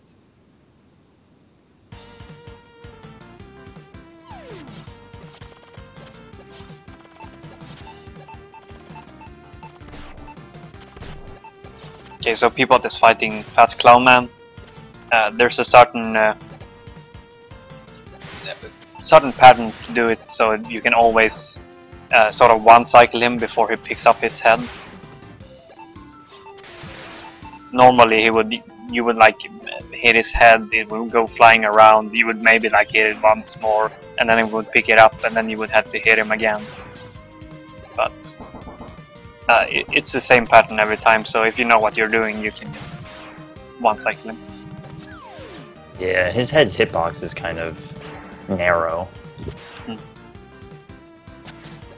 Yeah, hitting it off his head, like when it's on him, it can be pretty tight, especially with danger wrap. So Piva takes a death, and it's kind of a timely game over. Slash Man can be really bad if you make it all the way through and die. So. Yeah, Slash Man definitely not the hardest stage, but one of the harder bosses for sure. Or definitely more annoying bosses, I would say. It's a little bit random, and yeah, he does a lot of damage.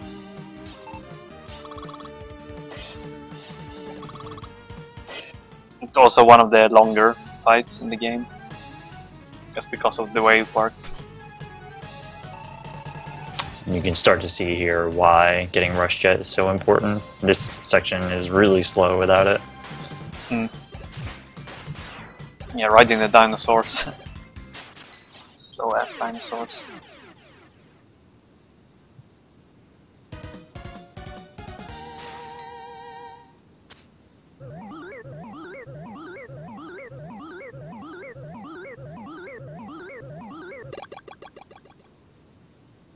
So, Junk Shield, good weapon.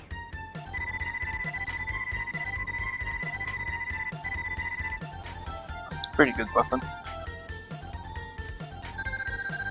You might wonder why he didn't just kill the dinosaur before he went all the way to the right. And it's just simply that you can't... It looks like you can hit him, but you actually don't do any damage to him until he's at the very, like, far right. So you have to wait for him either way.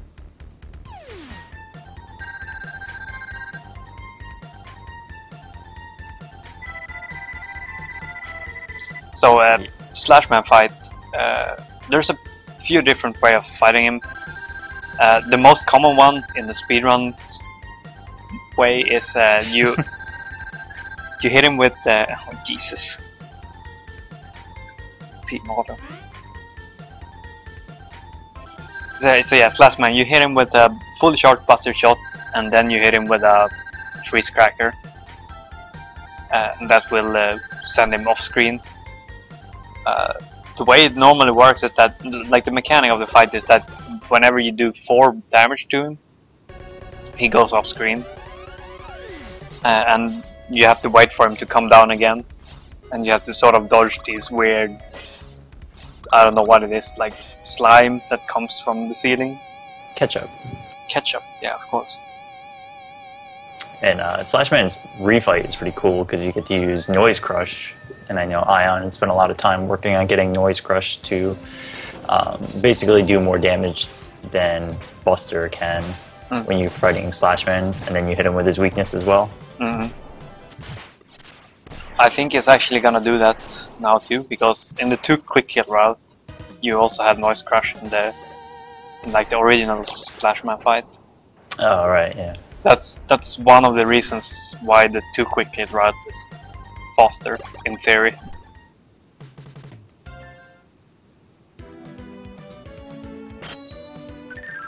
Yeah, it's going Shade first, so we're gonna hopefully see 2 quick kills on the bosses from Ion. The big, like, weakness with this route is that you have to fight Slash Man with Buster, or Buster and a whole bunch of other weapons. And it's a really, like, finicky fight, and it's very hard to just not lose all the time you would gain by doing two quick kills instead of 1. I'm saying quick kill a lot, and we'll take that when we get there, I guess. Hopefully we see it. Yeah, we should see it at least once from one of these runners.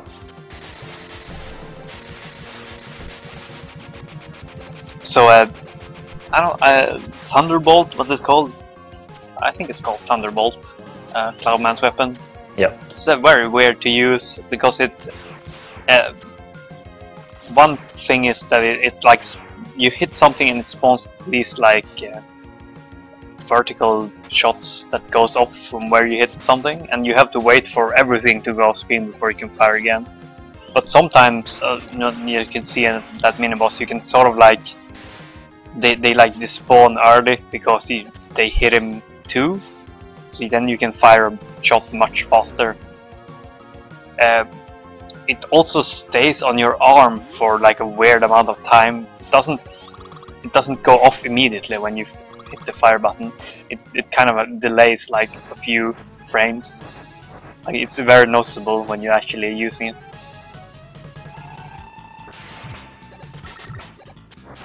Okay, so here we see the Shademan fight. Freeze Cracker does 1 damage. Buster does 1 or 2 damage.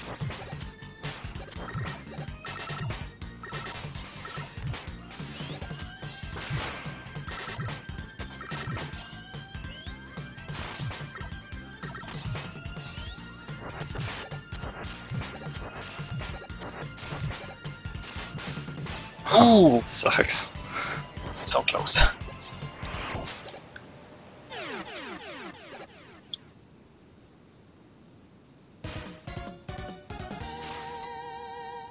So, like Joker said, we'll talk about the quick kill when it comes, but Ion went to this stage specifically for an item, or for a weapon that allows him to do the quick kill, so Peapod went somewhere else earlier.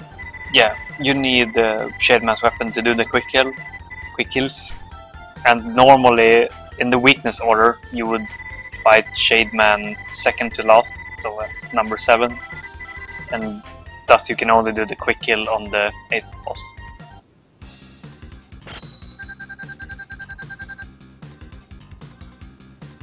But some bosses in this game have double weaknesses. So Freeze Man, for instance, is weak to Junk Shield, but you can also use Scorch Wheel on him. Mm-hmm. That's also true for Slashman. He's weak to freeze or fire. I think Burst Man too. He's weak to freeze usually, but I think there's something else. Oh, maybe that. Yeah. Everyone is weak to Scorch Wheel, pretty much. I think Scorch Wheel is technically his actual one because, like, he doesn't really have a weakness. I guess you can use Freeze, you said, but like with how Mega Man 7 is set up with 4 and then another set of 4, you kind of have one Robot Master who just kind of is left out on the weakness. Shane?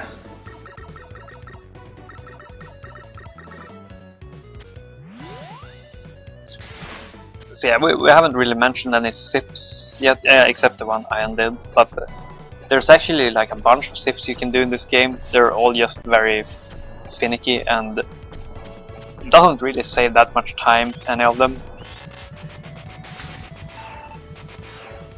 So it's the sort of sips you can try once, and if you miss it, it's no big deal.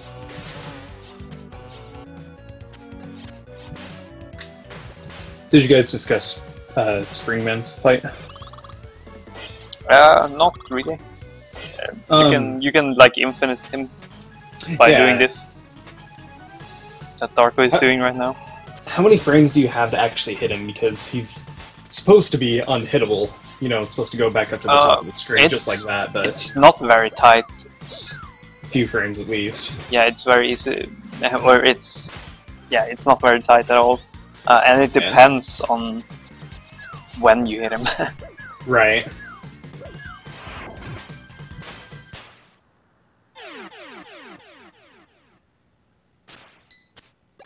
So yeah, you can see there that Ion fights Slashman with Noise Crush and Freeze Cracker.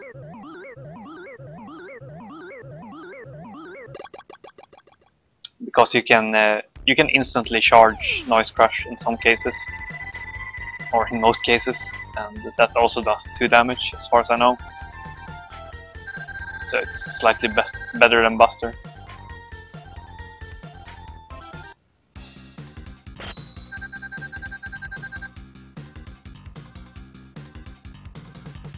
And no, you can't quick kill Slashman. The room is not set up in the correct way.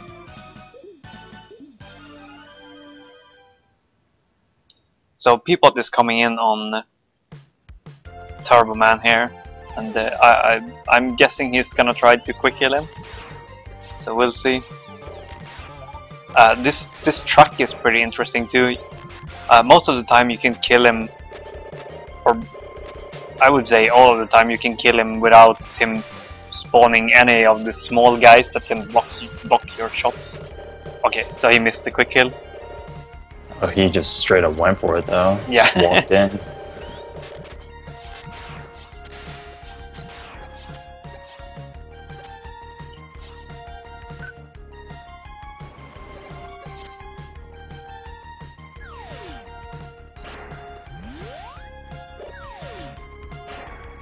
So much going on.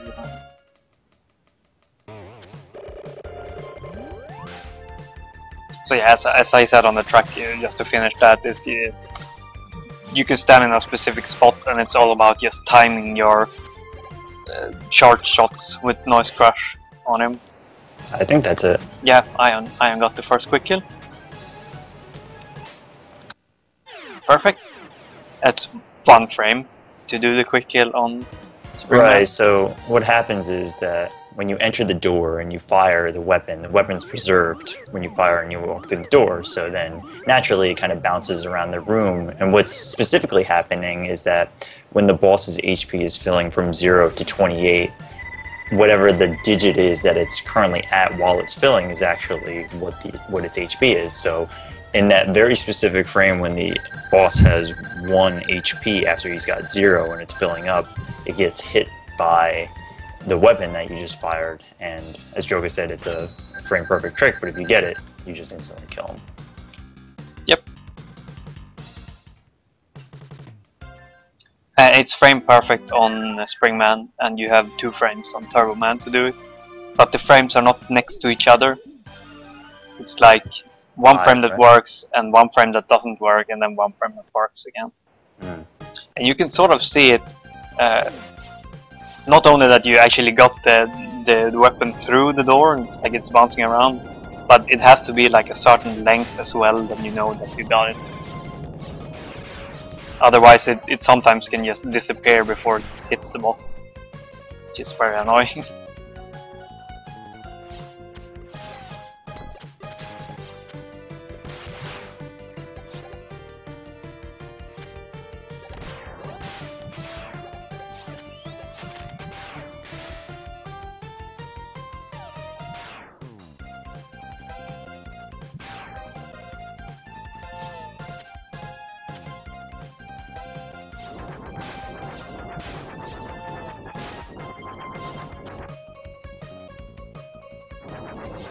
They're actually all very close now. People just starting Wily 1. So yeah, there you can see the truck kill I was talking about, just standing and timing the shots, killing him very quickly. So, see if he gets this one too. Oh, going for the safe setup. Tapping his way to the door. Cool. Good for him. Cool. Awesome.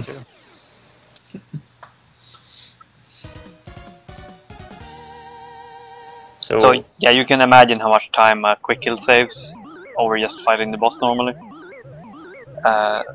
Overall, the 2 quick kill routes saves about, I think Ion said like 5 seconds over the 1 quick kill route, just because of the fact you have to fight Shademan with Buster, wastes a lot of time. But then in return you can do 2 quick kills and you can fight Slashman with Noise Crush.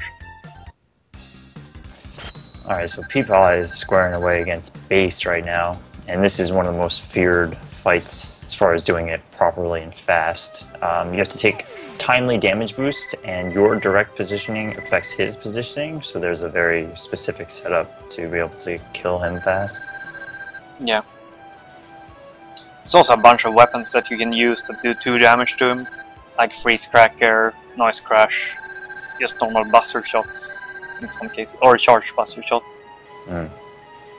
But Noise Crusher is generally the best because even if you miss, you can like hit him with the rebound. It's good.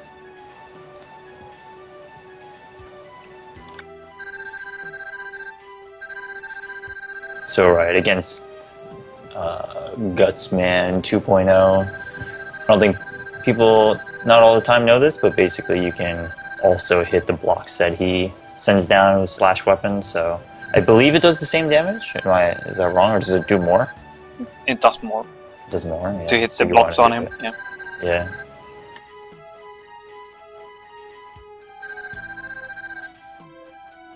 Yeah, I did not know that on my first playthrough of this. I died many times. Yeah. Yeah, it's definitely a step up on the Wily stages from the Robot Monster stages, I feel. The robots are in general pretty easy to just casually. But then the Wily stages becomes serious. Yeah, Turtle can be a real pain if you don't know what you're doing. Yeah.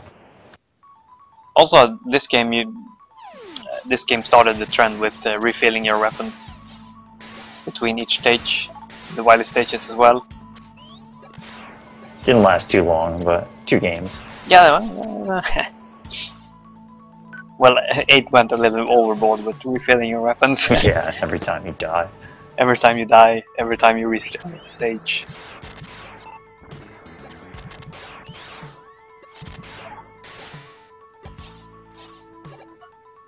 Oh, second base fight is, I think it's harder than the first base fight, simply because the room is pretty huge and the base moves around very fast. Wow. I think it's dependent on the person. Like, for me, I found the second base fight easier than the first one just because I found a loop that I could get him in. But Oh, really? I don't know. Yeah, I don't know. I don't remember what it was, but I got some sort of loop that I would only get hit like after every 3 hits that I did to him. So Yeah, I think the most common problem people do here is like they try to move around too much. yeah, exactly. Move Because around too you much, can't then really just see it charges now, at you. but the room is actually huge. You can go up way high.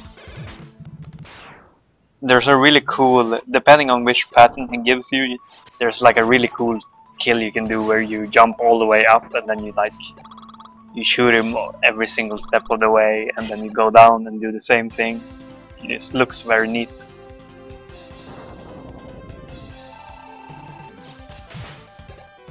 People having some trouble in the spring room. Yeah, the springs in this game push you back so far. This is a lot with your timing.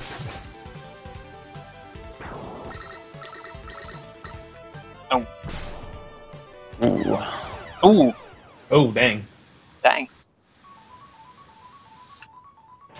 Alright, so better at a boss turtles are pretty interesting.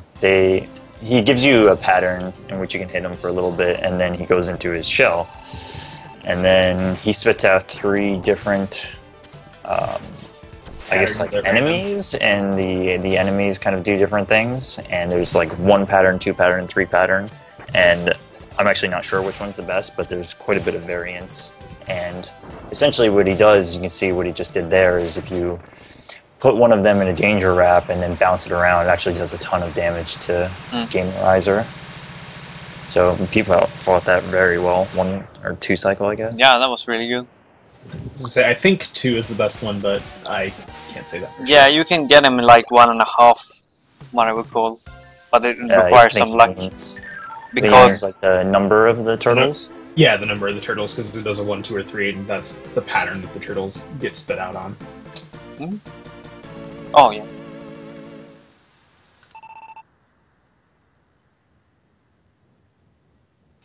But yeah, everything in that fight is basically random. The amount of time he charges, the amount of time he spits fire, and the small turtle patterns are random. Also, these jumps in the beginning of Wily 3, it's like they're so frustrating, as you can see on people's stream. they're like way too hard. Doesn't make any sense. Okay, there we go. Unless they expected you to use Jet for some reason, or Coil. I don't know.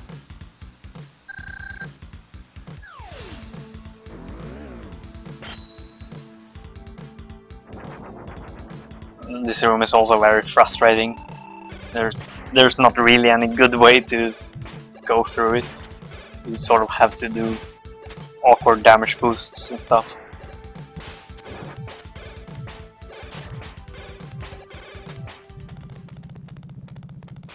Very nice fight by Ian.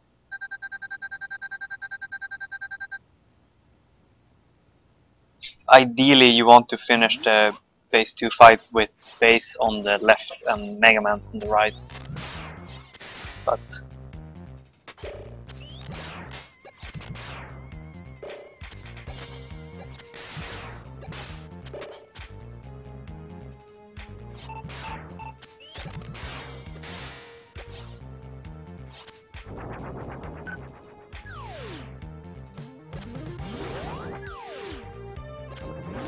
Alright, so Peabody just collected the S tank and the E tank, in which people aren't familiar. The final boss in this game is pretty difficult, so he needs to stock up, and it's mostly for the weapon energy actually. He could make do with the E tanks, or just play really well and not need the E tanks, but he'll need some kind of combination of the health and the weapon energy so that he can actually defeat Capsule Wily. Because I believe in this game too, you can't buster him, right? I think you can only use one of his 2 weaknesses. yeah, that should be true, yeah. I think so.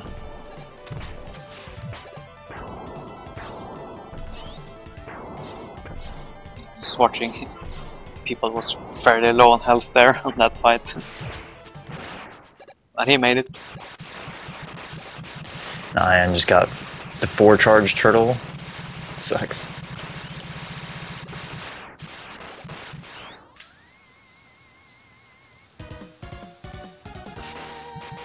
So Joka, since you've speedrun all the games, would you rather fight this turtle or Kemigoro Maker? Which is better? Kemigoro Maker, of course. This one is way worse. I thought you'd say that. Like, just getting him into cycles, that I call cycles, like 2 landings or whatever, it's not even guaranteed. You either have to time your shots very well, or just not get the worst pattern.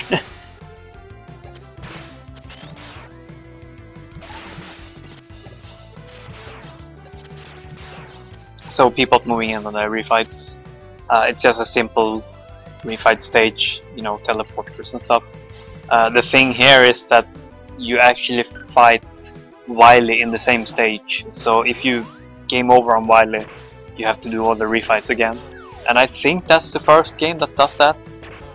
You can argue 1, but you only have to refight 4 of the bosses in last stage in Mega Man 1.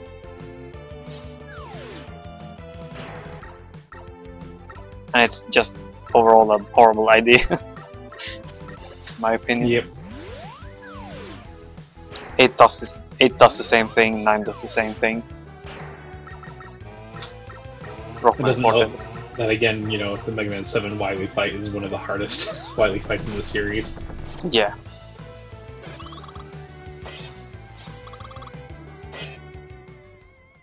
It's not too bad as long as you have E tanks and S tank. You shouldn't really die, but not too bad. But fighting him completely without tanks is really hard.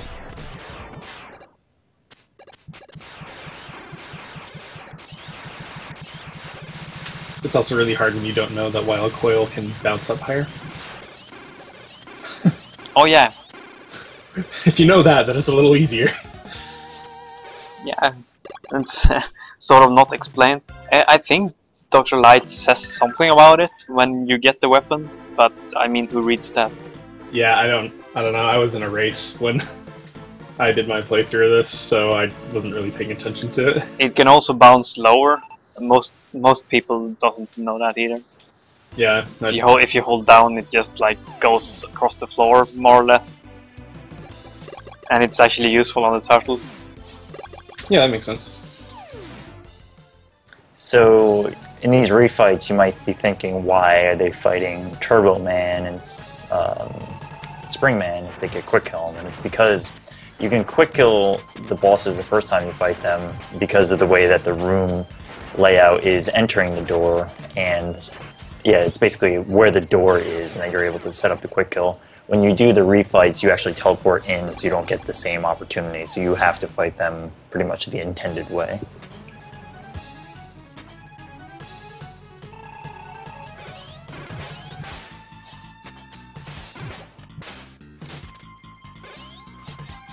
And I'm not sure we covered it, but there's a pretty big difference in the Japanese and US versions of this game.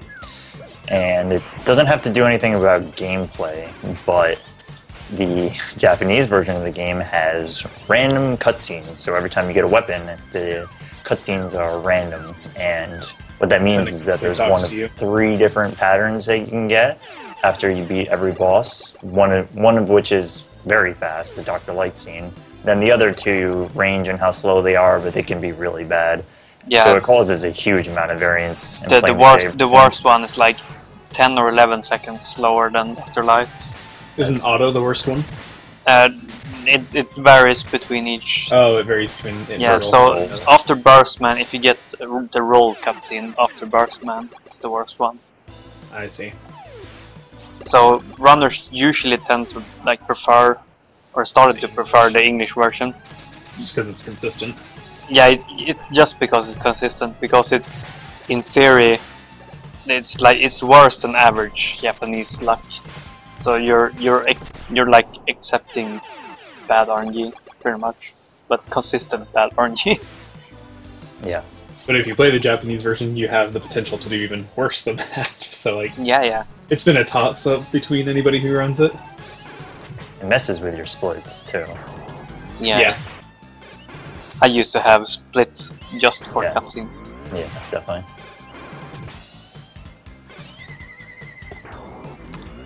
Alright, so Peapod entering the first phase. It's just using T-Bolt.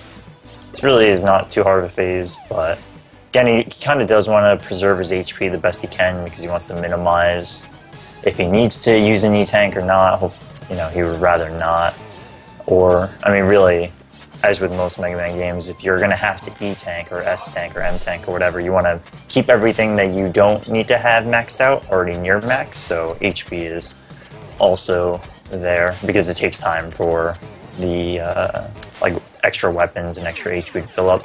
Though the S-Tank in this game fills up much quicker than the M-Tank does in 5, 9, and 10. Yeah, and it refills everything at the same time as well. So really nice. You're going to see him go for 2 hits. I'm talking about Peapod here. Basically use the Wild Coil to do his actual weakness, and then you can just barely squeeze in a Freeze Cracker if you time it correctly. It's a pretty tight timing, and you have to adapt to wherever he spawns pretty quickly. And on top of that, you also have to dodge whatever attack's coming, which is pretty difficult to do. So all in, it makes for, in most people's opinion, the most challenging of the final bosses. And yeah, dodging all the patterns while doing 2 hits is really, really tricky. On your first playthrough, you come to find out, oh, I like being hit by fire or ice or electricity of the balls that he throws out, because they all do different things. And it does a lot of damage as well. Like, it's not just, you can't really just tank all the hits. Right. If I remember, I think fire does the least amount of damage? You can mash out of it. Yeah, you can mash out of it, so it does the least amount of damage. Also, yeah, as Tonic said, you want to hit him with Wild Coil because even though he's not really weak to anything, he doesn't take more damage from any weapon. But the Wild Coil you can charge, so it does 2 damage instead of 1. And you can charge while he's off screen. So.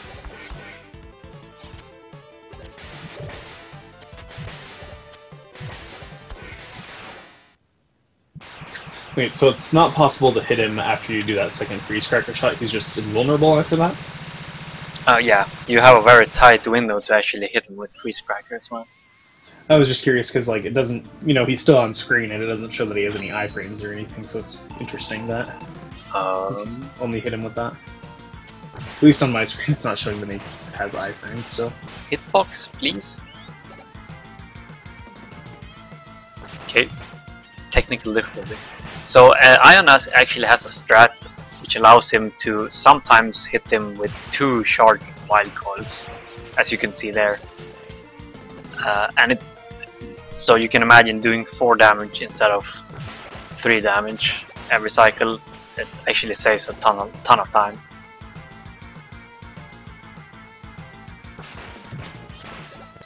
So okay.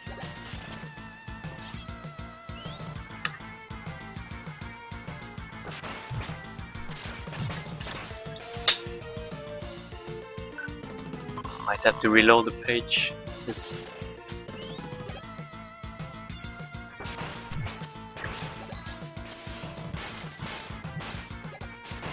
Okay, there we go.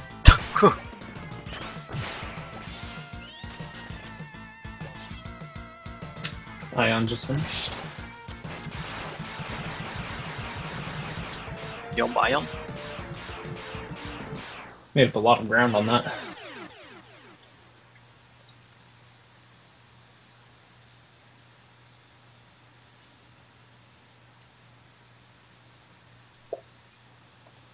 Mega Man 8. I know this game. I used to run this game. It's been a while though. Mega Man 8 has some really interesting tech in it compared to the other Mega Man games. Sound from Eldraine said? Yeah, Mega Man 8, the longest Mega Man game on this list. It's about 50-55 minutes or so.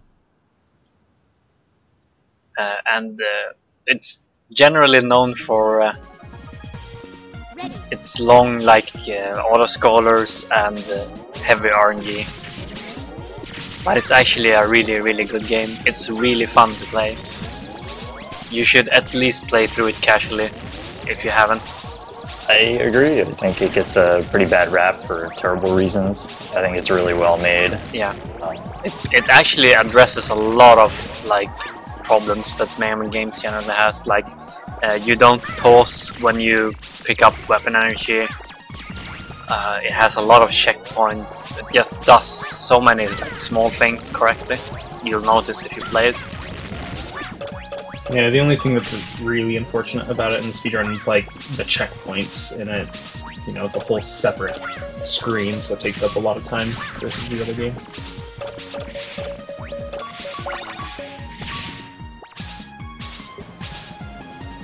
This game is also often cited as one of the most random games. Even this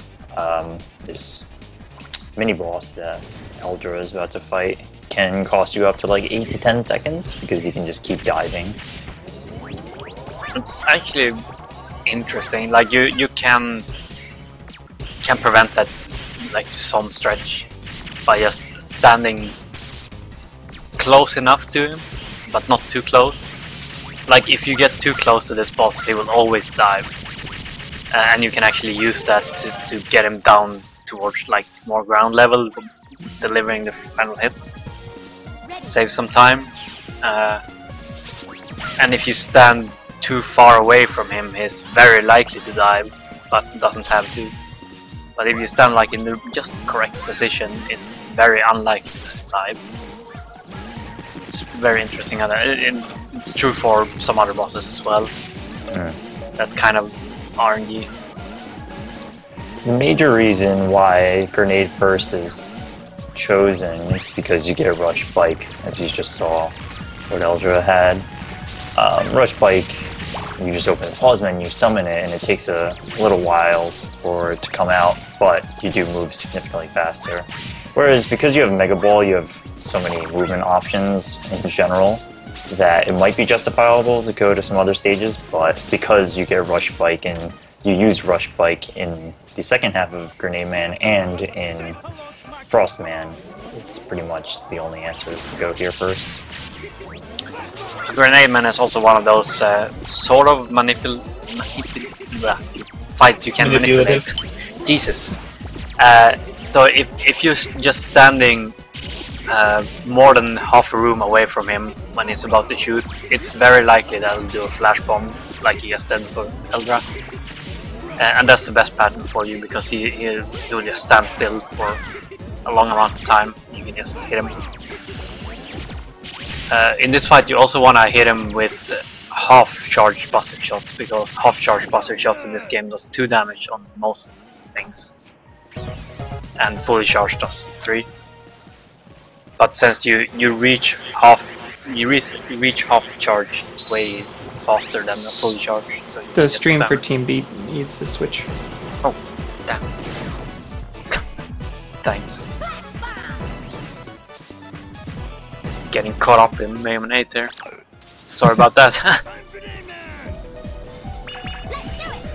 Well, now you go and you get Rush Bike in this, but like, isn't it also like used in very specific areas because of how long it takes to actually pull out Rush Bike versus just using it all the time? Yes, I believe older strats used to use it in the beginning of Frostman, but they may or may not anymore. I'm not too sure. No. There's not too many debated areas, but yeah, it gets kind of close. I think the second half of Searchman, maybe you can correct me if I'm wrong, Joka, but they used to use the Rush Bike, but now they don't, or is it still, you know? They use it for first half. Still. The first half, but not the second. No, not the second. Yeah, and I think that used to be the opposite. I believe Obda used to use it there. It's different depending on if you use the AC version. Yeah, that's true. And nowadays the AC version isn't really accepted anymore. It turns out the lag advantage on the AC version is just it's greater than we thought initially. It's like 30-40 seconds over a full run, and that's just too much. Yeah, in a nutshell, category. The difference between AC and regular version on PlayStation, and I guess there's Saturn version too, but PlayStation and AC are different because PlayStation has longer pause times, but no, AC has longer pause time. Yeah, and then AC does not have loading times between stages, whereas the PlayStation does. And they're somewhat in the same ballpark, but it's very hard to quantify, and they're not exactly the same, so they're just kept separate.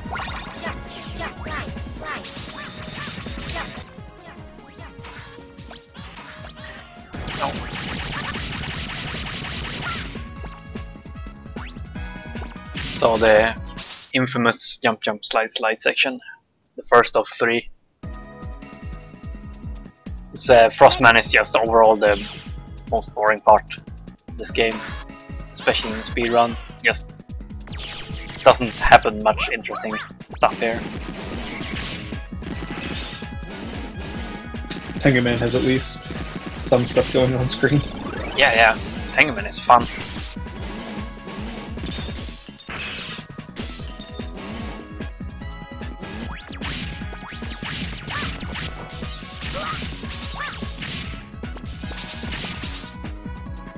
So, like dismounting from Rush Bike and instantly starting ball jumping is pretty tricky.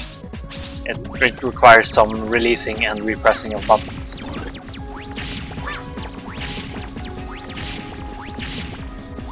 And Plum doing what he can to make this section interesting.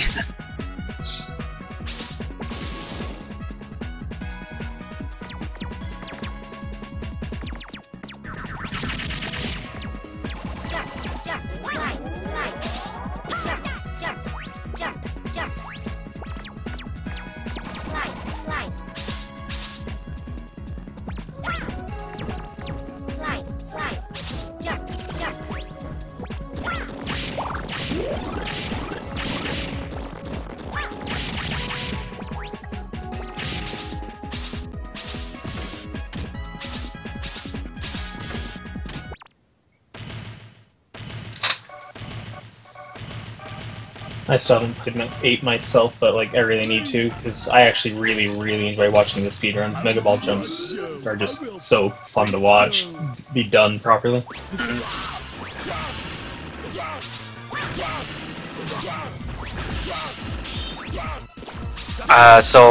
Frostman fight is about as interesting as the stage. You just make sure you have a grenade exploding in his face all the time, and you're good.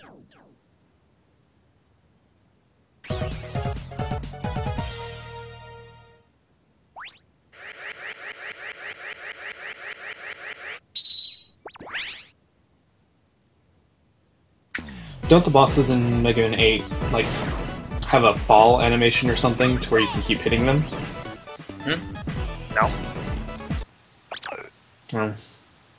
I thought like Frostman sometimes like, you know, would sit down in pain or whatever, but sometimes wouldn't when taking it's a bit random, but it doesn't really matter.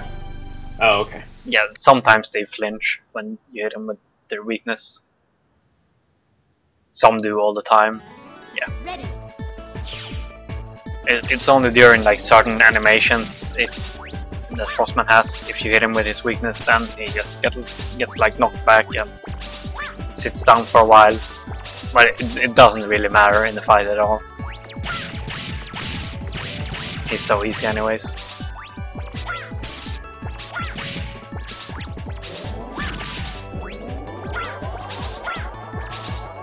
Eldar taking a bit safe in first Tenguman section. Now for the longest autoscroller. Dying in this, not the first autoscroller, but dying in the second autoscroller can cost a lot of time. But there isn't really any reason why you should die either, other than just not paying attention. There's some RNG in Tenguman stage, right? Like, depending on what helpers you get. Yeah, it's very little. If you get like extremely unlucky, in the second section of this autoscroller, which we'll soon get to Eldar stream, you won't beat first and foremost as helper. If you don't get beat, you want Eddie instead. Like Eddie is almost as good as beat, and the probability that you won't get any of them is just really low. Although if you don't get any of them, you probably lose like 10 seconds or something in the mini-boss fight. Grabbing auto and rush by accident is also really bad, because they don't really help you, they just steal your invulnerability frames on the boss. Nice. So yeah, you can see Eldar just grabbing Eddie as soon as he saw Eddie, just to be safe. So Eddie does about the same amount of damage as Beat, but he does it a little bit slower.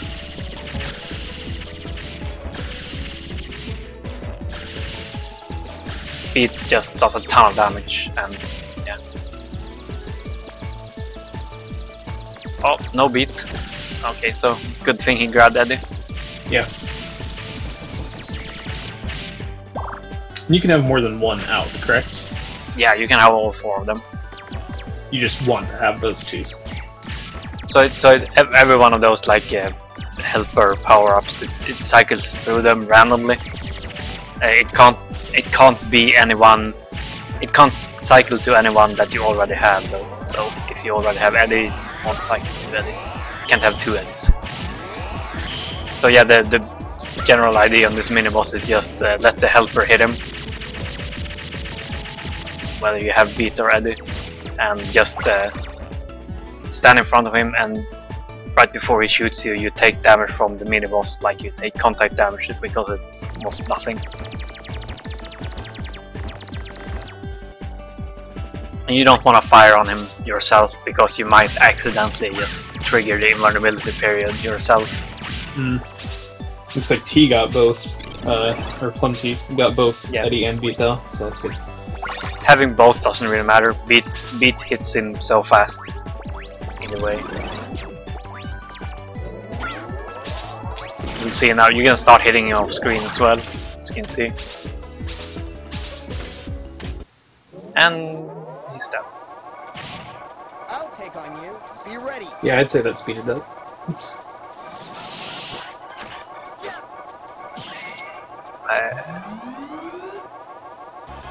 I think the real question now is, will Team Beat stay beatless? No, that's true. This is your chance to get beat.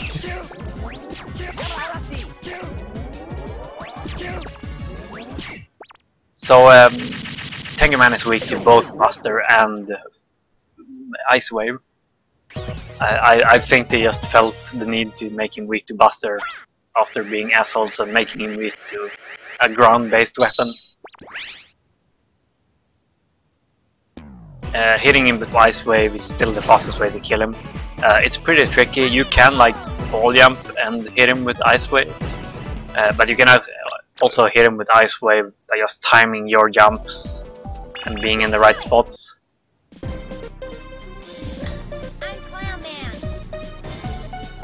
Team Beat is no longer beatless. Congratulations.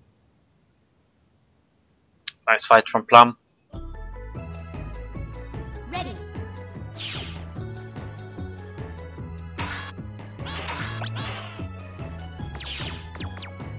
Clown Man is one of the most interesting stages to speedrun. This is where the game really starts. Like Tengu Man stage is fine.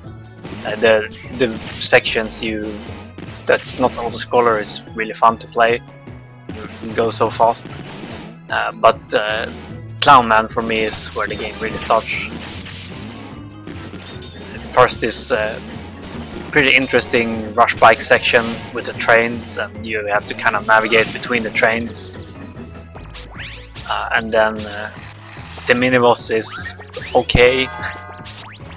And then the last section is just a bunch of weapon switching. The weapon switching in this game is excellent because you can always weapon switch, and it doesn't cancel your weapon, so you can have all the weapons on the screen at the same time, as mentioned earlier, and that makes it really interesting. You can like combo some weapons really well, like throwing tornadoes and ball jumping in tornadoes to like climb even faster in some spots.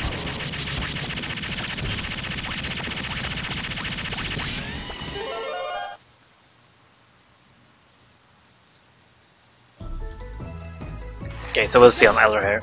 There's a pretty tight sequence of movements here on the first screen to get through it without stopping and without taking damage. But Elder didn't even go for it, so I don't know if he has practiced it.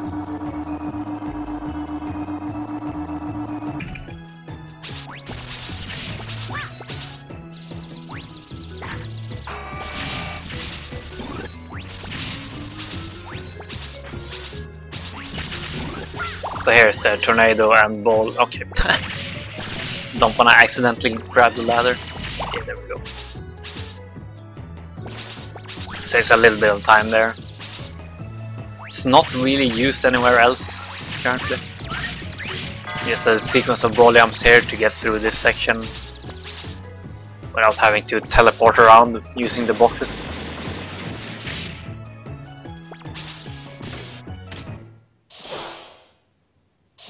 Yeah, Plum is really catching up now. You've got no chance.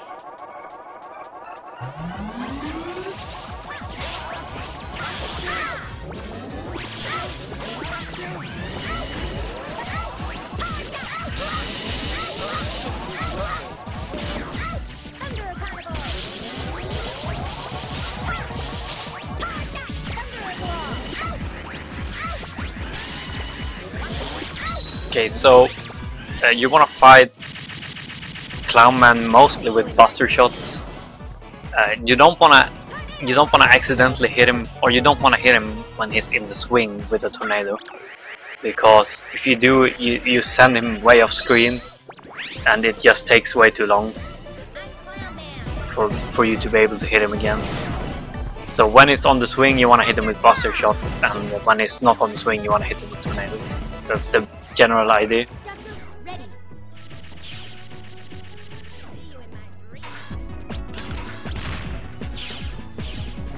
Clownman has one of the best quotes in the game.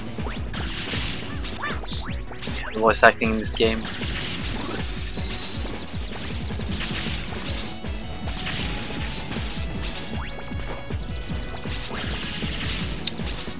And it randomly unmuted all the streams again. Thanks, Hitbox. It randomly unmuted? Really? Yeah, it randomly mutes and unmutes streams for some reason. You haven't like touched anything on keyboard that might somehow be activating? No, I'm not touching anything. I'm just sitting here watching. It also randomly crashes some streams and have to reload them. That's so weird. Oh, and Plum almost caught up now. This is one of the first like really random fights, I would say. I mean, Clownman is a little bit random too, but this one is can be really bad. Blue balls.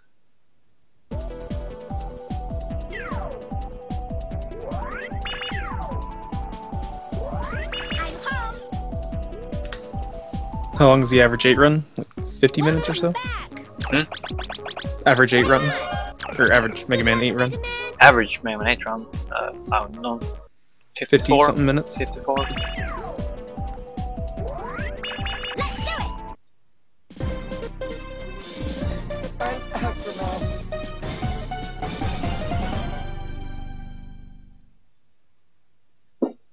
Astroman, another really interesting stage. It has these disappearing, reappearing blocks, or platforms rather, and they're all on a global timer for each half of the stage. So when you start the stage, they start to recycle. So you have to kind of make it through on a certain rhythm. Eldar went for a kind of slowish pattern there. The trick is to get through it without, while sliding as much as possible and not having to stop and wait for platforms.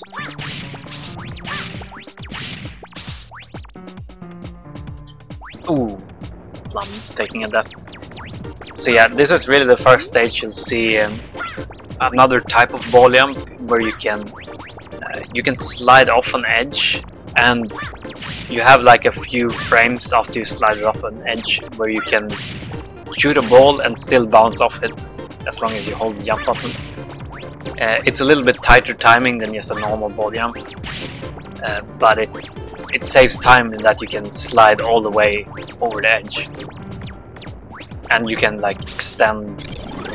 You can ball jump longer in some cases.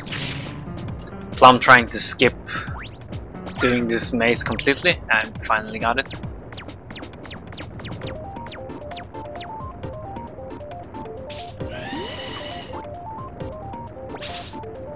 You can skip most of the mazes here by just doing ball jumps and knowing where to go.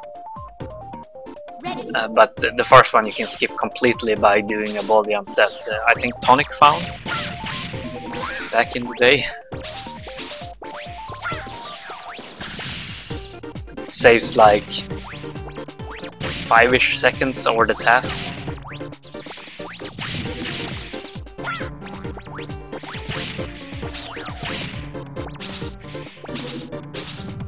Elder playing it really safe, avoiding deaths.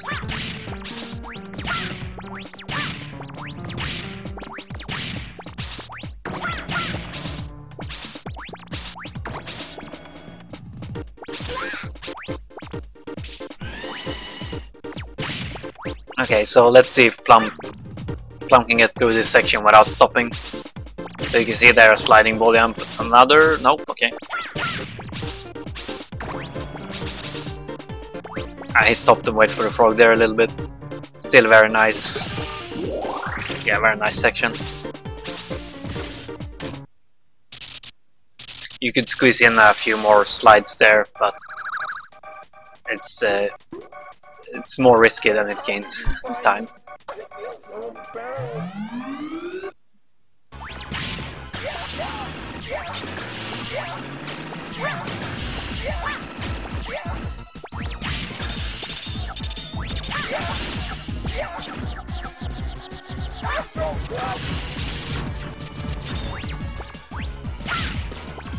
So yeah, Mega Man 8 also has these four bosses and then 4 more bosses. And it's kind of the same thing as Mega Man 7, where neither of the 4 second bosses are weak to any of the 4 first bosses' weapons. So you have to fight one of them with like not his weakness. So in this case, it turns out it's the best to fight Astro Man with just grenades.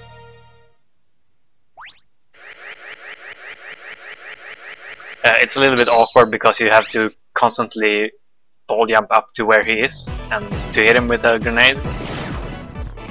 But it works out because bolts and grenades are just one step from each other on the fast weapon switching cycle. So it's pretty easy.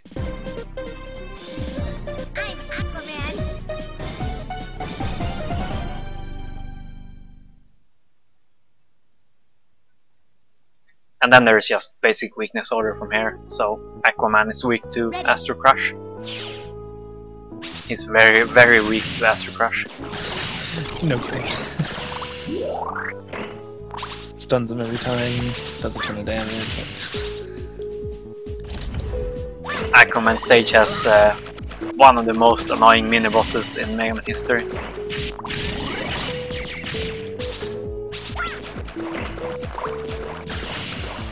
Oh yeah, and Mega Man can swim in this game.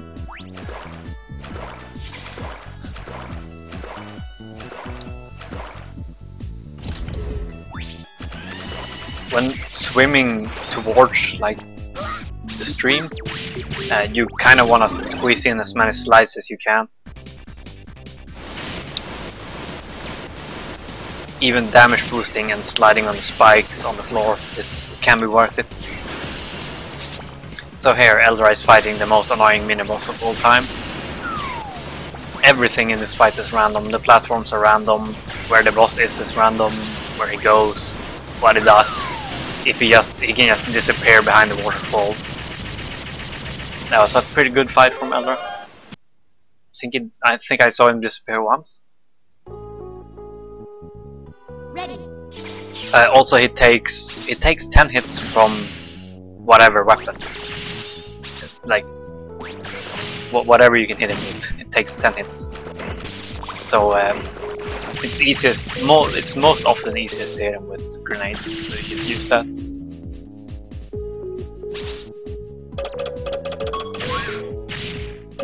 Or in some cases he can just, like, he can go beneath you and just stay there for a while, and then you can't hit him with grenades, so you kind of fast weapon switch to Ice Wave or something that can shoot down, hit him instead.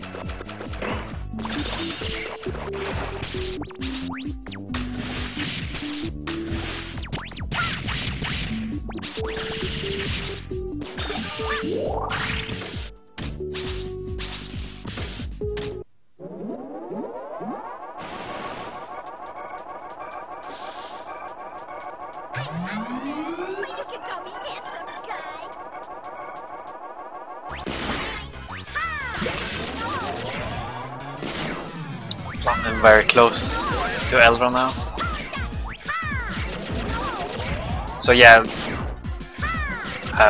Aquaman is weak to Astro Crush. He flinches every time you hit him with it. You don't have enough. Normally you don't have enough though to kill him. You only have 4 shots and it takes more than that to kill. So you can like weave in a buster shot, fully charged buster shot between each hit. And that kind of works out. There's also an item in the shop that you can buy, so you get more weapon energy, or more shots each weapon, I think. But you don't go for that in a speedrun. The only thing you buy from the shop in a speedrun is the hyper slider, so you get a decent slide.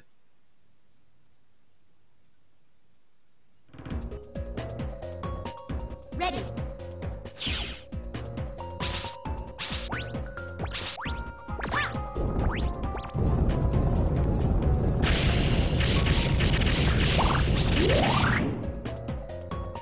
Okay, Soulman stage. Swordman stage is very hard to do everything correctly in. And it's sort of the stage of a million mistakes in this game. The first half it's not very hard to get through, at least. You can just make a bunch of mistakes and still get through it. The second one is pretty easy to die on by mistake.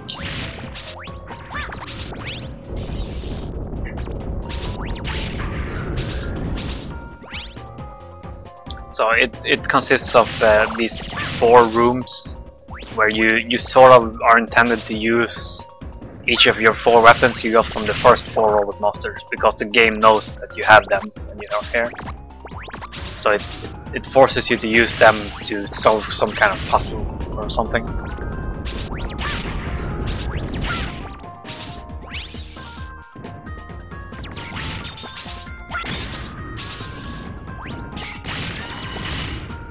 Whoops.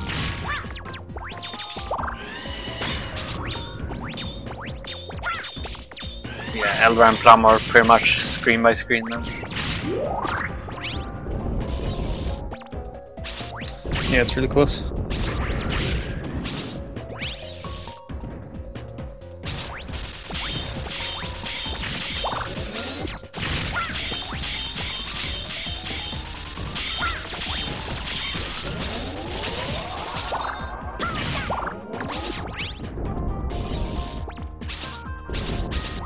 But yeah, this is a stage I just used to get random golds on every now and then, because I happen to do more things correctly than I've ever done before.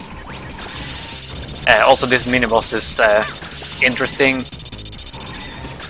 Okay, none of them got the quick kill. Sometimes, I don't really know how to explain it or why it even happens, but sometimes if you fire 2 grenades sort of on each other right away, you can basically insta-kill the mini-boss. Because you just shoot them and they hit him right as he opens his mouth, and when he opens his mouth, or whatever, he doesn't have any invulnerability time, so it just like insta-kills him. Okay. And they're taking the boat. Oh, I didn't see what happened. Plum is way ahead now. I didn't pay attention. I didn't see it either. I'm trying to figure out some commentary stuff for Rockman and Forte. Primal is passed out. We're trying to find anybody who knows anything about Rockman and Forte. Let's make this a fair. But we're getting some stuff, so it should be fine. Oh, oops.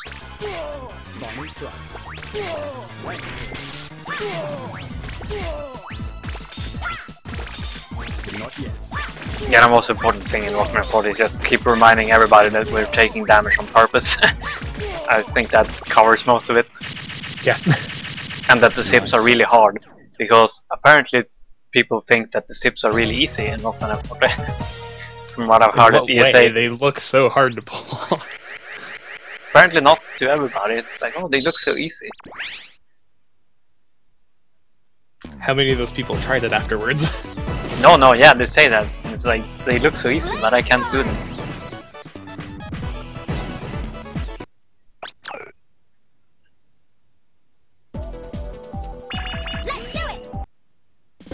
Okay, Plum slightly in the lead now. Final Robot Master. This is my favorite stage in this game. It's fairly short, and it's just a bunch of normal platforming with all kinds of weapon usage.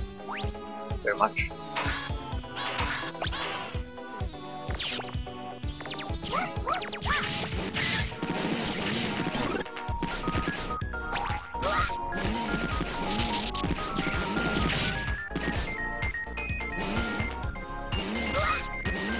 What time or I should say, like, what stage do you think you're gonna leave at? Just so you don't forget. Getting wrapped up in Mega Man 8. Probably around, yeah, but I leave in Wily 4. Such a long stage. Alright. So here, yeah, Plum is trying to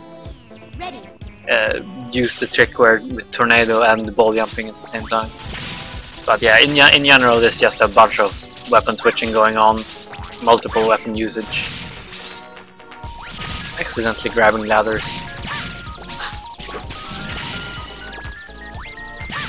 Yeah, weapon switching was really a really nice addition that they added to the series. It was unfortunate that 9 didn't get it still.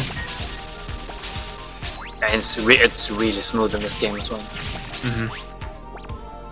Is there a way to like go back to home like in Mega Man 10? To like Buster, I mean? Yeah, just LNR state. LNR same, okay.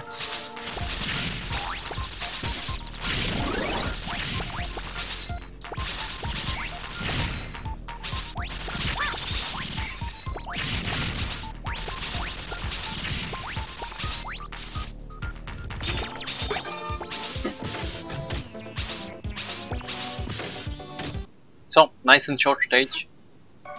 Boss is not hard. Begin mission. Yes, sir.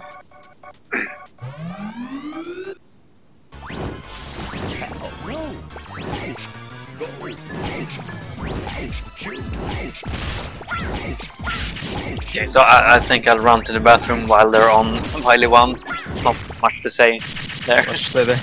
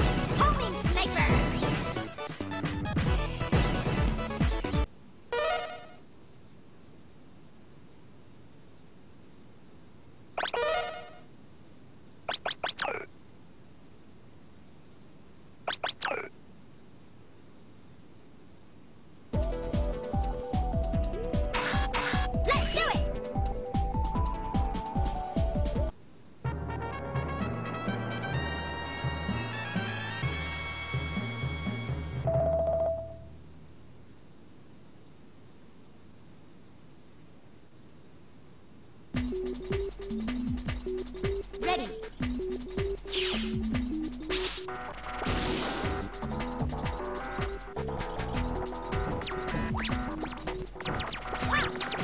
Jump, jump, jump, jump, jump, jump. Slide, slide. Slide, slide, jump, jump.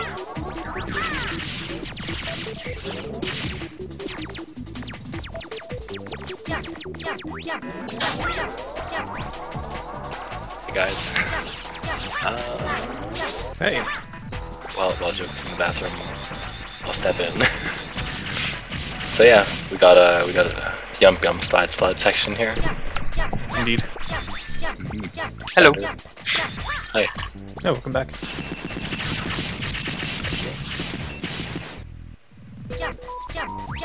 Oh, let's see if Plum gets the extra hit in the beginning. Nope. Too eager. So you can hit the boss, since the boss always spawns at the same spot on the very first, like before he goes up and the fight starts. You can actually squeeze in an extra hit before the fights actually start. Right. Saves a few seconds. And then after that, it's kind of random where he spawns, yes? Yeah, it's all random, but it doesn't matter. It doesn't matter until the last hit. Every cycle you just wanna kill all 4 things as fast as possible, so it's always the same-ish. The last one, however, you only want to hit the boss, obviously. So yeah, that one is random. It's a pretty interesting boss fight, though. It's definitely unique, and it's a bit hard to get the angles right to get the. It's not very hard once you realize that the ball goes more up if you hold up when just kicking it. So you can basically just stand in the middle most of the time. It's good to know.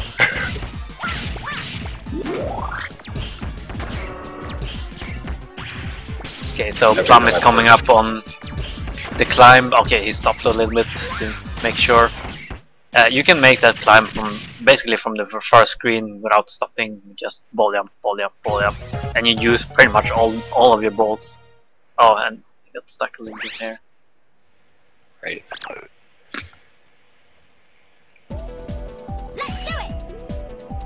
So very neat trick you can do as well on the last screen before the autoscroller with the flame sword, where you only use 2 flame swords. You do like a tiny jump twice in a row.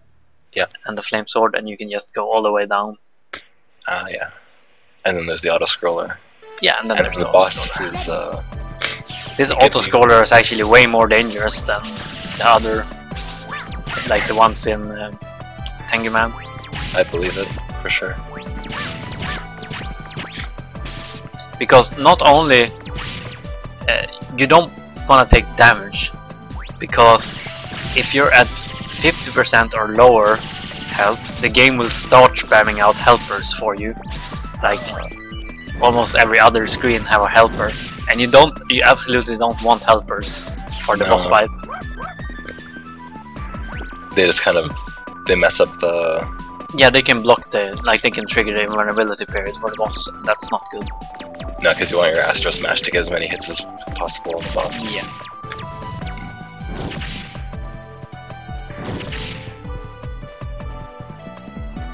Also, this section is really dumb. The Plum is on now. You kind of have to go backwards, and Rush is moving really slow backward. So it's not hard. You just have to do it right. But there's tons of bats in the section as well. You didn't see them because Plum killed most of them before they come on screen.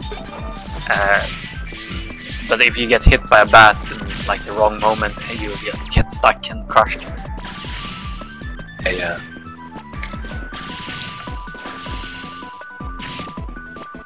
And of course, this is where the true RNG starts. This boss is extremely random. You kind of had to concede after a while if he just doesn't cooperate and just start bustering him. Right. Yeah, you want him to go vertically. You can only damage him when he has his wings open. He can also only open his tail, and then you can't damage him, like he does now from Plum. You just have to wait.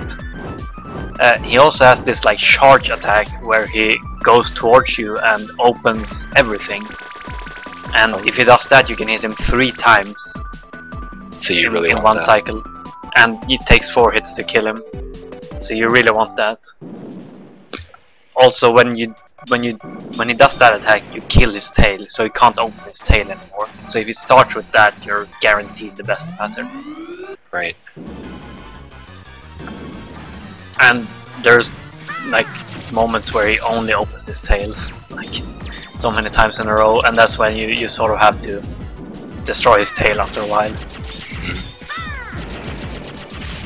And that can lose, like I've lost 40 seconds on this boss fight. Holy. That's almost as bad as Mega Man 9 Wily Capsule. Oh yeah, it doesn't get better in the next stage. No. So the stage Plum is on now, Wily 3, is the first like section here is really fun to do. If you do it, when you do everything correctly, it's just really fun. It's like a ton of tight ball jumps and damage boosts and slides and stuff. Yeah, he got through it at least. He had some problems, but he got through it without dying, which is good. And he didn't get stuck anywhere, which is also good. Then you have 2 bosses in this stage. It's Base and the Green Devil, and they're both very random. Which is worse, do you think? Which one of them? Yeah, which one of those 2? Green Devil is worse. Green Devil you can't really do much. At least Base you can always hit him. Oh yeah, because Green Devil you just have to wait for him to come back up to hit him. Yeah. So Base has sort of 3 attacks he can do. He can go off screen like it does now for Plum and come back down. And then you can only hit him with Astro Crash when he's off screen, and it kinda sucks. He can also do this where he goes invulnerable for a little bit of time when he's like shooting stuff in the middle. and then he can go down to the ground, which is the best pattern. Plum is taking this opportunity to heal because he took a lot of damage in the stage before. So the idea on base is he doesn't really have a weakness. You want to kind of place a grenade on him and then charge up your buster while the grenade is hitting him. That's the general idea. Also, you want to kill base if possible, but you don't always get the choice. You want to kill base as close to the right as possible, because he has to go all the way to the right after the fight ends. And if he's defeated, he moves like snail pace. Oh, Plum died. Oh no. Come on, Treble. Luckily in this game, when you die, you get full energy on everything. Yeah. So you can just go best strats again. Did Plum die? Yeah, he died on the last jump.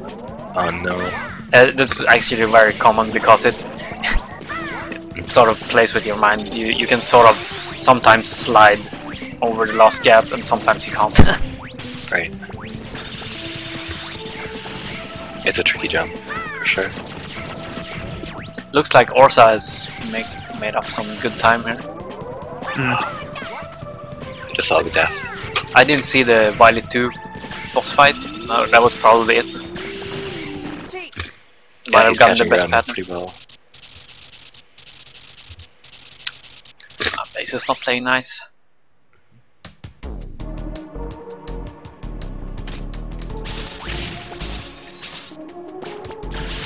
So you kind of want to prioritize. Oh, that was a very nice kill spot for Orsa. You kind of want to prioritize buster shots on base over grenades most of the time. Yeah, he's catching up to Eldor quite fast. So, yeah, the Green Devil has... he always starts by just standing still, and then you can hit him. You can hit him 4 times with Thunderclaw, and it takes 8 hits to kill him. Right. Other than that, he has like a couple of different patterns. He always goes down after one of the patterns, and then he comes back up, and then it either does an attack that takes a long time to like dodge or like avoid, or he can just stand still again and you can hit him immediately. I think Plum got the long time one. Yeah, the wave one is probably the worst. The wave is also random, he can like go back and forth how many times he wants. The one Eldrider got is not as bad, doesn't take too much time. I'm gonna go back to practicing for... Okay. Hey guys, I just jumped in. Hello. Hey John. This is John, 2DX here. Hey John. Mega 6 runner. How you guys doing? Good, how are you, man? Good. Oh, did Orsa get the best pattern? I missed it again, but he's ahead of Eldra now. I didn't see any waves, I think. I'm gonna mute and start up my stuff here. Okay. Good luck. Thank you. Good luck, Joka. Good luck. So yeah, pumps in the boss rush. Pretty straightforward stuff. Mega Man 8 is one of the few games that I prefer the English version to, just because the voice acting is so amazing. Yeah. The Dr. Wily. That's the word that most people would use. Yeah. I mean, you know, Bass has a sweet voice too. Mega Man sounds like a girl. I mean, it's all good. Clown Man is the best. Clown Man. They were my dreams. I think my favorite is probably Astro Man. Oh yeah. Now that I've finally found you, I don't know what to do. Yeah. I'm so embarrassed. Yeah. This game is so good. Just know that it had to happen. Yeah. Had to happen. Okay, we have to say that during the Astro Man fight. Yeah. See what dreams.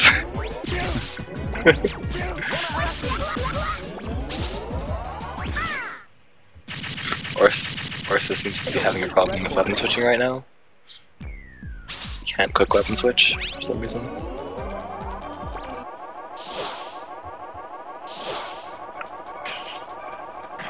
You've got no chance. But yeah, the Tengu Man fight, you wanna hit him on the ground with ice and in the air with Buster, so it's really nice having the weapon options. You can have the weapons out and the Buster out at the same time. Right, because triangle is another way to shoot, right? Searchman has the best music. Definitely. For the stage.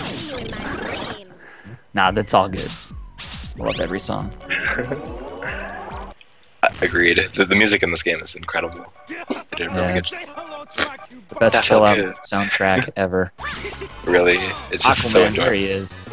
You don't even notice how long the game is compared to other Mega Man games because you're just chilling out with the music. Yeah, for sure. It's like, first time you play this game, it's like, oh, 6 hours went by. Wait, what? Yeah, you're like, I don't even know. It just started. I'm on the second stage. This is great. I'm on the second stage 8 hours later. Yep. That's me, I'm not very good at this elevator.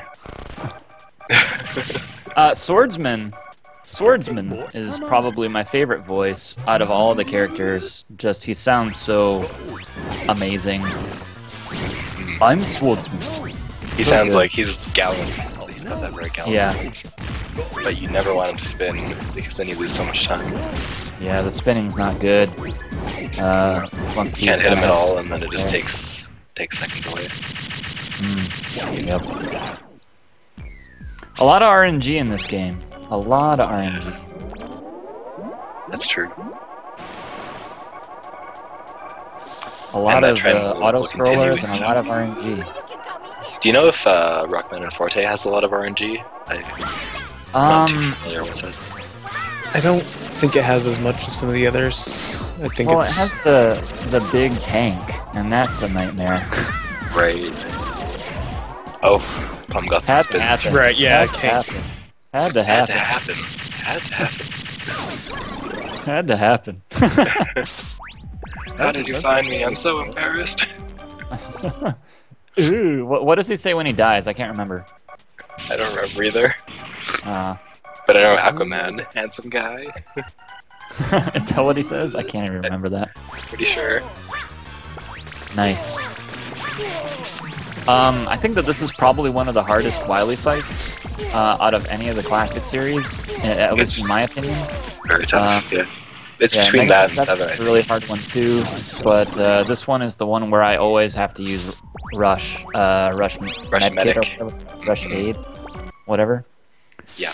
And I think that most of the runners use Rush Medic, or whatever it's called, as well, so... Yeah.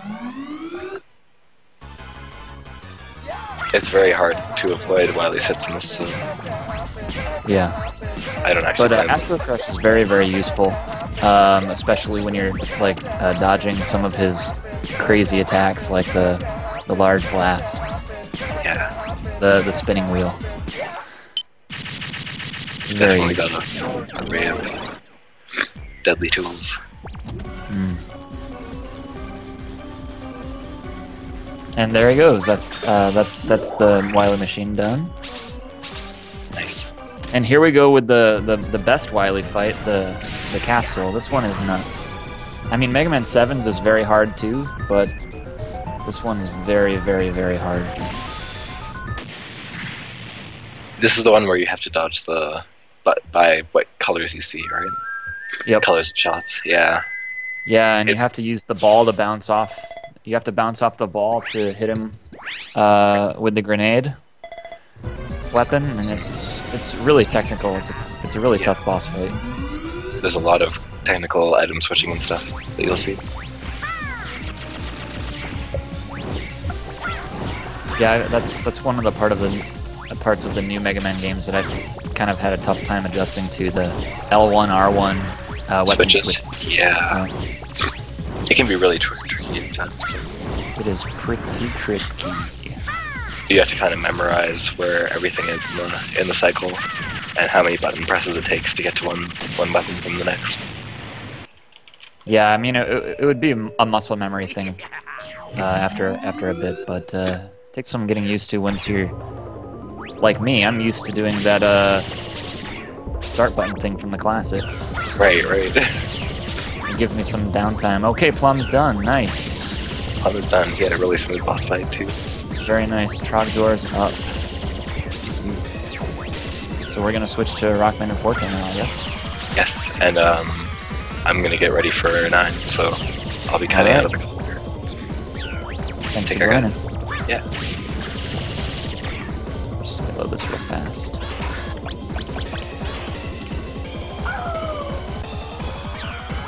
All right, is anyone else here, or is it just me? I'm here. Great. I think Nadua might be joining. I'm not sure. Oh, sweet. Great. So the Mega Man 6 crew plus Nadua. Nice. Maybe. Depends on if Nadua join.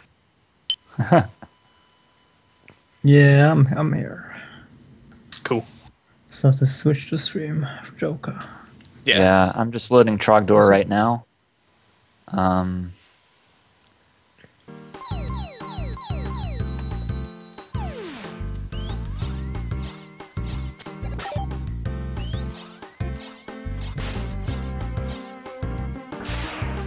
Alright, looks like he's off. I always found this intro sequence to be very, very difficult, especially because of the rain. It's very easy for these enemies to knock you right into the hole. So slide jumping at the end of the platforms is very, very helpful for making those jumps. I mean, this is the first game that I game overed in the intro stage the first time I played it, so...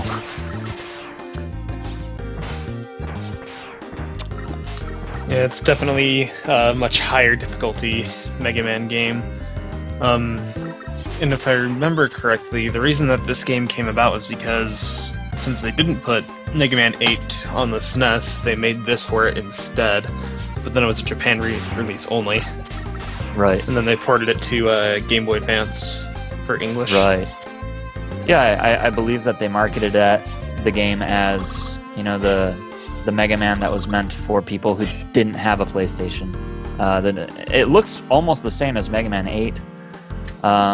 Very high quality sprites, but it suffers from that same kind of, you know, late SNES era title, where the controlling is, I don't know, in my opinion, a little bit sluggish. But that's just my opinion. It takes some getting used to.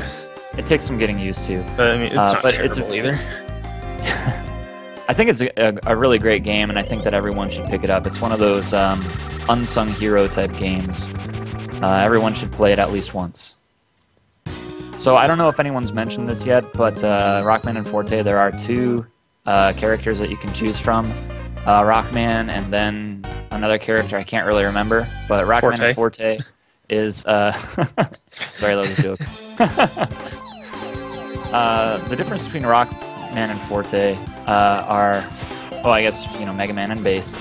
Bass has a dash that's only assigned to the A button.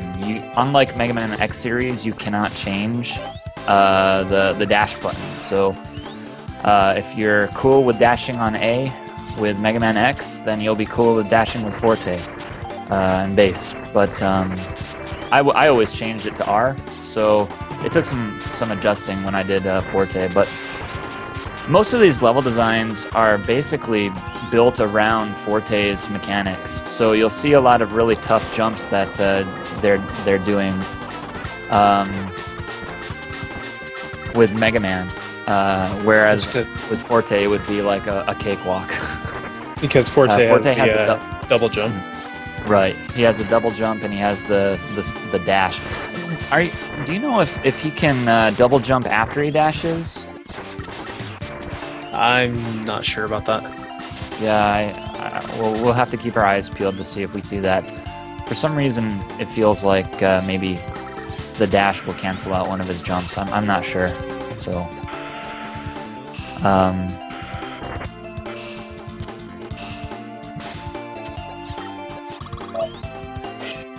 we're gonna see some pretty fun zips. I think it's pretty cool that the first. Just as an FYI, you can double jump after Forte from a dash. It just removes your dash for the second jump. I see. Okay. Thanks for that confirmation, Peapot.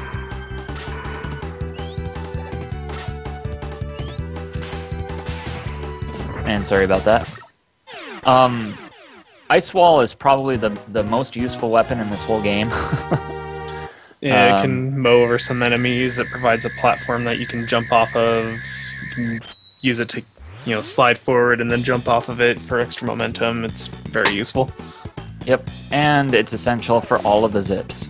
So that's an unfortunate death from Tonic. This game is very, very difficult to run.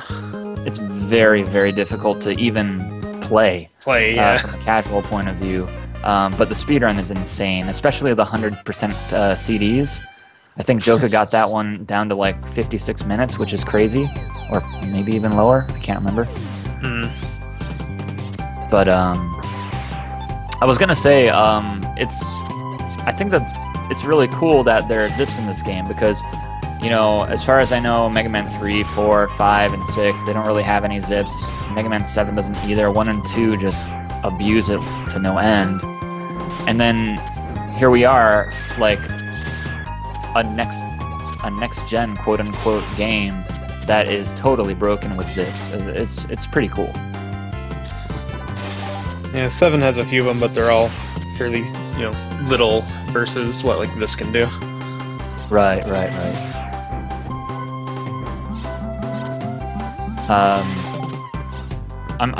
I only have the leader right now. I believe Trogdor is in the lead. Is that right? It looks like it is. Okay.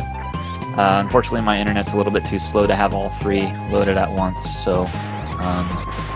yeah, I think Trogdor's in the lead by a couple of rooms. Okay. Joka. Yeah, he is. It's harder to tell though since Joka's actually playing on his stream and the others are playing on Hitbox. Oh, right, okay. It's a little bit more delay difficult. shouldn't be too much. But it shouldn't be too bad, yeah. Okay. Wait, so Joka doesn't have it? Oh, right, he can't put it on Hitbox. Okay. Some of the boss weaknesses that they have in this game are really interesting. Like, you see Trogdor fighting Burner Man here. His weakness is technically this ice wall, but it doesn't do anything to him normally. You just have to use it to push him into the spikes. So really, the spikes are his weakness. That's a lot harder to do than it looks, too. It is actually a lot harder to do. It's very hard to do. And if you miss that, it's so much harder to fight. Yeah, and Burner Man can will die just rush so around easily. the stage, and yeah. Did anyone mention about why they're in critical health yet? I'm not sure if I missed that. I don't think so. No, not yet. Okay, so apparently if you have 7 ticks of health left, you get put into critical mode, and I believe you do double damage. Is that right? It's with with an item that they get either in the stage or that they buy. I don't remember, but it doubles their damage at 7 or less. So you'll often see them purposely taking damage throughout the stage so that they can deal damage to the bosses, twice as fast, which obviously makes it risky and more difficult to speedrun. Just to point out that they have not bought that item yet, so that's not applying. Not yet? Okay. Right, thanks for that. They have to buy the item from the shop first. Thanks, Jelly.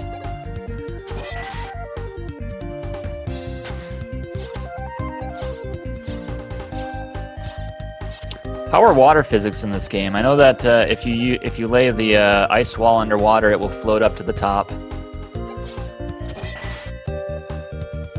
I couldn't say. Yeah.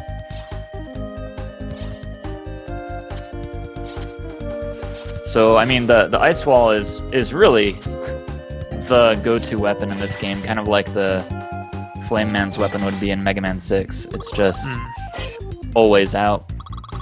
Yeah, completely wrecks enemies as well. Yeah. Also, it's kind of cool. The weapons have different looks Properties. underwater and different effects. So he's got burner equipped right now, but instead of shooting a burner, it actually just shoots a wave. And I think that's pretty cool. Really cool idea, very creative. On a casual playthrough, though, it's really weird trying to fight that because you may have done Burner Man before Pirate Man, and you would never think, oh, this is the weakness, you know, fire versus the water boss. But it turns out when you use it underwater that it changes into something else that actually damages them. Yeah, it's super cool. Yeah, a lot of interesting mechanics in this game. Yeah, and you can control the remote mine a little bit on where it goes, I believe. Yeah, definitely. I think you can also control when it explodes. So if you hit the button again, it will explode, or not, if you don't want to, which is nice for the tank, which we'll get to later. The best tank in the game. The best tank in any game. Exactly.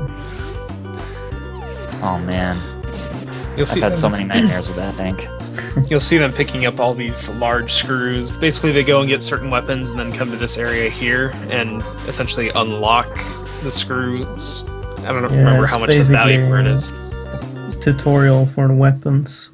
But, you get a lot of screws, so it's actually good in speed. Yeah. Where they can go and buy the item to do double damage. Yeah, it looks like Trogdor just bought some spike guards, just in case.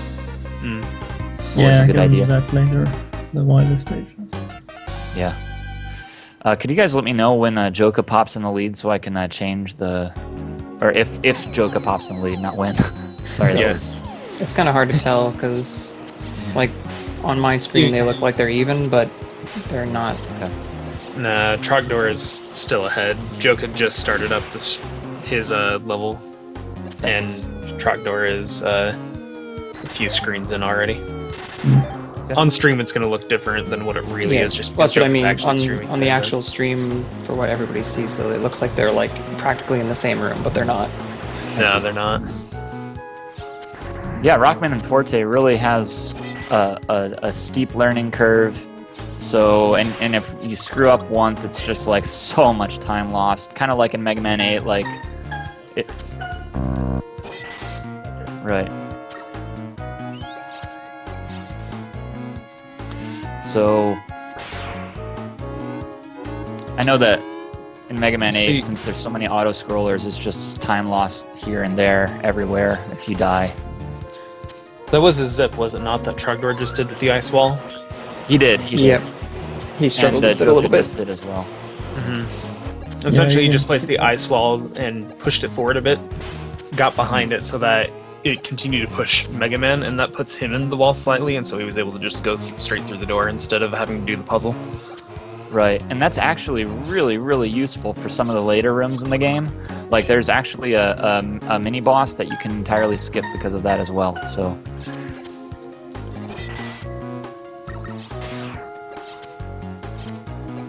Yeah, nobody wants to do Simon Says, in a way. I know. It's too much to remember for me. Trogdor skipping the other one.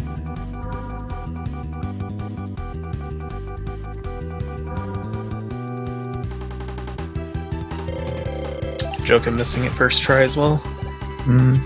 Both of them. Oh, Yeah, no, excuse me, I was looking at the wrong spot. My bad. Yeah, it is. It's okay. You meant Trogdor? Yeah, I've got two different things open, and I was looking at Trogdor's on Joka's string by accident.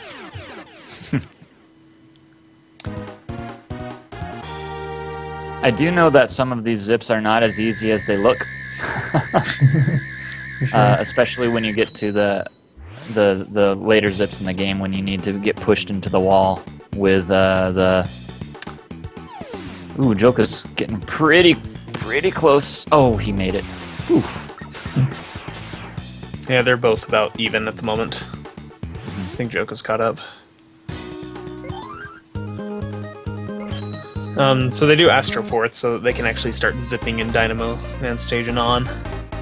Right.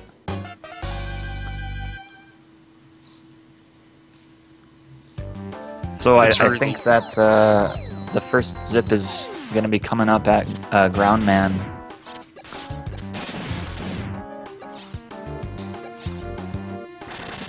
So, or is it Dynamo Man?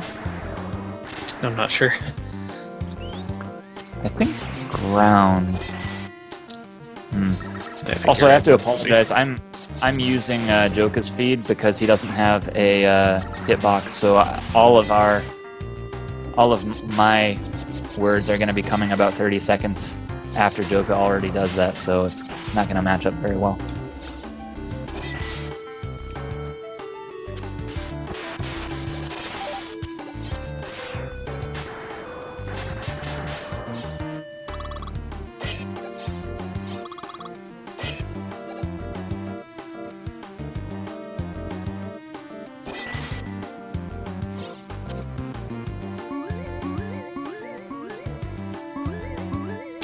Seeing a lot of ice wall usage.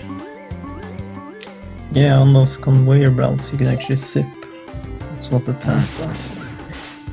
It's not faster RTA, I think.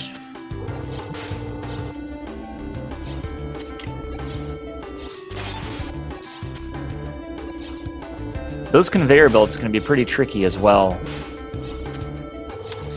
because they speed up as you're running on them. So you have to adjust your movement, and then I always end up jumping a whole lot to make it through.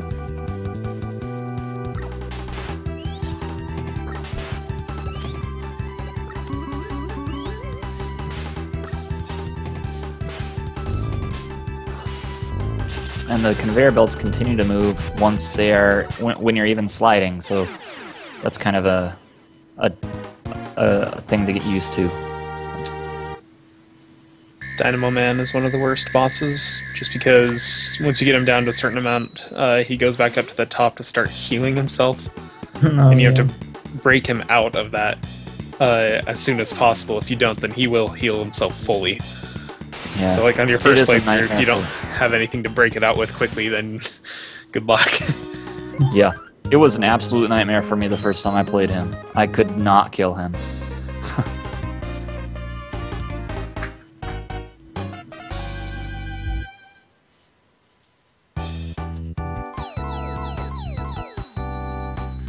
Now we've got Trogdor picking up the most useful zip weapon in the game. The lightning bolt. Yes. That thing. And we're gonna use it in Groundman stage.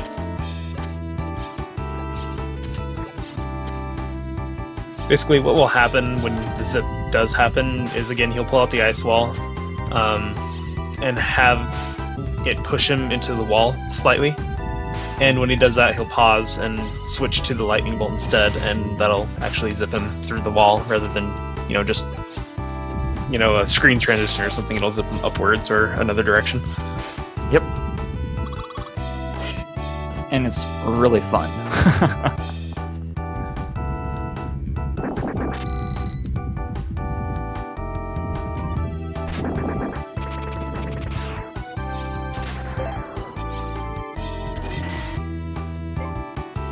Taking damage from these little centipede-like guys. Yeah, get that double damage in. Get that double damage. And this centipede mini boss can be pretty tricky too.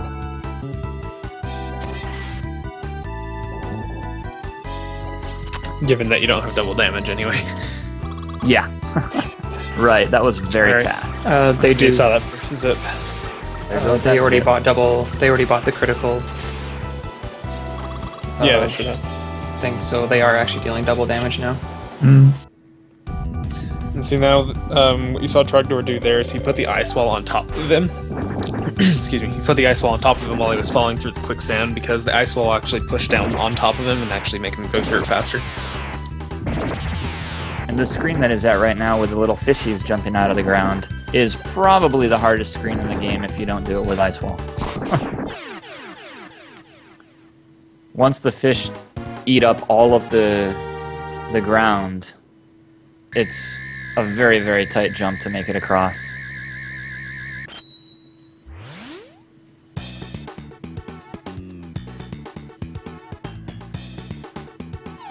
Diasmon was mentioning too, the mini boss in Groundman stage.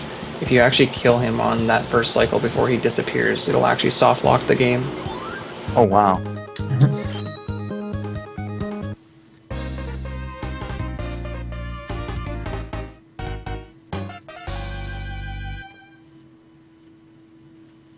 Spread drill. This is another very, very useful weapon. As you can see, everything on screen. Yeah, and it's used. I don't think it's used a whole lot, but where it is used, it's so nice.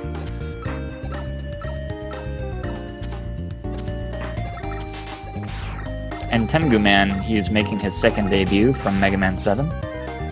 8, actually. 8, I mean. Whoops. Yeah, why not reuse Robot Master? Yeah, they used some. I think they just did that because, again, you know, 8 wasn't released on the SNES, and so they made this as essentially the Mega Man 8 for the SNES people. Right. And so they reused a few of the robots from Mega Man 8. I was hoping totally to put different Frostman stages, in though. again. Yeah, probably the sprite for Frostman is too big for Super Nintendo.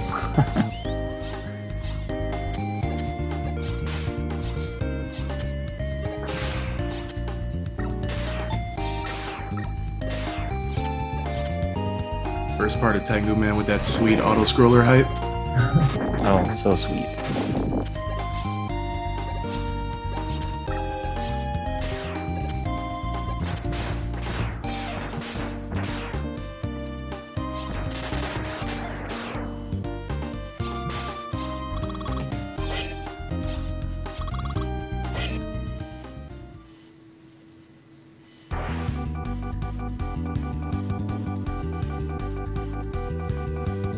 Just watching Trogdor just totally beast through this, making it look so easy. It's not.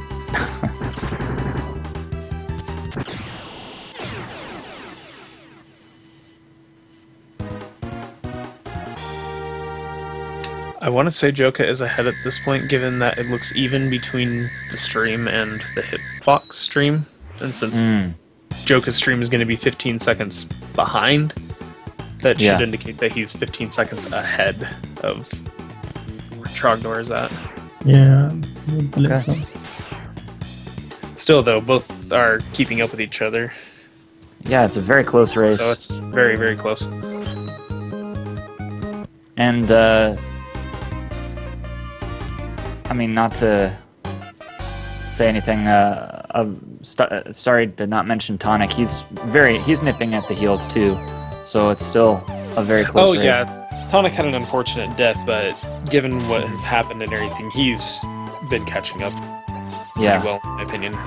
Tonic is amazing at this game. Tonic is such a good speedrun.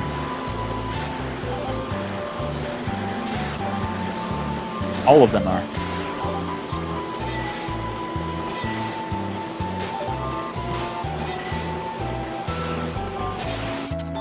Alright, looks like we're at Magic Man. We're gonna see another zip coming up.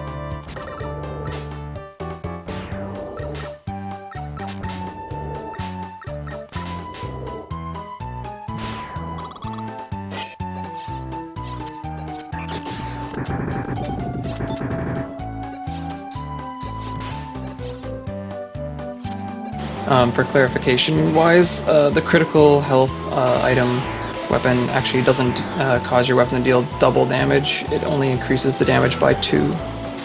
Oh, really? Okay. Still a damage increase at the very least. Yep. So, like, I guess that's 1.5 then. Joka getting the zip first try. Nice. Very nice. But without that weapon enhancing item, the bosses really do take a long time to kill in this game. And if you die on them, it's we're looking at Trogdor having a little trouble with that zip. Yeah, it looks like he opted to just climb it normally. Needs to save the ice wall. My stream for Joka's gonna be like 30 seconds behind, so yeah, Joka's he's probably already gotten it. Yeah, Joka got it first try. Great. Let's see if Tonic can get it though. Tonic got it first try. Awesome. Sick. Great. Yeah, he's made up a Wow, lot of it's ground. very close.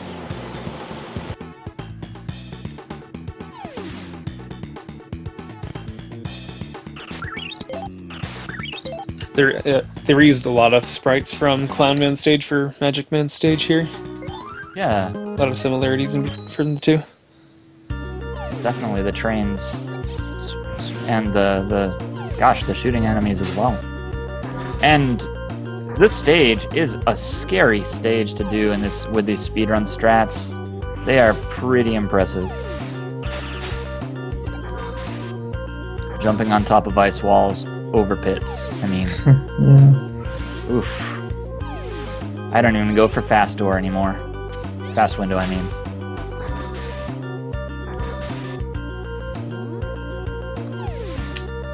I think Magic Man has one of the coolest hit stunt animations. He just splits Yeah. apart like he's a deck of cards. Like, it's really cool. It's very cool. And his weapon is pretty cool too. It acts as like a grabber. So you can grab items with it, which we'll see later on.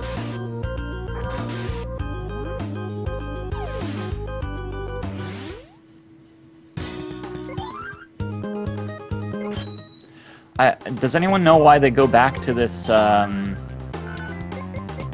this stage? You can't enter king stages until you've done all 8 of the capsules and get all the. You don't actually have to collect the screws, but you have to make them spawn. I see. Or you cannot enter king stages. Okay, getting some extra lives. He's scared.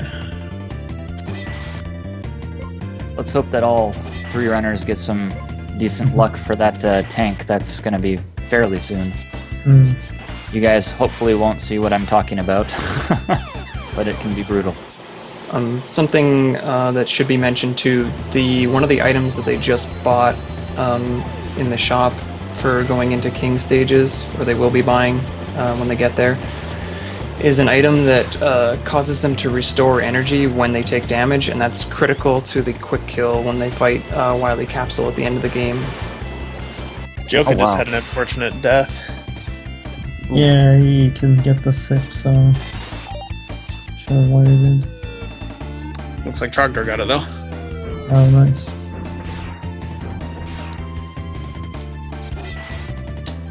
I wonder if that... Yeah, that would have to put Trogdor in the lead. Yeah, he should be in the lead now. But maybe 10 seconds or so. Yeah. This game doesn't have a long death cycle though, right? It's one of the shortest ones in the series. Yeah, it's very short. I know 6 is like the shortest of 1 through 6, but I don't know if this is shorter than that.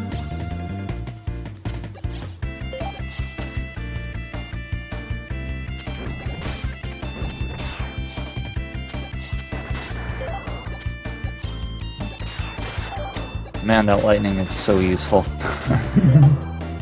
Yeah, it can really save you.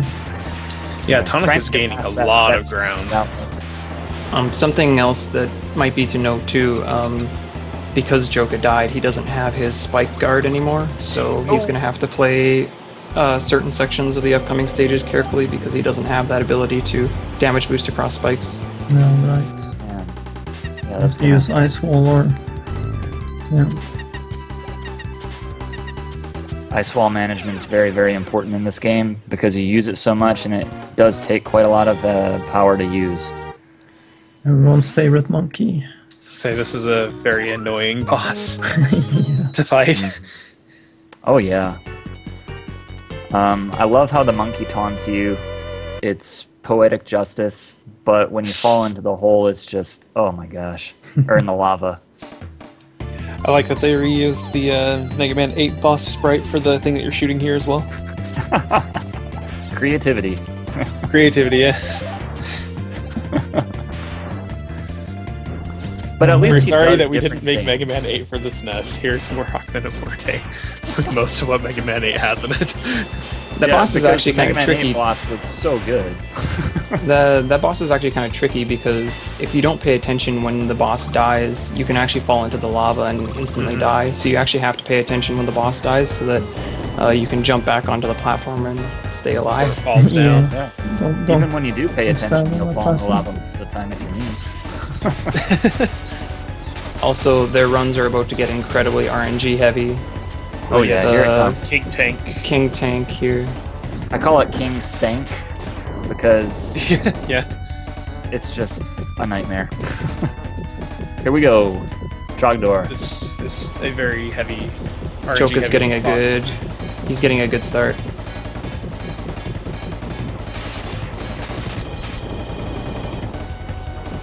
Alright, using that lightning. Alright. Not bad so far from Trogdor. Only again, there's no bad luck, I think.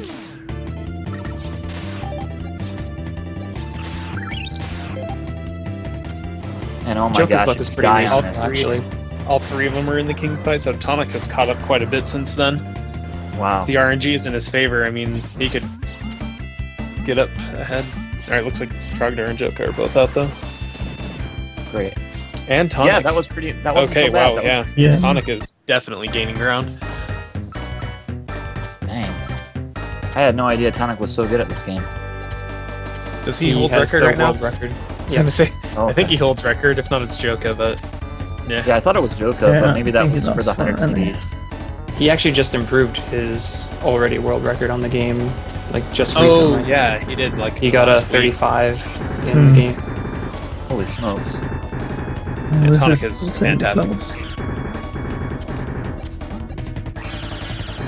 close. Something to note here too with the next phase that Joka is fighting right now is once the boss is defeated, he can just kill himself and instantly start the next point of the stage. If he, I mean, in theory he could jump the platforms too, but it's so slow, so he'll just kill himself after he defeats the boss, and it'll spawn him into the next stage or part of the stage. Eggman just keeps on jumping all the way, I think. That boss is quite tricky. Sometimes he will shoot these light balls that make the screen go white and blind you. Very easy to fall in the hole.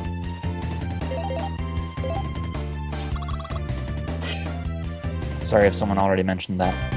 Oh, Tonic. Ah, don't worry about it. If it's mentioned again, it's mentioned again. There are new people that come in and out of the stream, so Thanks.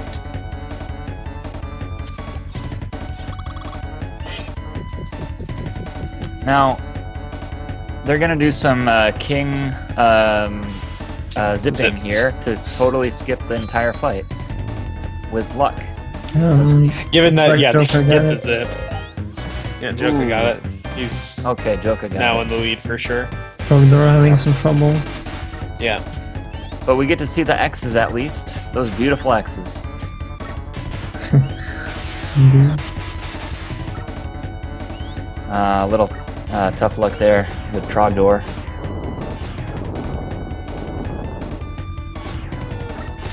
These zips are really Looks like hard. he got it though. Wow. Yeah, he got He it. got it on the last one possible. Oh wow. Good. Better than nothing. Yeah, I think you lose like 2 minutes or something, or more if you miss it. So I think we're going to be readying Mega Man 9 fairly soon. Definitely.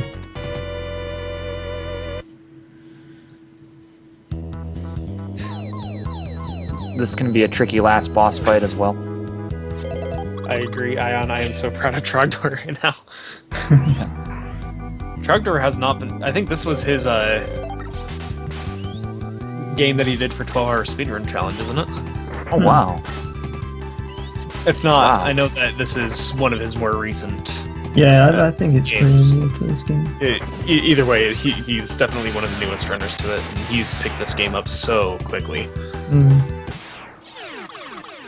That's amazing. And, Kind of like he's P-Pop kept with Mega Man 7. Yeah.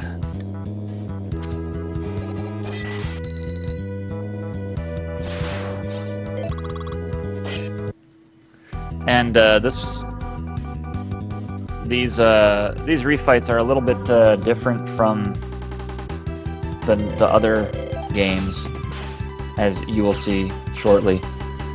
Kind of reminds me of Mega Man Unlimited a little bit.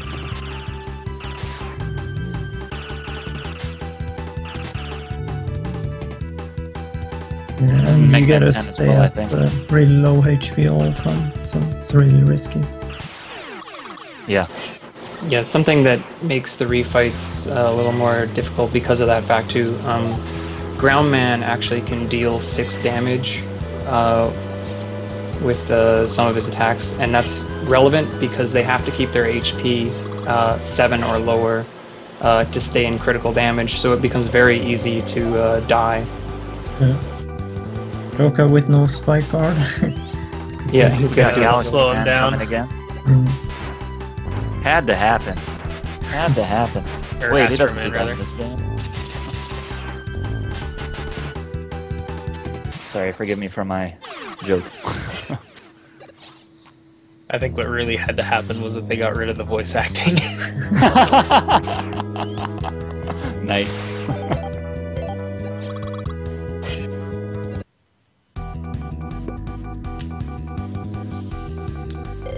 I can't believe how close this is after that for It's everyone. nice. Like I said, Trogdor has been keeping up with the joke, and Tonic's been catching up to them. Like that just shows how good Tonic is at this game. Yeah. But, yeah. I'm impressed with Joka too. I mean, he made up for about 3 or 4 minutes before, so that's really good. Yeah, Mega Man 9 is gonna be Definitely gonna come to. It's gonna come down to Mega Man 9 RNG. Yeah, Wily absolutely. Capsule. Wily Capsule and Galaxy patterns. Galaxy. Oh my gosh, yeah, please. Too sweet. Galaxy is not that bad. It's pretty bad, but it's not that bad. Wily Capsule, is like, ugh. Well, yeah, in comparison, no, but still, I mean, you're gonna lose like what 2 seconds if you don't get 2 or 3 seconds if you don't get double swoop. Oh yeah. Yeah, there are a lot of pretty much like more than a handful of places in Mega Man 9 where you can lose just a little bit of time, and that little bit of time just adds up if you just keep getting the bad RNG. It's saying it's all RNG dependent, like you can't do it. Joka got the zip in the coin room. Oh, nice. Nice. Awesome. I'll just be commenting on Trogdors because I'm gonna be like 40 seconds behind you guys. Japan has awesome Twitch.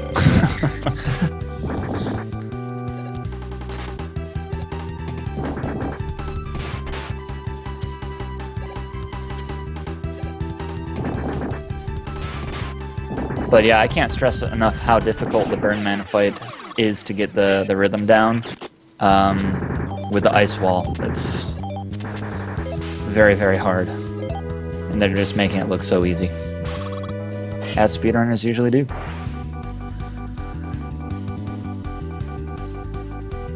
Wow, I'm just seeing Joka's feed and he glitched the heck out of that screen. Wowzers.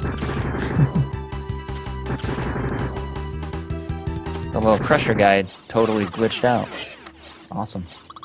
Nice. Joka got the damage boost through the door so he can get on the right side of Tengu. That allows him to actually kill him closer to the door that he wants to exit instead of on the other side of the room.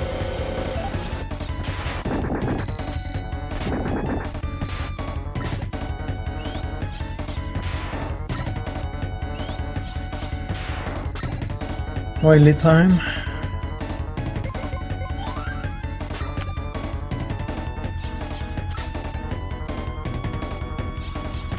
And this Wily can be very difficult as well. I don't know, would you say that, I would say that this Wily is probably harder than Mega Man 8's Wily.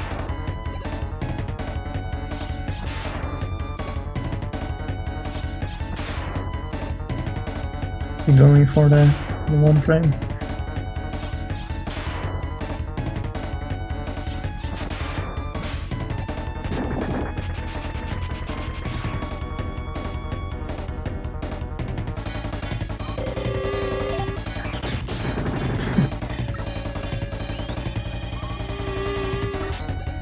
Eldris says Mega Man he didn't Wily get is it. easy. Down the distance.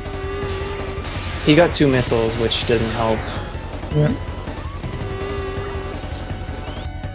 So that could be definitely a chance for Trog and Tonic to make up some time. If they can basically insta-kill the Wily if you get the mine in the correct place. It's also really scary because he's got 2 hit points, so he has to be very careful. He's also out of lightning now, so... Wow. Dodging becomes really important right now. Yeah. Oh no! It's really too bad.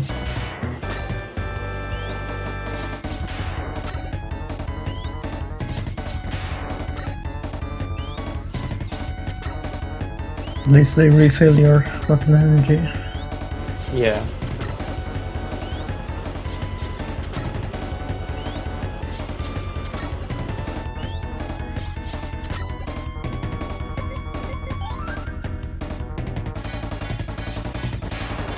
My palms are sweating right now.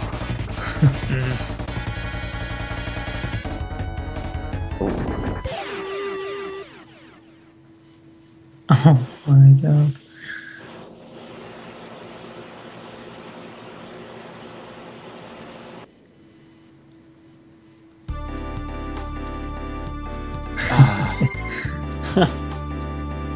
GG. Don't worry, Tonic died as well. Stupid quick kill. And I wasted like an entire extra cycle to like, okay, I can still get it. Like, nope. Good game, Joker. Good game, yeah. Good game.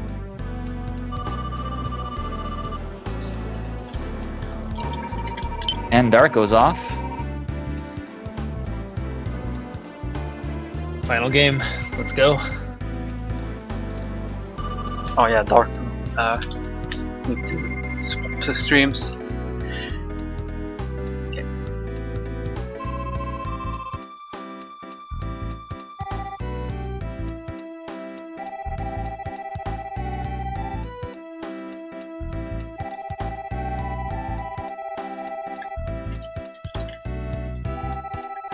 Okay, so Tonic also gets the quick kill here, and Blacktastic is off as well. Did Tonic die on the final boss as well, or? Yeah, yeah, he died. Okay, so yeah, I thought I saw him go into the final boss when I died, sort of. So how was the King and Wily stages without Spike Guard? Yeah, that was unfortunate. Oh, okay. Better switch to audio here. Starting off with Concrete Man, it looks like. Everyone's probably familiar with this. We used to do Splash Woman first. It's been a long time since we've done that. Since when I was first speedrunning Mega Man 9, when it first came out, we all did Splash Woman first, so... Yeah, fairly trivial by this point. It was the obvious choice because Splash Woman was the only person that was weak to Buster, so to speak. You do 2 damage to her, but there's a section in her stage that could be sped up significantly with, like, Rush Jet. And, right. Since So it takes... turned out to be faster otherwise. Right. Yeah, exactly. That's the only thing. It's like 3 screens you use Rush Jet on. But the thing is, you don't get Rush Jet until you defeat 5 Robot Masters in this game, and there's 3 stages that are sped up significantly by having it, so it's pretty clear that those are the last ones to do. I mean, once we realized that you could, in fact, do Concrete Man pretty fast to... eventually override being able to use Rush Jet on Splash Woman. And actually, Concrete Man's weapon is one of the most effective in the game. It does 3 damage, pretty much the highest for how fast you can shoot it also. So, to like mini-bosses, it's essential just to quick kill pretty much anything. And also, it can be used as a platform, and it can be used to execute little concrete zips, which are just minor zips that can be just placed throughout any level that you want. And in some cases, like in Magma Man coming up, you might see a special zip through one of the magma beams. But speaking of zips, when 9 and 10 came out, they're like pretty rock solid games. There's not a whole lot of exploitation going on here. Yeah. Speaking about those concrete zips, Slurpy Ninja is very, very consistent with those concrete zips. So I'm sure we will be seeing those. Slurpy's stream is offline for some reason. Yeah, I'm trying to... Is he streaming to Twitch instead? Ooh. I hope not. He might be. I hope not, yeah. Can someone check? Yeah, I'm looking. Oh, no, now he's online. Oh, there we go. I need to reload the stream though, because Hitbox doesn't remove the offline message. The stream was online. Yeah, I'm still viewing him as offline, so I'll there we do go. a quick refresh. I see him online. Yeah, he's up. And as you can see, like Blacktastic is currently on Magma Man stage, and you might be wondering, we don't have the weakness to Magma Man yet, so yeah, indeed, 2 bosses are fought, for which there is no weakness at the beginning, but Magma Man's weapon is also extremely effective, and having Concrete Shot in this stage saves a lot of time. You can quick kill the mini-boss, and you can bypass many of these lava beams. So the level really can't be sped up anymore. But just having Magma Man's weapon early on is useful, and it's one of the 5 stages necessary to get Rush Jet before you tackle the ones that really require Rush. Oh, nice. Blacktastic gets that zip. Very nice Magma Man stage. It's a really scary stage in the run. I mean, everything is pretty much instant kill here, so... What's also nice about concretes is, you can zip through some of these like fire pillars, but you can get some really tiny zips off of enemies that you just drop it on, and the concrete block falls on top of you and pushes you forward a few pixels. Right. Save a couple seconds over the run. Yeah, the concrete zips are a really nice, like, minor optimization in Mega Man 9 that gives it kind of the high-level longevity like in a speedrun. And as you can see, the Buster duel with Magma Man, it's a really difficult fight to do with Buster. One of the more challenging ones in Mega Man games. It's you have to do really, really short jumps to be able to avoid them. It's pretty tough. But that's the last boss for Witch Will Buster. What's nice about Magma Man's weapon is that for things that it's not weak against, it does double damage when shot point blank, so it could be a good way to finish off bosses, or like a backup weapon if you run out of weapon energy, stuff like that.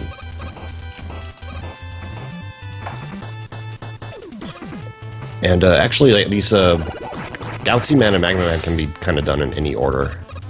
Neither weapon is used in each other's level, so... But after these 3, the order is pretty clear. Well, sort of clear. Since you now have a couple of weaknesses, you can go to like Hornet Man if you want first, or to Jewel Man, but typically people will go to Hornet Man, so they'll have Hornet available during Jewel Man stage, just as a minor time saver to get the mini-boss out.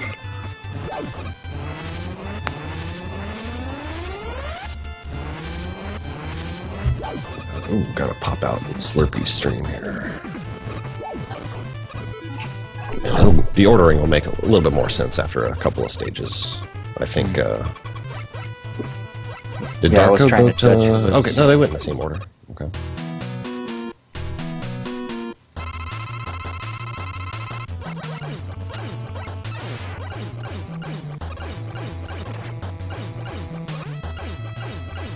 So, yeah, there's no fast weapon switching in this game, unlike, say, Mega Man 8 or Mega Man 10. So, once again, we have to go back to considering the length of time spent in the pause menu to determine whether or not it's worth switching to a weapon. It's about, I timed it once, so about 1.3 seconds or so is spent in a pause menu if you switch, kind of on average, if you're pretty quick at it. But as you can see, there's no sliding in this game, kind of a throwback to, say, like Mega Man 1 or 2. But that kind of means that the stages are a little bit tighter as far as optimization goes, so the game is pretty heavily optimized at this point, and any advanced techniques are usually just really, really minor time savers that require like really, really precise shots or risky techniques. And also because of how optimized it is, the already bad RNG in the game from bosses is kind of magnified. So kind of like Mega Man, 4 and 8, some notorious RNG games. This one lines up right with them. Like Galaxy Man, he can he can spend a lot of time in the air, or you can do like 2 quick swoops and you can take him out really fast, and it's a pretty big time difference. I want to say like 6 seconds or so between best and worst patterns. And there's several other bosses, especially in the final stage, that are even worse.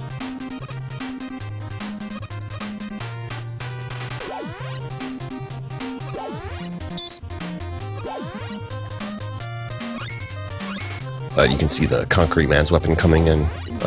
Pretty useful here on Hornet Man stage. Just that flower mini-boss is another pretty big RNG factor. Luckily, you can still take him out in 1 cycle, pretty much wherever he spawns if you respawned correctly. I think he has 15 HP, so that's 5 concrete shots to take him out. And they're on Darko's stream. That Big Mama at the end, the Stomper, we call her Big Mama. Big Mama jump.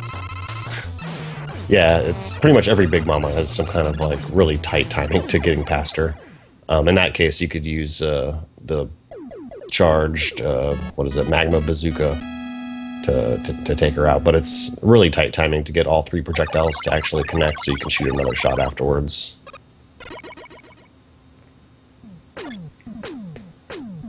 So yeah, we're all kind of lined up. I think everyone was on the same stage, like for a brief moment there. Right, because in this game you can, after Concrete, you can choose like one of 3 stages to go to, right? It just doesn't matter.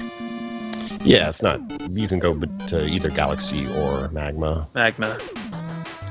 And then afterwards, it's people go to Hornet, so that they'll have Hornet available briefly during Jewel Man stage. As you see Darko coming up. And people started doing this pretty recently, doing the first room of Jewel with just the Buster. This is kind of a precise strategy. Okay, he's opting for a lot of damage boosts to get through. And Hornet's also pretty useful because it kind of homes in, obviously, on these spiders, which are really kind of hard to control. What's an unfortunate side effect is that it is kind of like a boomerang weapon. And you end up getting a bunch of refills that you might not want. But what's really cool is that this mini-boss, he's normally out of the way for a few seconds, but if you fire Hornet right away, you can trigger him to drop. You got right mouse cheese ball on Darko. Yeah, that cheese ball. Yeah, you see a lot of those concrete zips in Hornet Man, and then again in the next stage. Those little mini zips.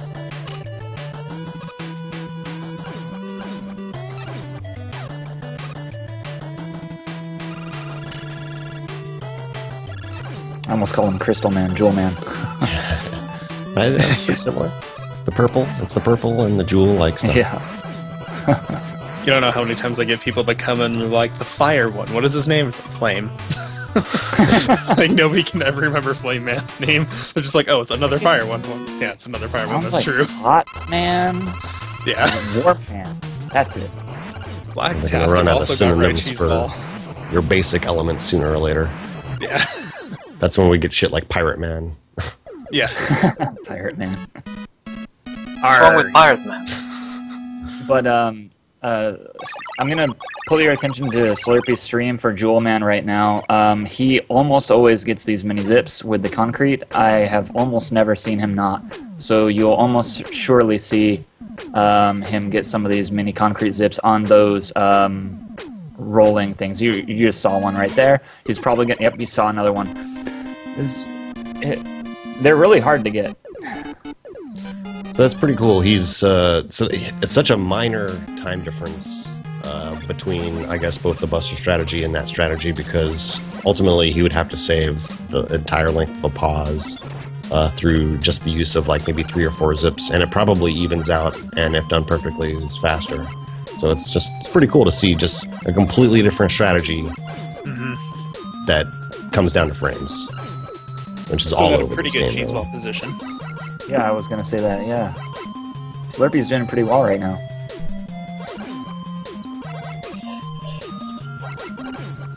Yeah, actually, they're all doing very well so far. I haven't seen any real major mistakes. I was hoping that would be it's like the easy bulk of the commentary is just pointing out mistakes, but it's hard to do right now. They're not making enough mistakes. Splash Woman that's- music. Darko jump up to that jet. He was so close to the spikes. So here on Splash Woman, you can see why it's nice to have Rush Jet to save some time here on these bubble screens. Yeah, these bubble zips are really hard as well. I know I keep saying that to a lot of stuff, but they're really easy to jump right into the spikes or fall all the way down. It's pretty execution heavy. I Also, think I love how you get inked. It's such a cool little feature. Splash Woman stage is, I think, one of the harder stages to get everything right on. Like with all the rush jet jumps and bubble skips. Like, such good music. Yeah. Oh, the whole soundtrack to this game is just phenomenal. yeah, like yeah, one of the Easily best one of the overall best soundtracks. soundtracks in the series. So good. So phenomenal. Like, I always like to think, Darko didn't resist the temptation of shooting that B, Yeah. getting hit himself. oh yeah, that's the only problem that you can't fast button switch. Go back to Buster all the time to jam out. Yeah. No kidding. Always jamming out to that music with Buster. Shooting lemons. So it's interesting that Blacktastic, you know, you could see a small route change here that really doesn't matter. Once you have 2 additional weaknesses for bosses you haven't killed, and in Plugman stage, you don't need Splash Woman's weapon. In Splash Woman's stage, you don't need Plugman's weapon. So, and the Big Mama jump. And you got the Big Mama jump too. Like, how Did precise anyone is mention that about jump? Plugman stage being on the timer? Oh no. Because yeah. if you make one mistake in Plugman stage, then the whole rest of the stage, like, it's screwed up just a little bit, and it will totally mess up the perfect route. Yeah, you you're have to run basically it back forced to to- miss a whole entire rotation if you like get damaged or like make a wrong mistake in Plugman stage. Right. Right, as soon as you begin the stage, pretty much every disappearing block in the stage is at some permutation. So if you ever slow down, they'll be slightly off. And there's a critical section, like the second to last room, where you have to jump through like disappearing blocks above you, and you can only do it when they're not there, obviously. So you can think of it as a sort of frame rule on the stage. So if you slow down too much, then you're going to lose a fixed amount of time until you know, manage to make it to where the disappearing blocks aren't there.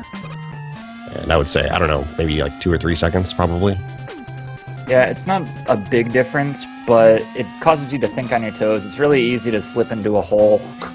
Right, Especially right. So there's at the the time rep difference, and portions. there's just being prepared for, you know, something being slightly off. Yeah. This game has also gotten way more popular lately. I've gone a long while without having like almost any runners to almost exploding a few months ago. Like, tons of new Yeah. runners and Road to 31. yeah, pretty much. DP's that. been out of it for a while, right? He got in it to try and get the 31 and get the bounty, but I think he mostly was in it to try and get the 31 first, though. I see. Yeah, I kind of thought that he would be here for the 9 race, but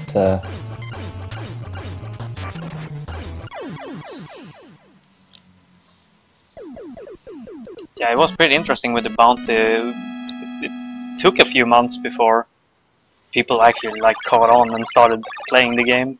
Felt like. Yeah, and then just like everybody started in on it. Yeah. it's an awesome game. Definitely Yeah, one it of my really favorites. is. Just competition is kind of, you know, quelled by just times being all over the place. No matter like how good you are, your times fluctuate. Just got like that. crazy. Because of that RNG. Yeah, I want to say that this is probably the most brutal Wily capsule out of any of the games. Yeah, as far as I RNG, mean- definitely, yeah. Man, you could lose like 30 seconds easy if he just doesn't spawn in the right spot. Yeah, You know? you can lose. Yeah, you can lose minutes. I mean, you can force damage on him if you want to switch weapons. Switch to like Magma Bazooka, a couple or Hornet Chaser, or pop out And you Rush think Jet, or a Rush You'd Coil. think that's what they'd make his weakness too, but Yeah. nah, Yeah. plug ball, the ground weapon. Yeah. It's always this awkward weapon. Like, It's a nice Double troll lead by on the developers. Alien. Kind of like a Rockman and Forte, how like, oh, you use Flame Man for the pirate boss. Okay. Or wait, where do you the Oh, you know what the final boss weaknesses in Rockman and Forte. It's magic card, which is like impossible to hit him with. Is it really? Especially as Rockman, yeah. Oh, Slurpee got the Big Mama jump as well. That Big Mama jump is very hard. It's very tight. Gosh, I keep saying that. How many frames do you have to get that jump? Do you know, Duckfist? I'm not sure. If I had a guess, it's less than 3. So it's 1 or 2. It has to be. Alternatively, and you saw Darko do it, you can actually buster it down as you're walking up to it. It has to do a high jump though. It can't do like a fast jump. And you can buster it down without stopping with good timing and mashing. Wow.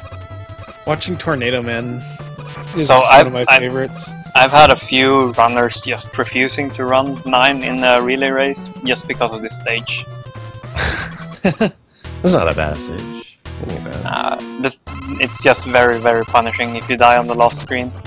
Yes. Like missing one of the jumps. Oh, the last screen's not that tough though. But No, yeah, no, it's a slight mistake. I was gonna say it's. But then you like go way back and you don't have rush anymore. Right.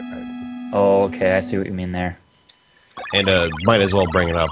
Tornado Man would actually be a really useful boss to kill early on because, well, for one, Tornado Blow takes quick care of Magma Man as opposed to bustering him really fast kill, and it also makes you jump higher, and it hits everything on the screen. Uses a lot of weapon energy, but say if you're going for game time, you definitely want to take this guy out early on because you'd be using it everywhere. Yeah, I think the current game time run goes Tornado first. Yeah. Okay, yeah, that's right. With a bunch of coil shenanigans across some of those big pits. Coil and Tornado. As you can see, it's a clear that you want to go for this stage as the final 3 if you're playing in real time because of how much Rush Jet they're using. So much Rush Jet, you pick up a weapon energy halfway through, like, to make it. Blacktastic got a fantastic pattern as well. Tornado never went up once. Yeah, chat's blowing up right now because Slurpee went super YOLO and he got it. And I do have to credit Slurpee. He always goes for those YOLO strats. He's got no fear. He does. He does. The thing that I really like about Tornado Man stage is just how the movement in it works in accordance to what the rain is doing. Because you have, the last screen is fun to do. Yeah, like, you got that first screen, you got the rain pushing against you, and, you can obviously see that, so they actually run across the ground as much as possible, because that's faster than jumping and, being pushed back in the air. But alternatively, you get to the other side of it, and it pushes you forward instead, so you try and jump as much as possible across all these tiny platforms and everything. It's really cool. Yeah. Minimize all of your jumps for the slow section, and maximize all the time you're in the air for the last section. So everyone's doing really great so far, moving on to the Wily stages easily. So obviously from here on out, everyone's going to be managing their weapon energy, particularly like pretty much every weapon. I mean, Rush Jet, Rush Coil, Tornado Blow, Concrete Shot are going to be like the most valuable things. Black Hole Bomb, and everything like to get a good run, you need to have perfect use of almost every weapon. You can't miss any shots. Just so critical to have the right weapon energy for the final boss fights. And, speaking of which, we're at Spike Pusher, everyone's favorite boss to mash at. Using Jet on this boss is a bit awkward, but it's faster because you don't have to weapon switch. Also, like, accidentally jumping on Rush and sending him forward. That's my favorite. It's actually pretty bad because it costs weapon energy. And he doesn't actually do any damage when he hits the boss. It's a really awkward fight because like your shots don't push the spikes until they've come to a complete standstill, so just mashing doesn't quite work. A perfect rhythm would be the ideal way to do it, but it's really hard to keep track. And more so like when the spike pusher bosses themselves shoot at the spikes, it pushes them back. Hence the name. But if you shoot the spike and it's moving towards them while their bullet collides, it doesn't push it. So you really want to make sure they don't shoot the spikes when they come to a standstill. You always want to keep each spike moving, or else you're wasting time. Yeah, and it's almost impossible sometimes. Sometimes you just get unlucky and pushes. you can see the general strategy where all the players are kind of focusing on 2 of the rows at once, because you really can't manage all the rows at the same time with just the Buster. And sometimes and one it of just those turns balls out. always finds a way to touch me. So Always. this boss's Oh, yeah. weakness is Tornado and Plug Ball. Yeah. But then again, you don't really have the weapon energy to spare. Yeah, and Black Hole Bomb is also pretty useful if you pause buffer, and Magma Bazooka is remotely useful. Still really hyped at the pace of these runners right now. It's very close. Looks like Darko's in the lead by maybe 20 or so seconds. Yeah. Blacktastics just a little behind, and Slurpee's making his way back up. Wily 2 is a really scary stage as well. We'll have to see what people do here. There's a lot of mini-boss fights. It's a really long stage, and these underwater sections have some particularly awkward jumps. brutal jumps. Yeah. And one of my favorite songs in the game. You are the robot. Yes. I absolutely love that song. It's a Mega Man 9 song. Oh, Darko is in the lead by way more than 20 seconds. Ooh, Darko. Darko with those clutch jumps. Ooh, those always scare me. It's Yeah, not he's as hard past all like the really Fishers. scary stuff now. It's easy to bonk your head on the ceiling and go right onto those spikes. It's so easy to do that.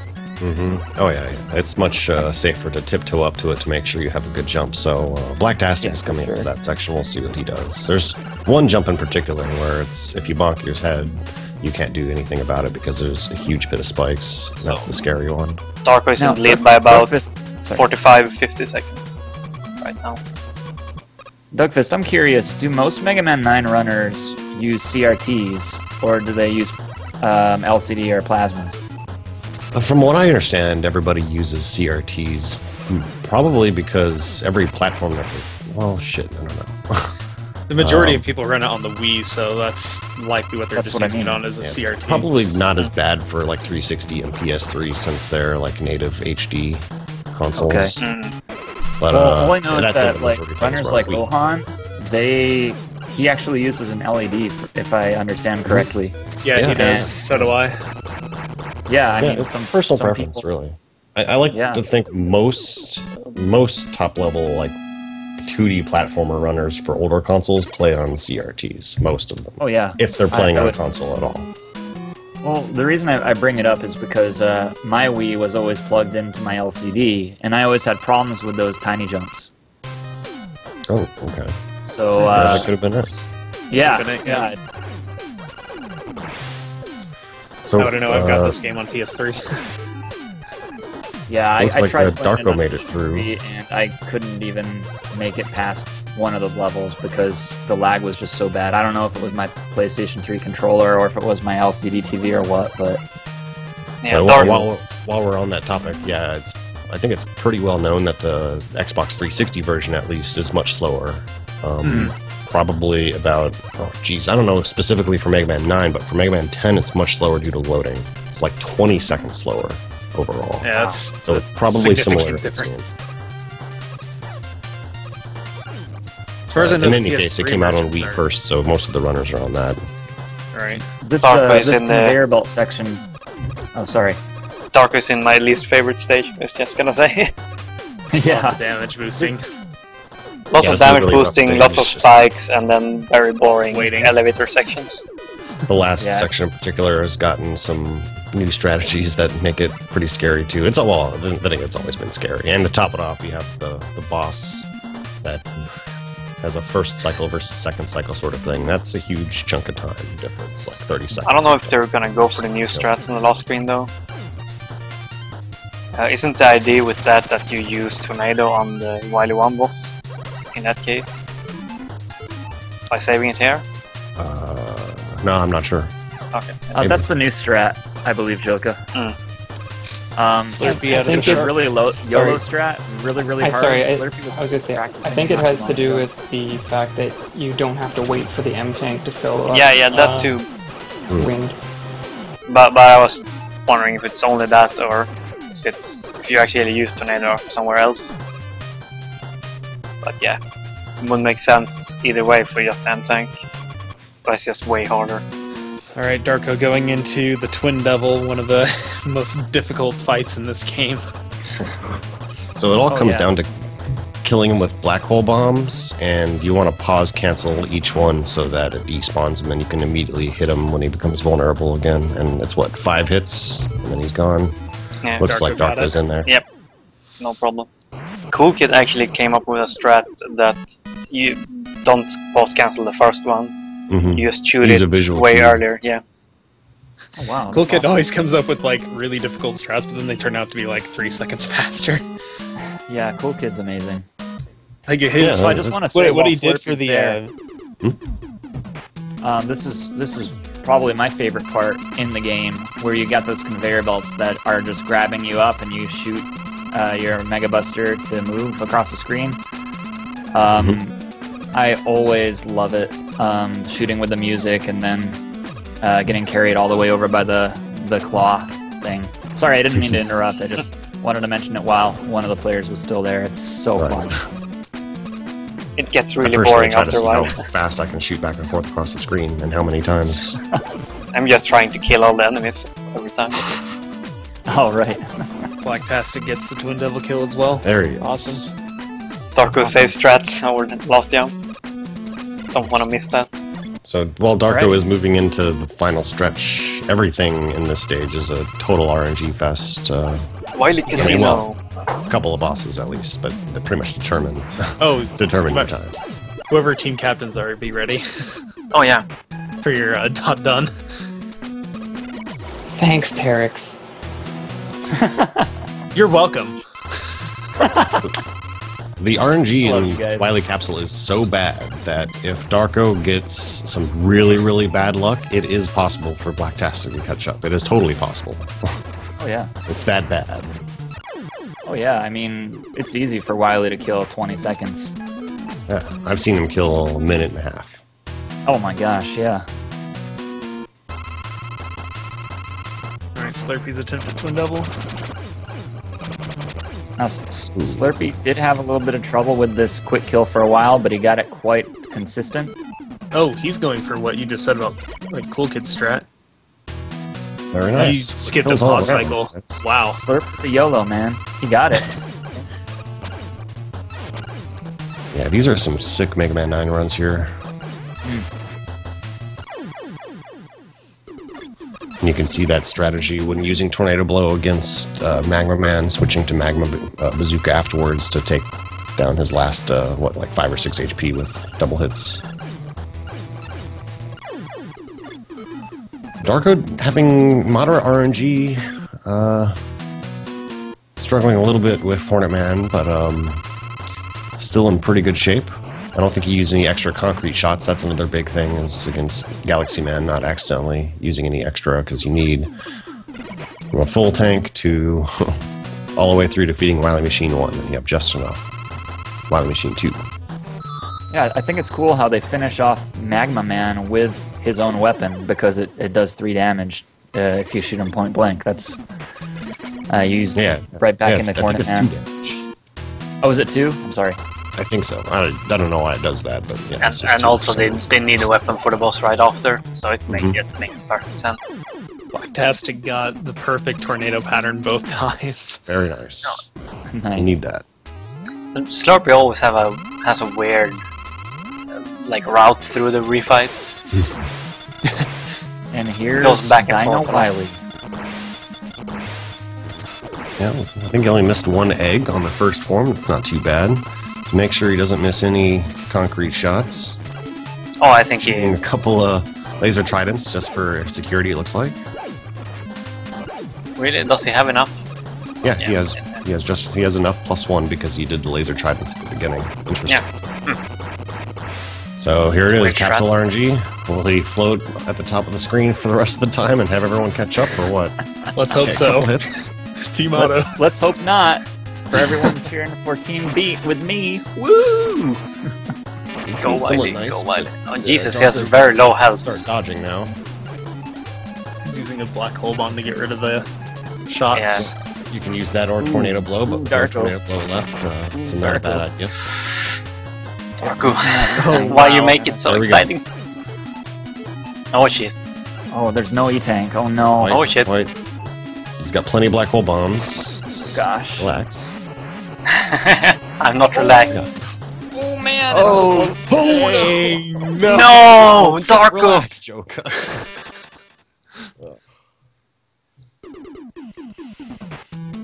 Oh well, there is still hope. Oh no! Darn, there he goes. So he's not going to have any concrete shot for the second form, making the second form quite slow. Even opting to buster the eggs on the first one. Blacktastic in a very similar situation as Darko was in. Slurpee's just entering Dino. Wow. Slurpee's going to catch up to Darko now. Yep. That laser Yeah. trident usage. There it 1 goes. HP left. He's And going to finish there's- off the Hornet Chaser, and Yep. I think Blacktastic Roll just wins took it. there it He is. did. Team Yep. roll. Team for Roll victory. wins it. Ah man. Right. Good game, Team Roll. Slurpee's on capsule. Oh, no, excuse me. Slurpee's going to catch up here because he actually has concrete shot. Ooh, he's taking a lot of damage though. This is going to be a really scary capsule fight once he gets there. Oh wow, they're neck and neck right now. Slurpee has a disadvantage in his HP. He might take some of these patterns a little safely. He has 5 HP. He can take 2 more hits. Oh, there's No. one. Oh man, we've seen this before. Oh no! No, please! He has no black hole bombs. It's over. Oh no! What? Oh no. Oh man. Dave. Oh, I'm sorry, man. And Darko finishes it up. Alright. Dang. Team Beaten number 2. While Dr. Light is taking his little fake bubble bath with Magma Man. Oh, I'm There's just Darko excited. Dog. Shopping with Plugman. That's my favorite activity. Yeah, right. Shopping with Plugman.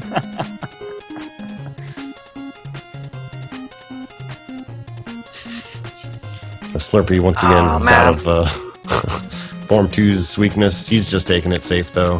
Has plenty of HP this time.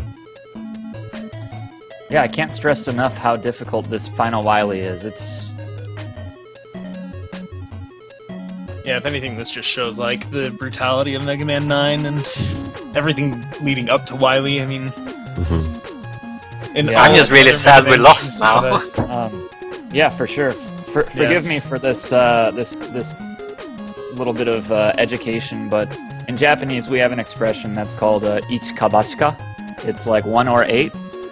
It basically means sink or swim, and that's what this final Wily is. You either get it and it's good, or it's pew pew pew, you're dead. You know, it's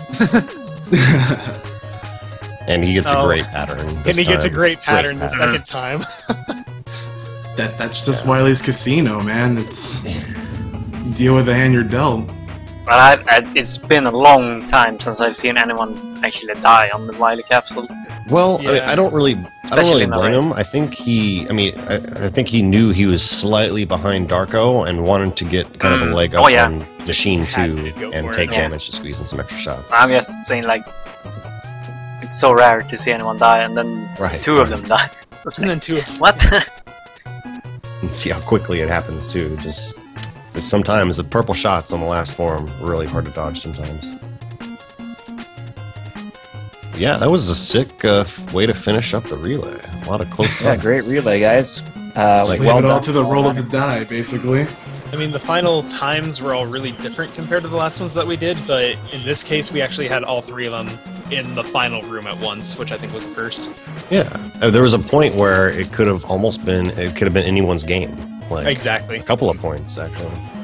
Yeah. When all throughout this, like some of the other relays, it's like, oh, one team kind of got a lead and held it throughout the whole time, and then another team may have picked it up later on. But like this one, it switched who was in the lead like 4 or 5 different times. Yeah. It was a throughout the complete course tug of it. war, in my It opinion. was a tug of war. Oh, It big was time. fantastic.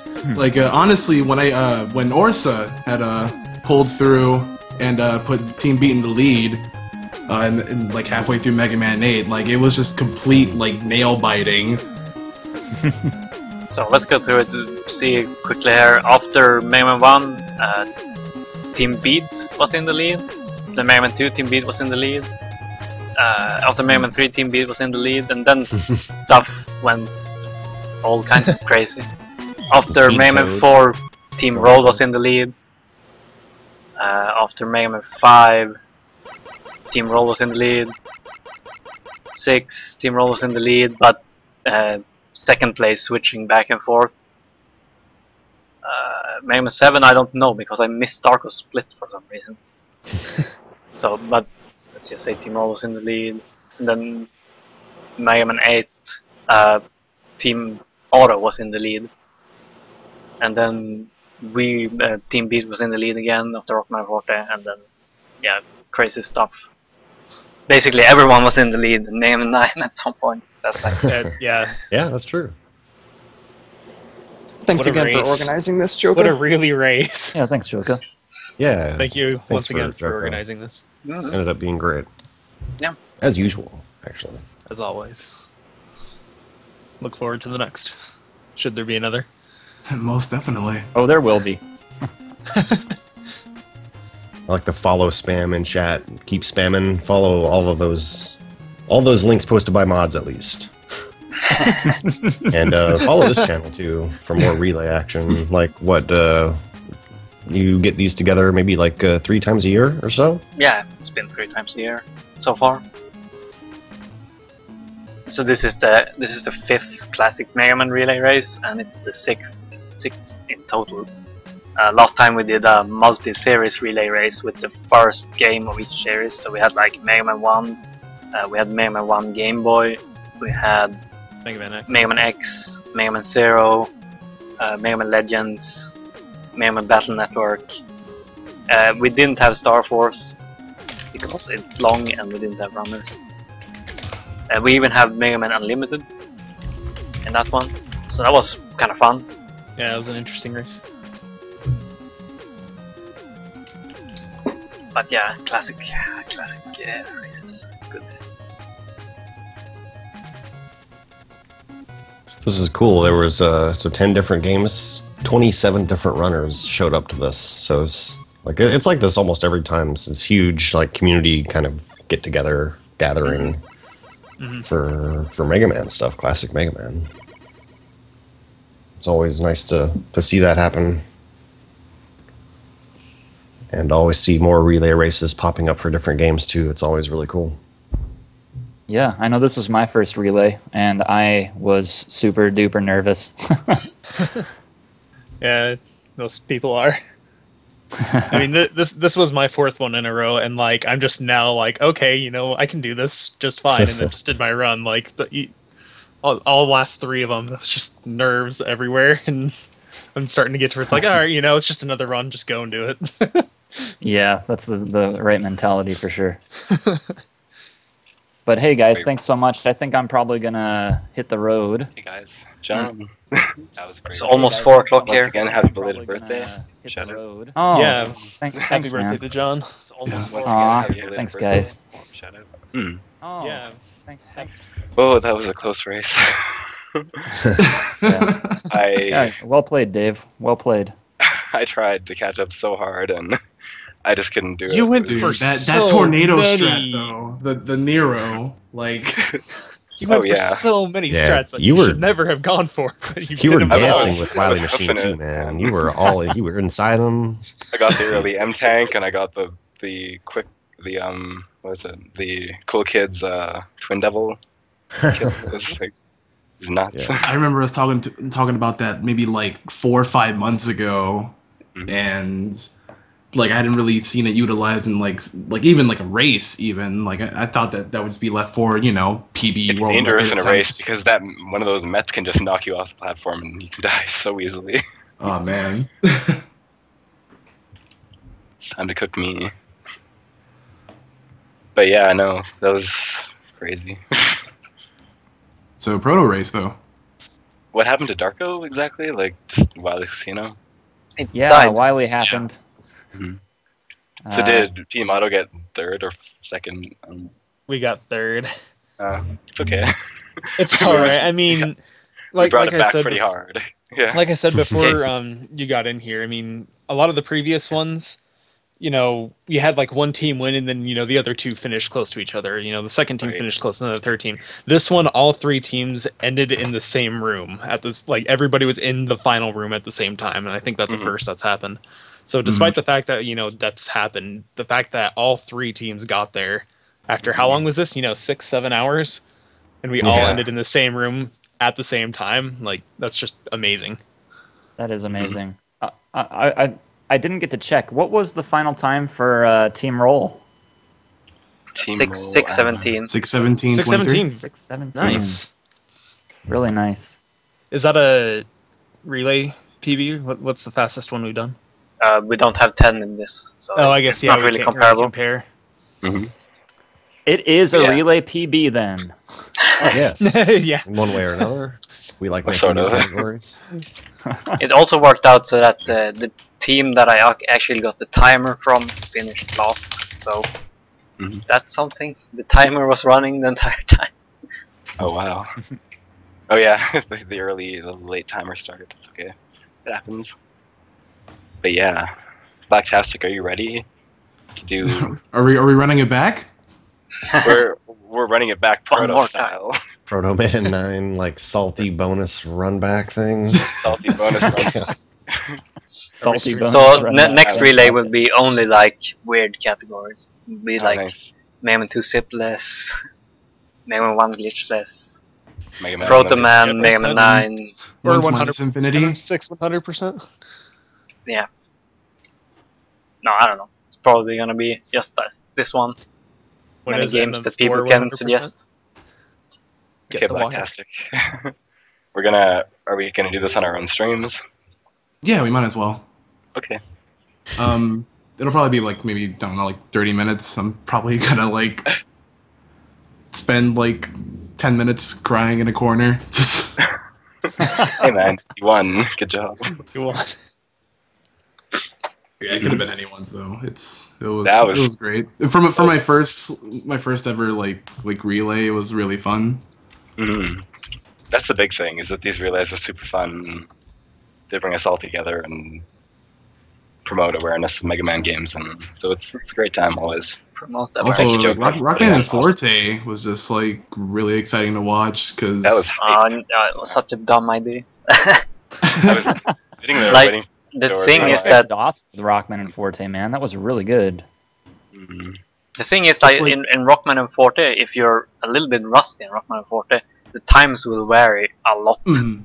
It Oh, yeah. won't just be like, oh, you can just add 5 minutes or whatever to your time. You add like 1 to 15 minutes to your time.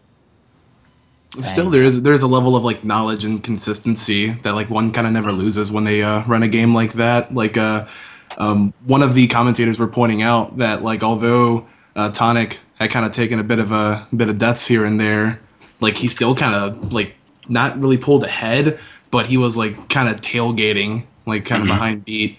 Like it was completely crazy, like how Yeah, he just, like maintained the consistent pace one. regardless. Like crazy how consistent one can be in a game like that, especially with like all the difficult zips that you guys did. Like Yeah. Those zips are crazy. Well, it's not as bad as Mega Man Legends.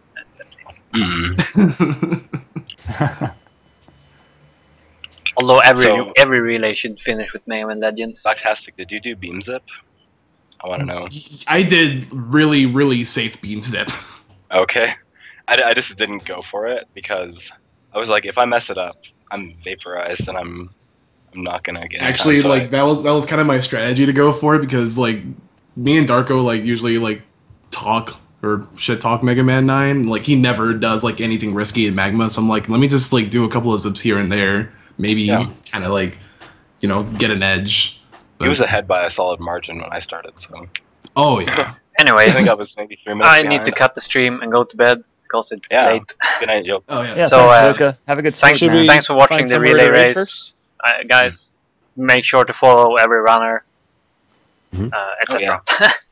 Follow Do you have everybody. anywhere to raid at all? See you next time. Raid. Thanks, guys. I can Bye, guys. pick a raid target. We should raid the Blacktastic. I don't even have the dashboard open because my PC goes nuts when I do anything now. I need to get my Yeah, stream Hitbox key. is really intensive for PC usage.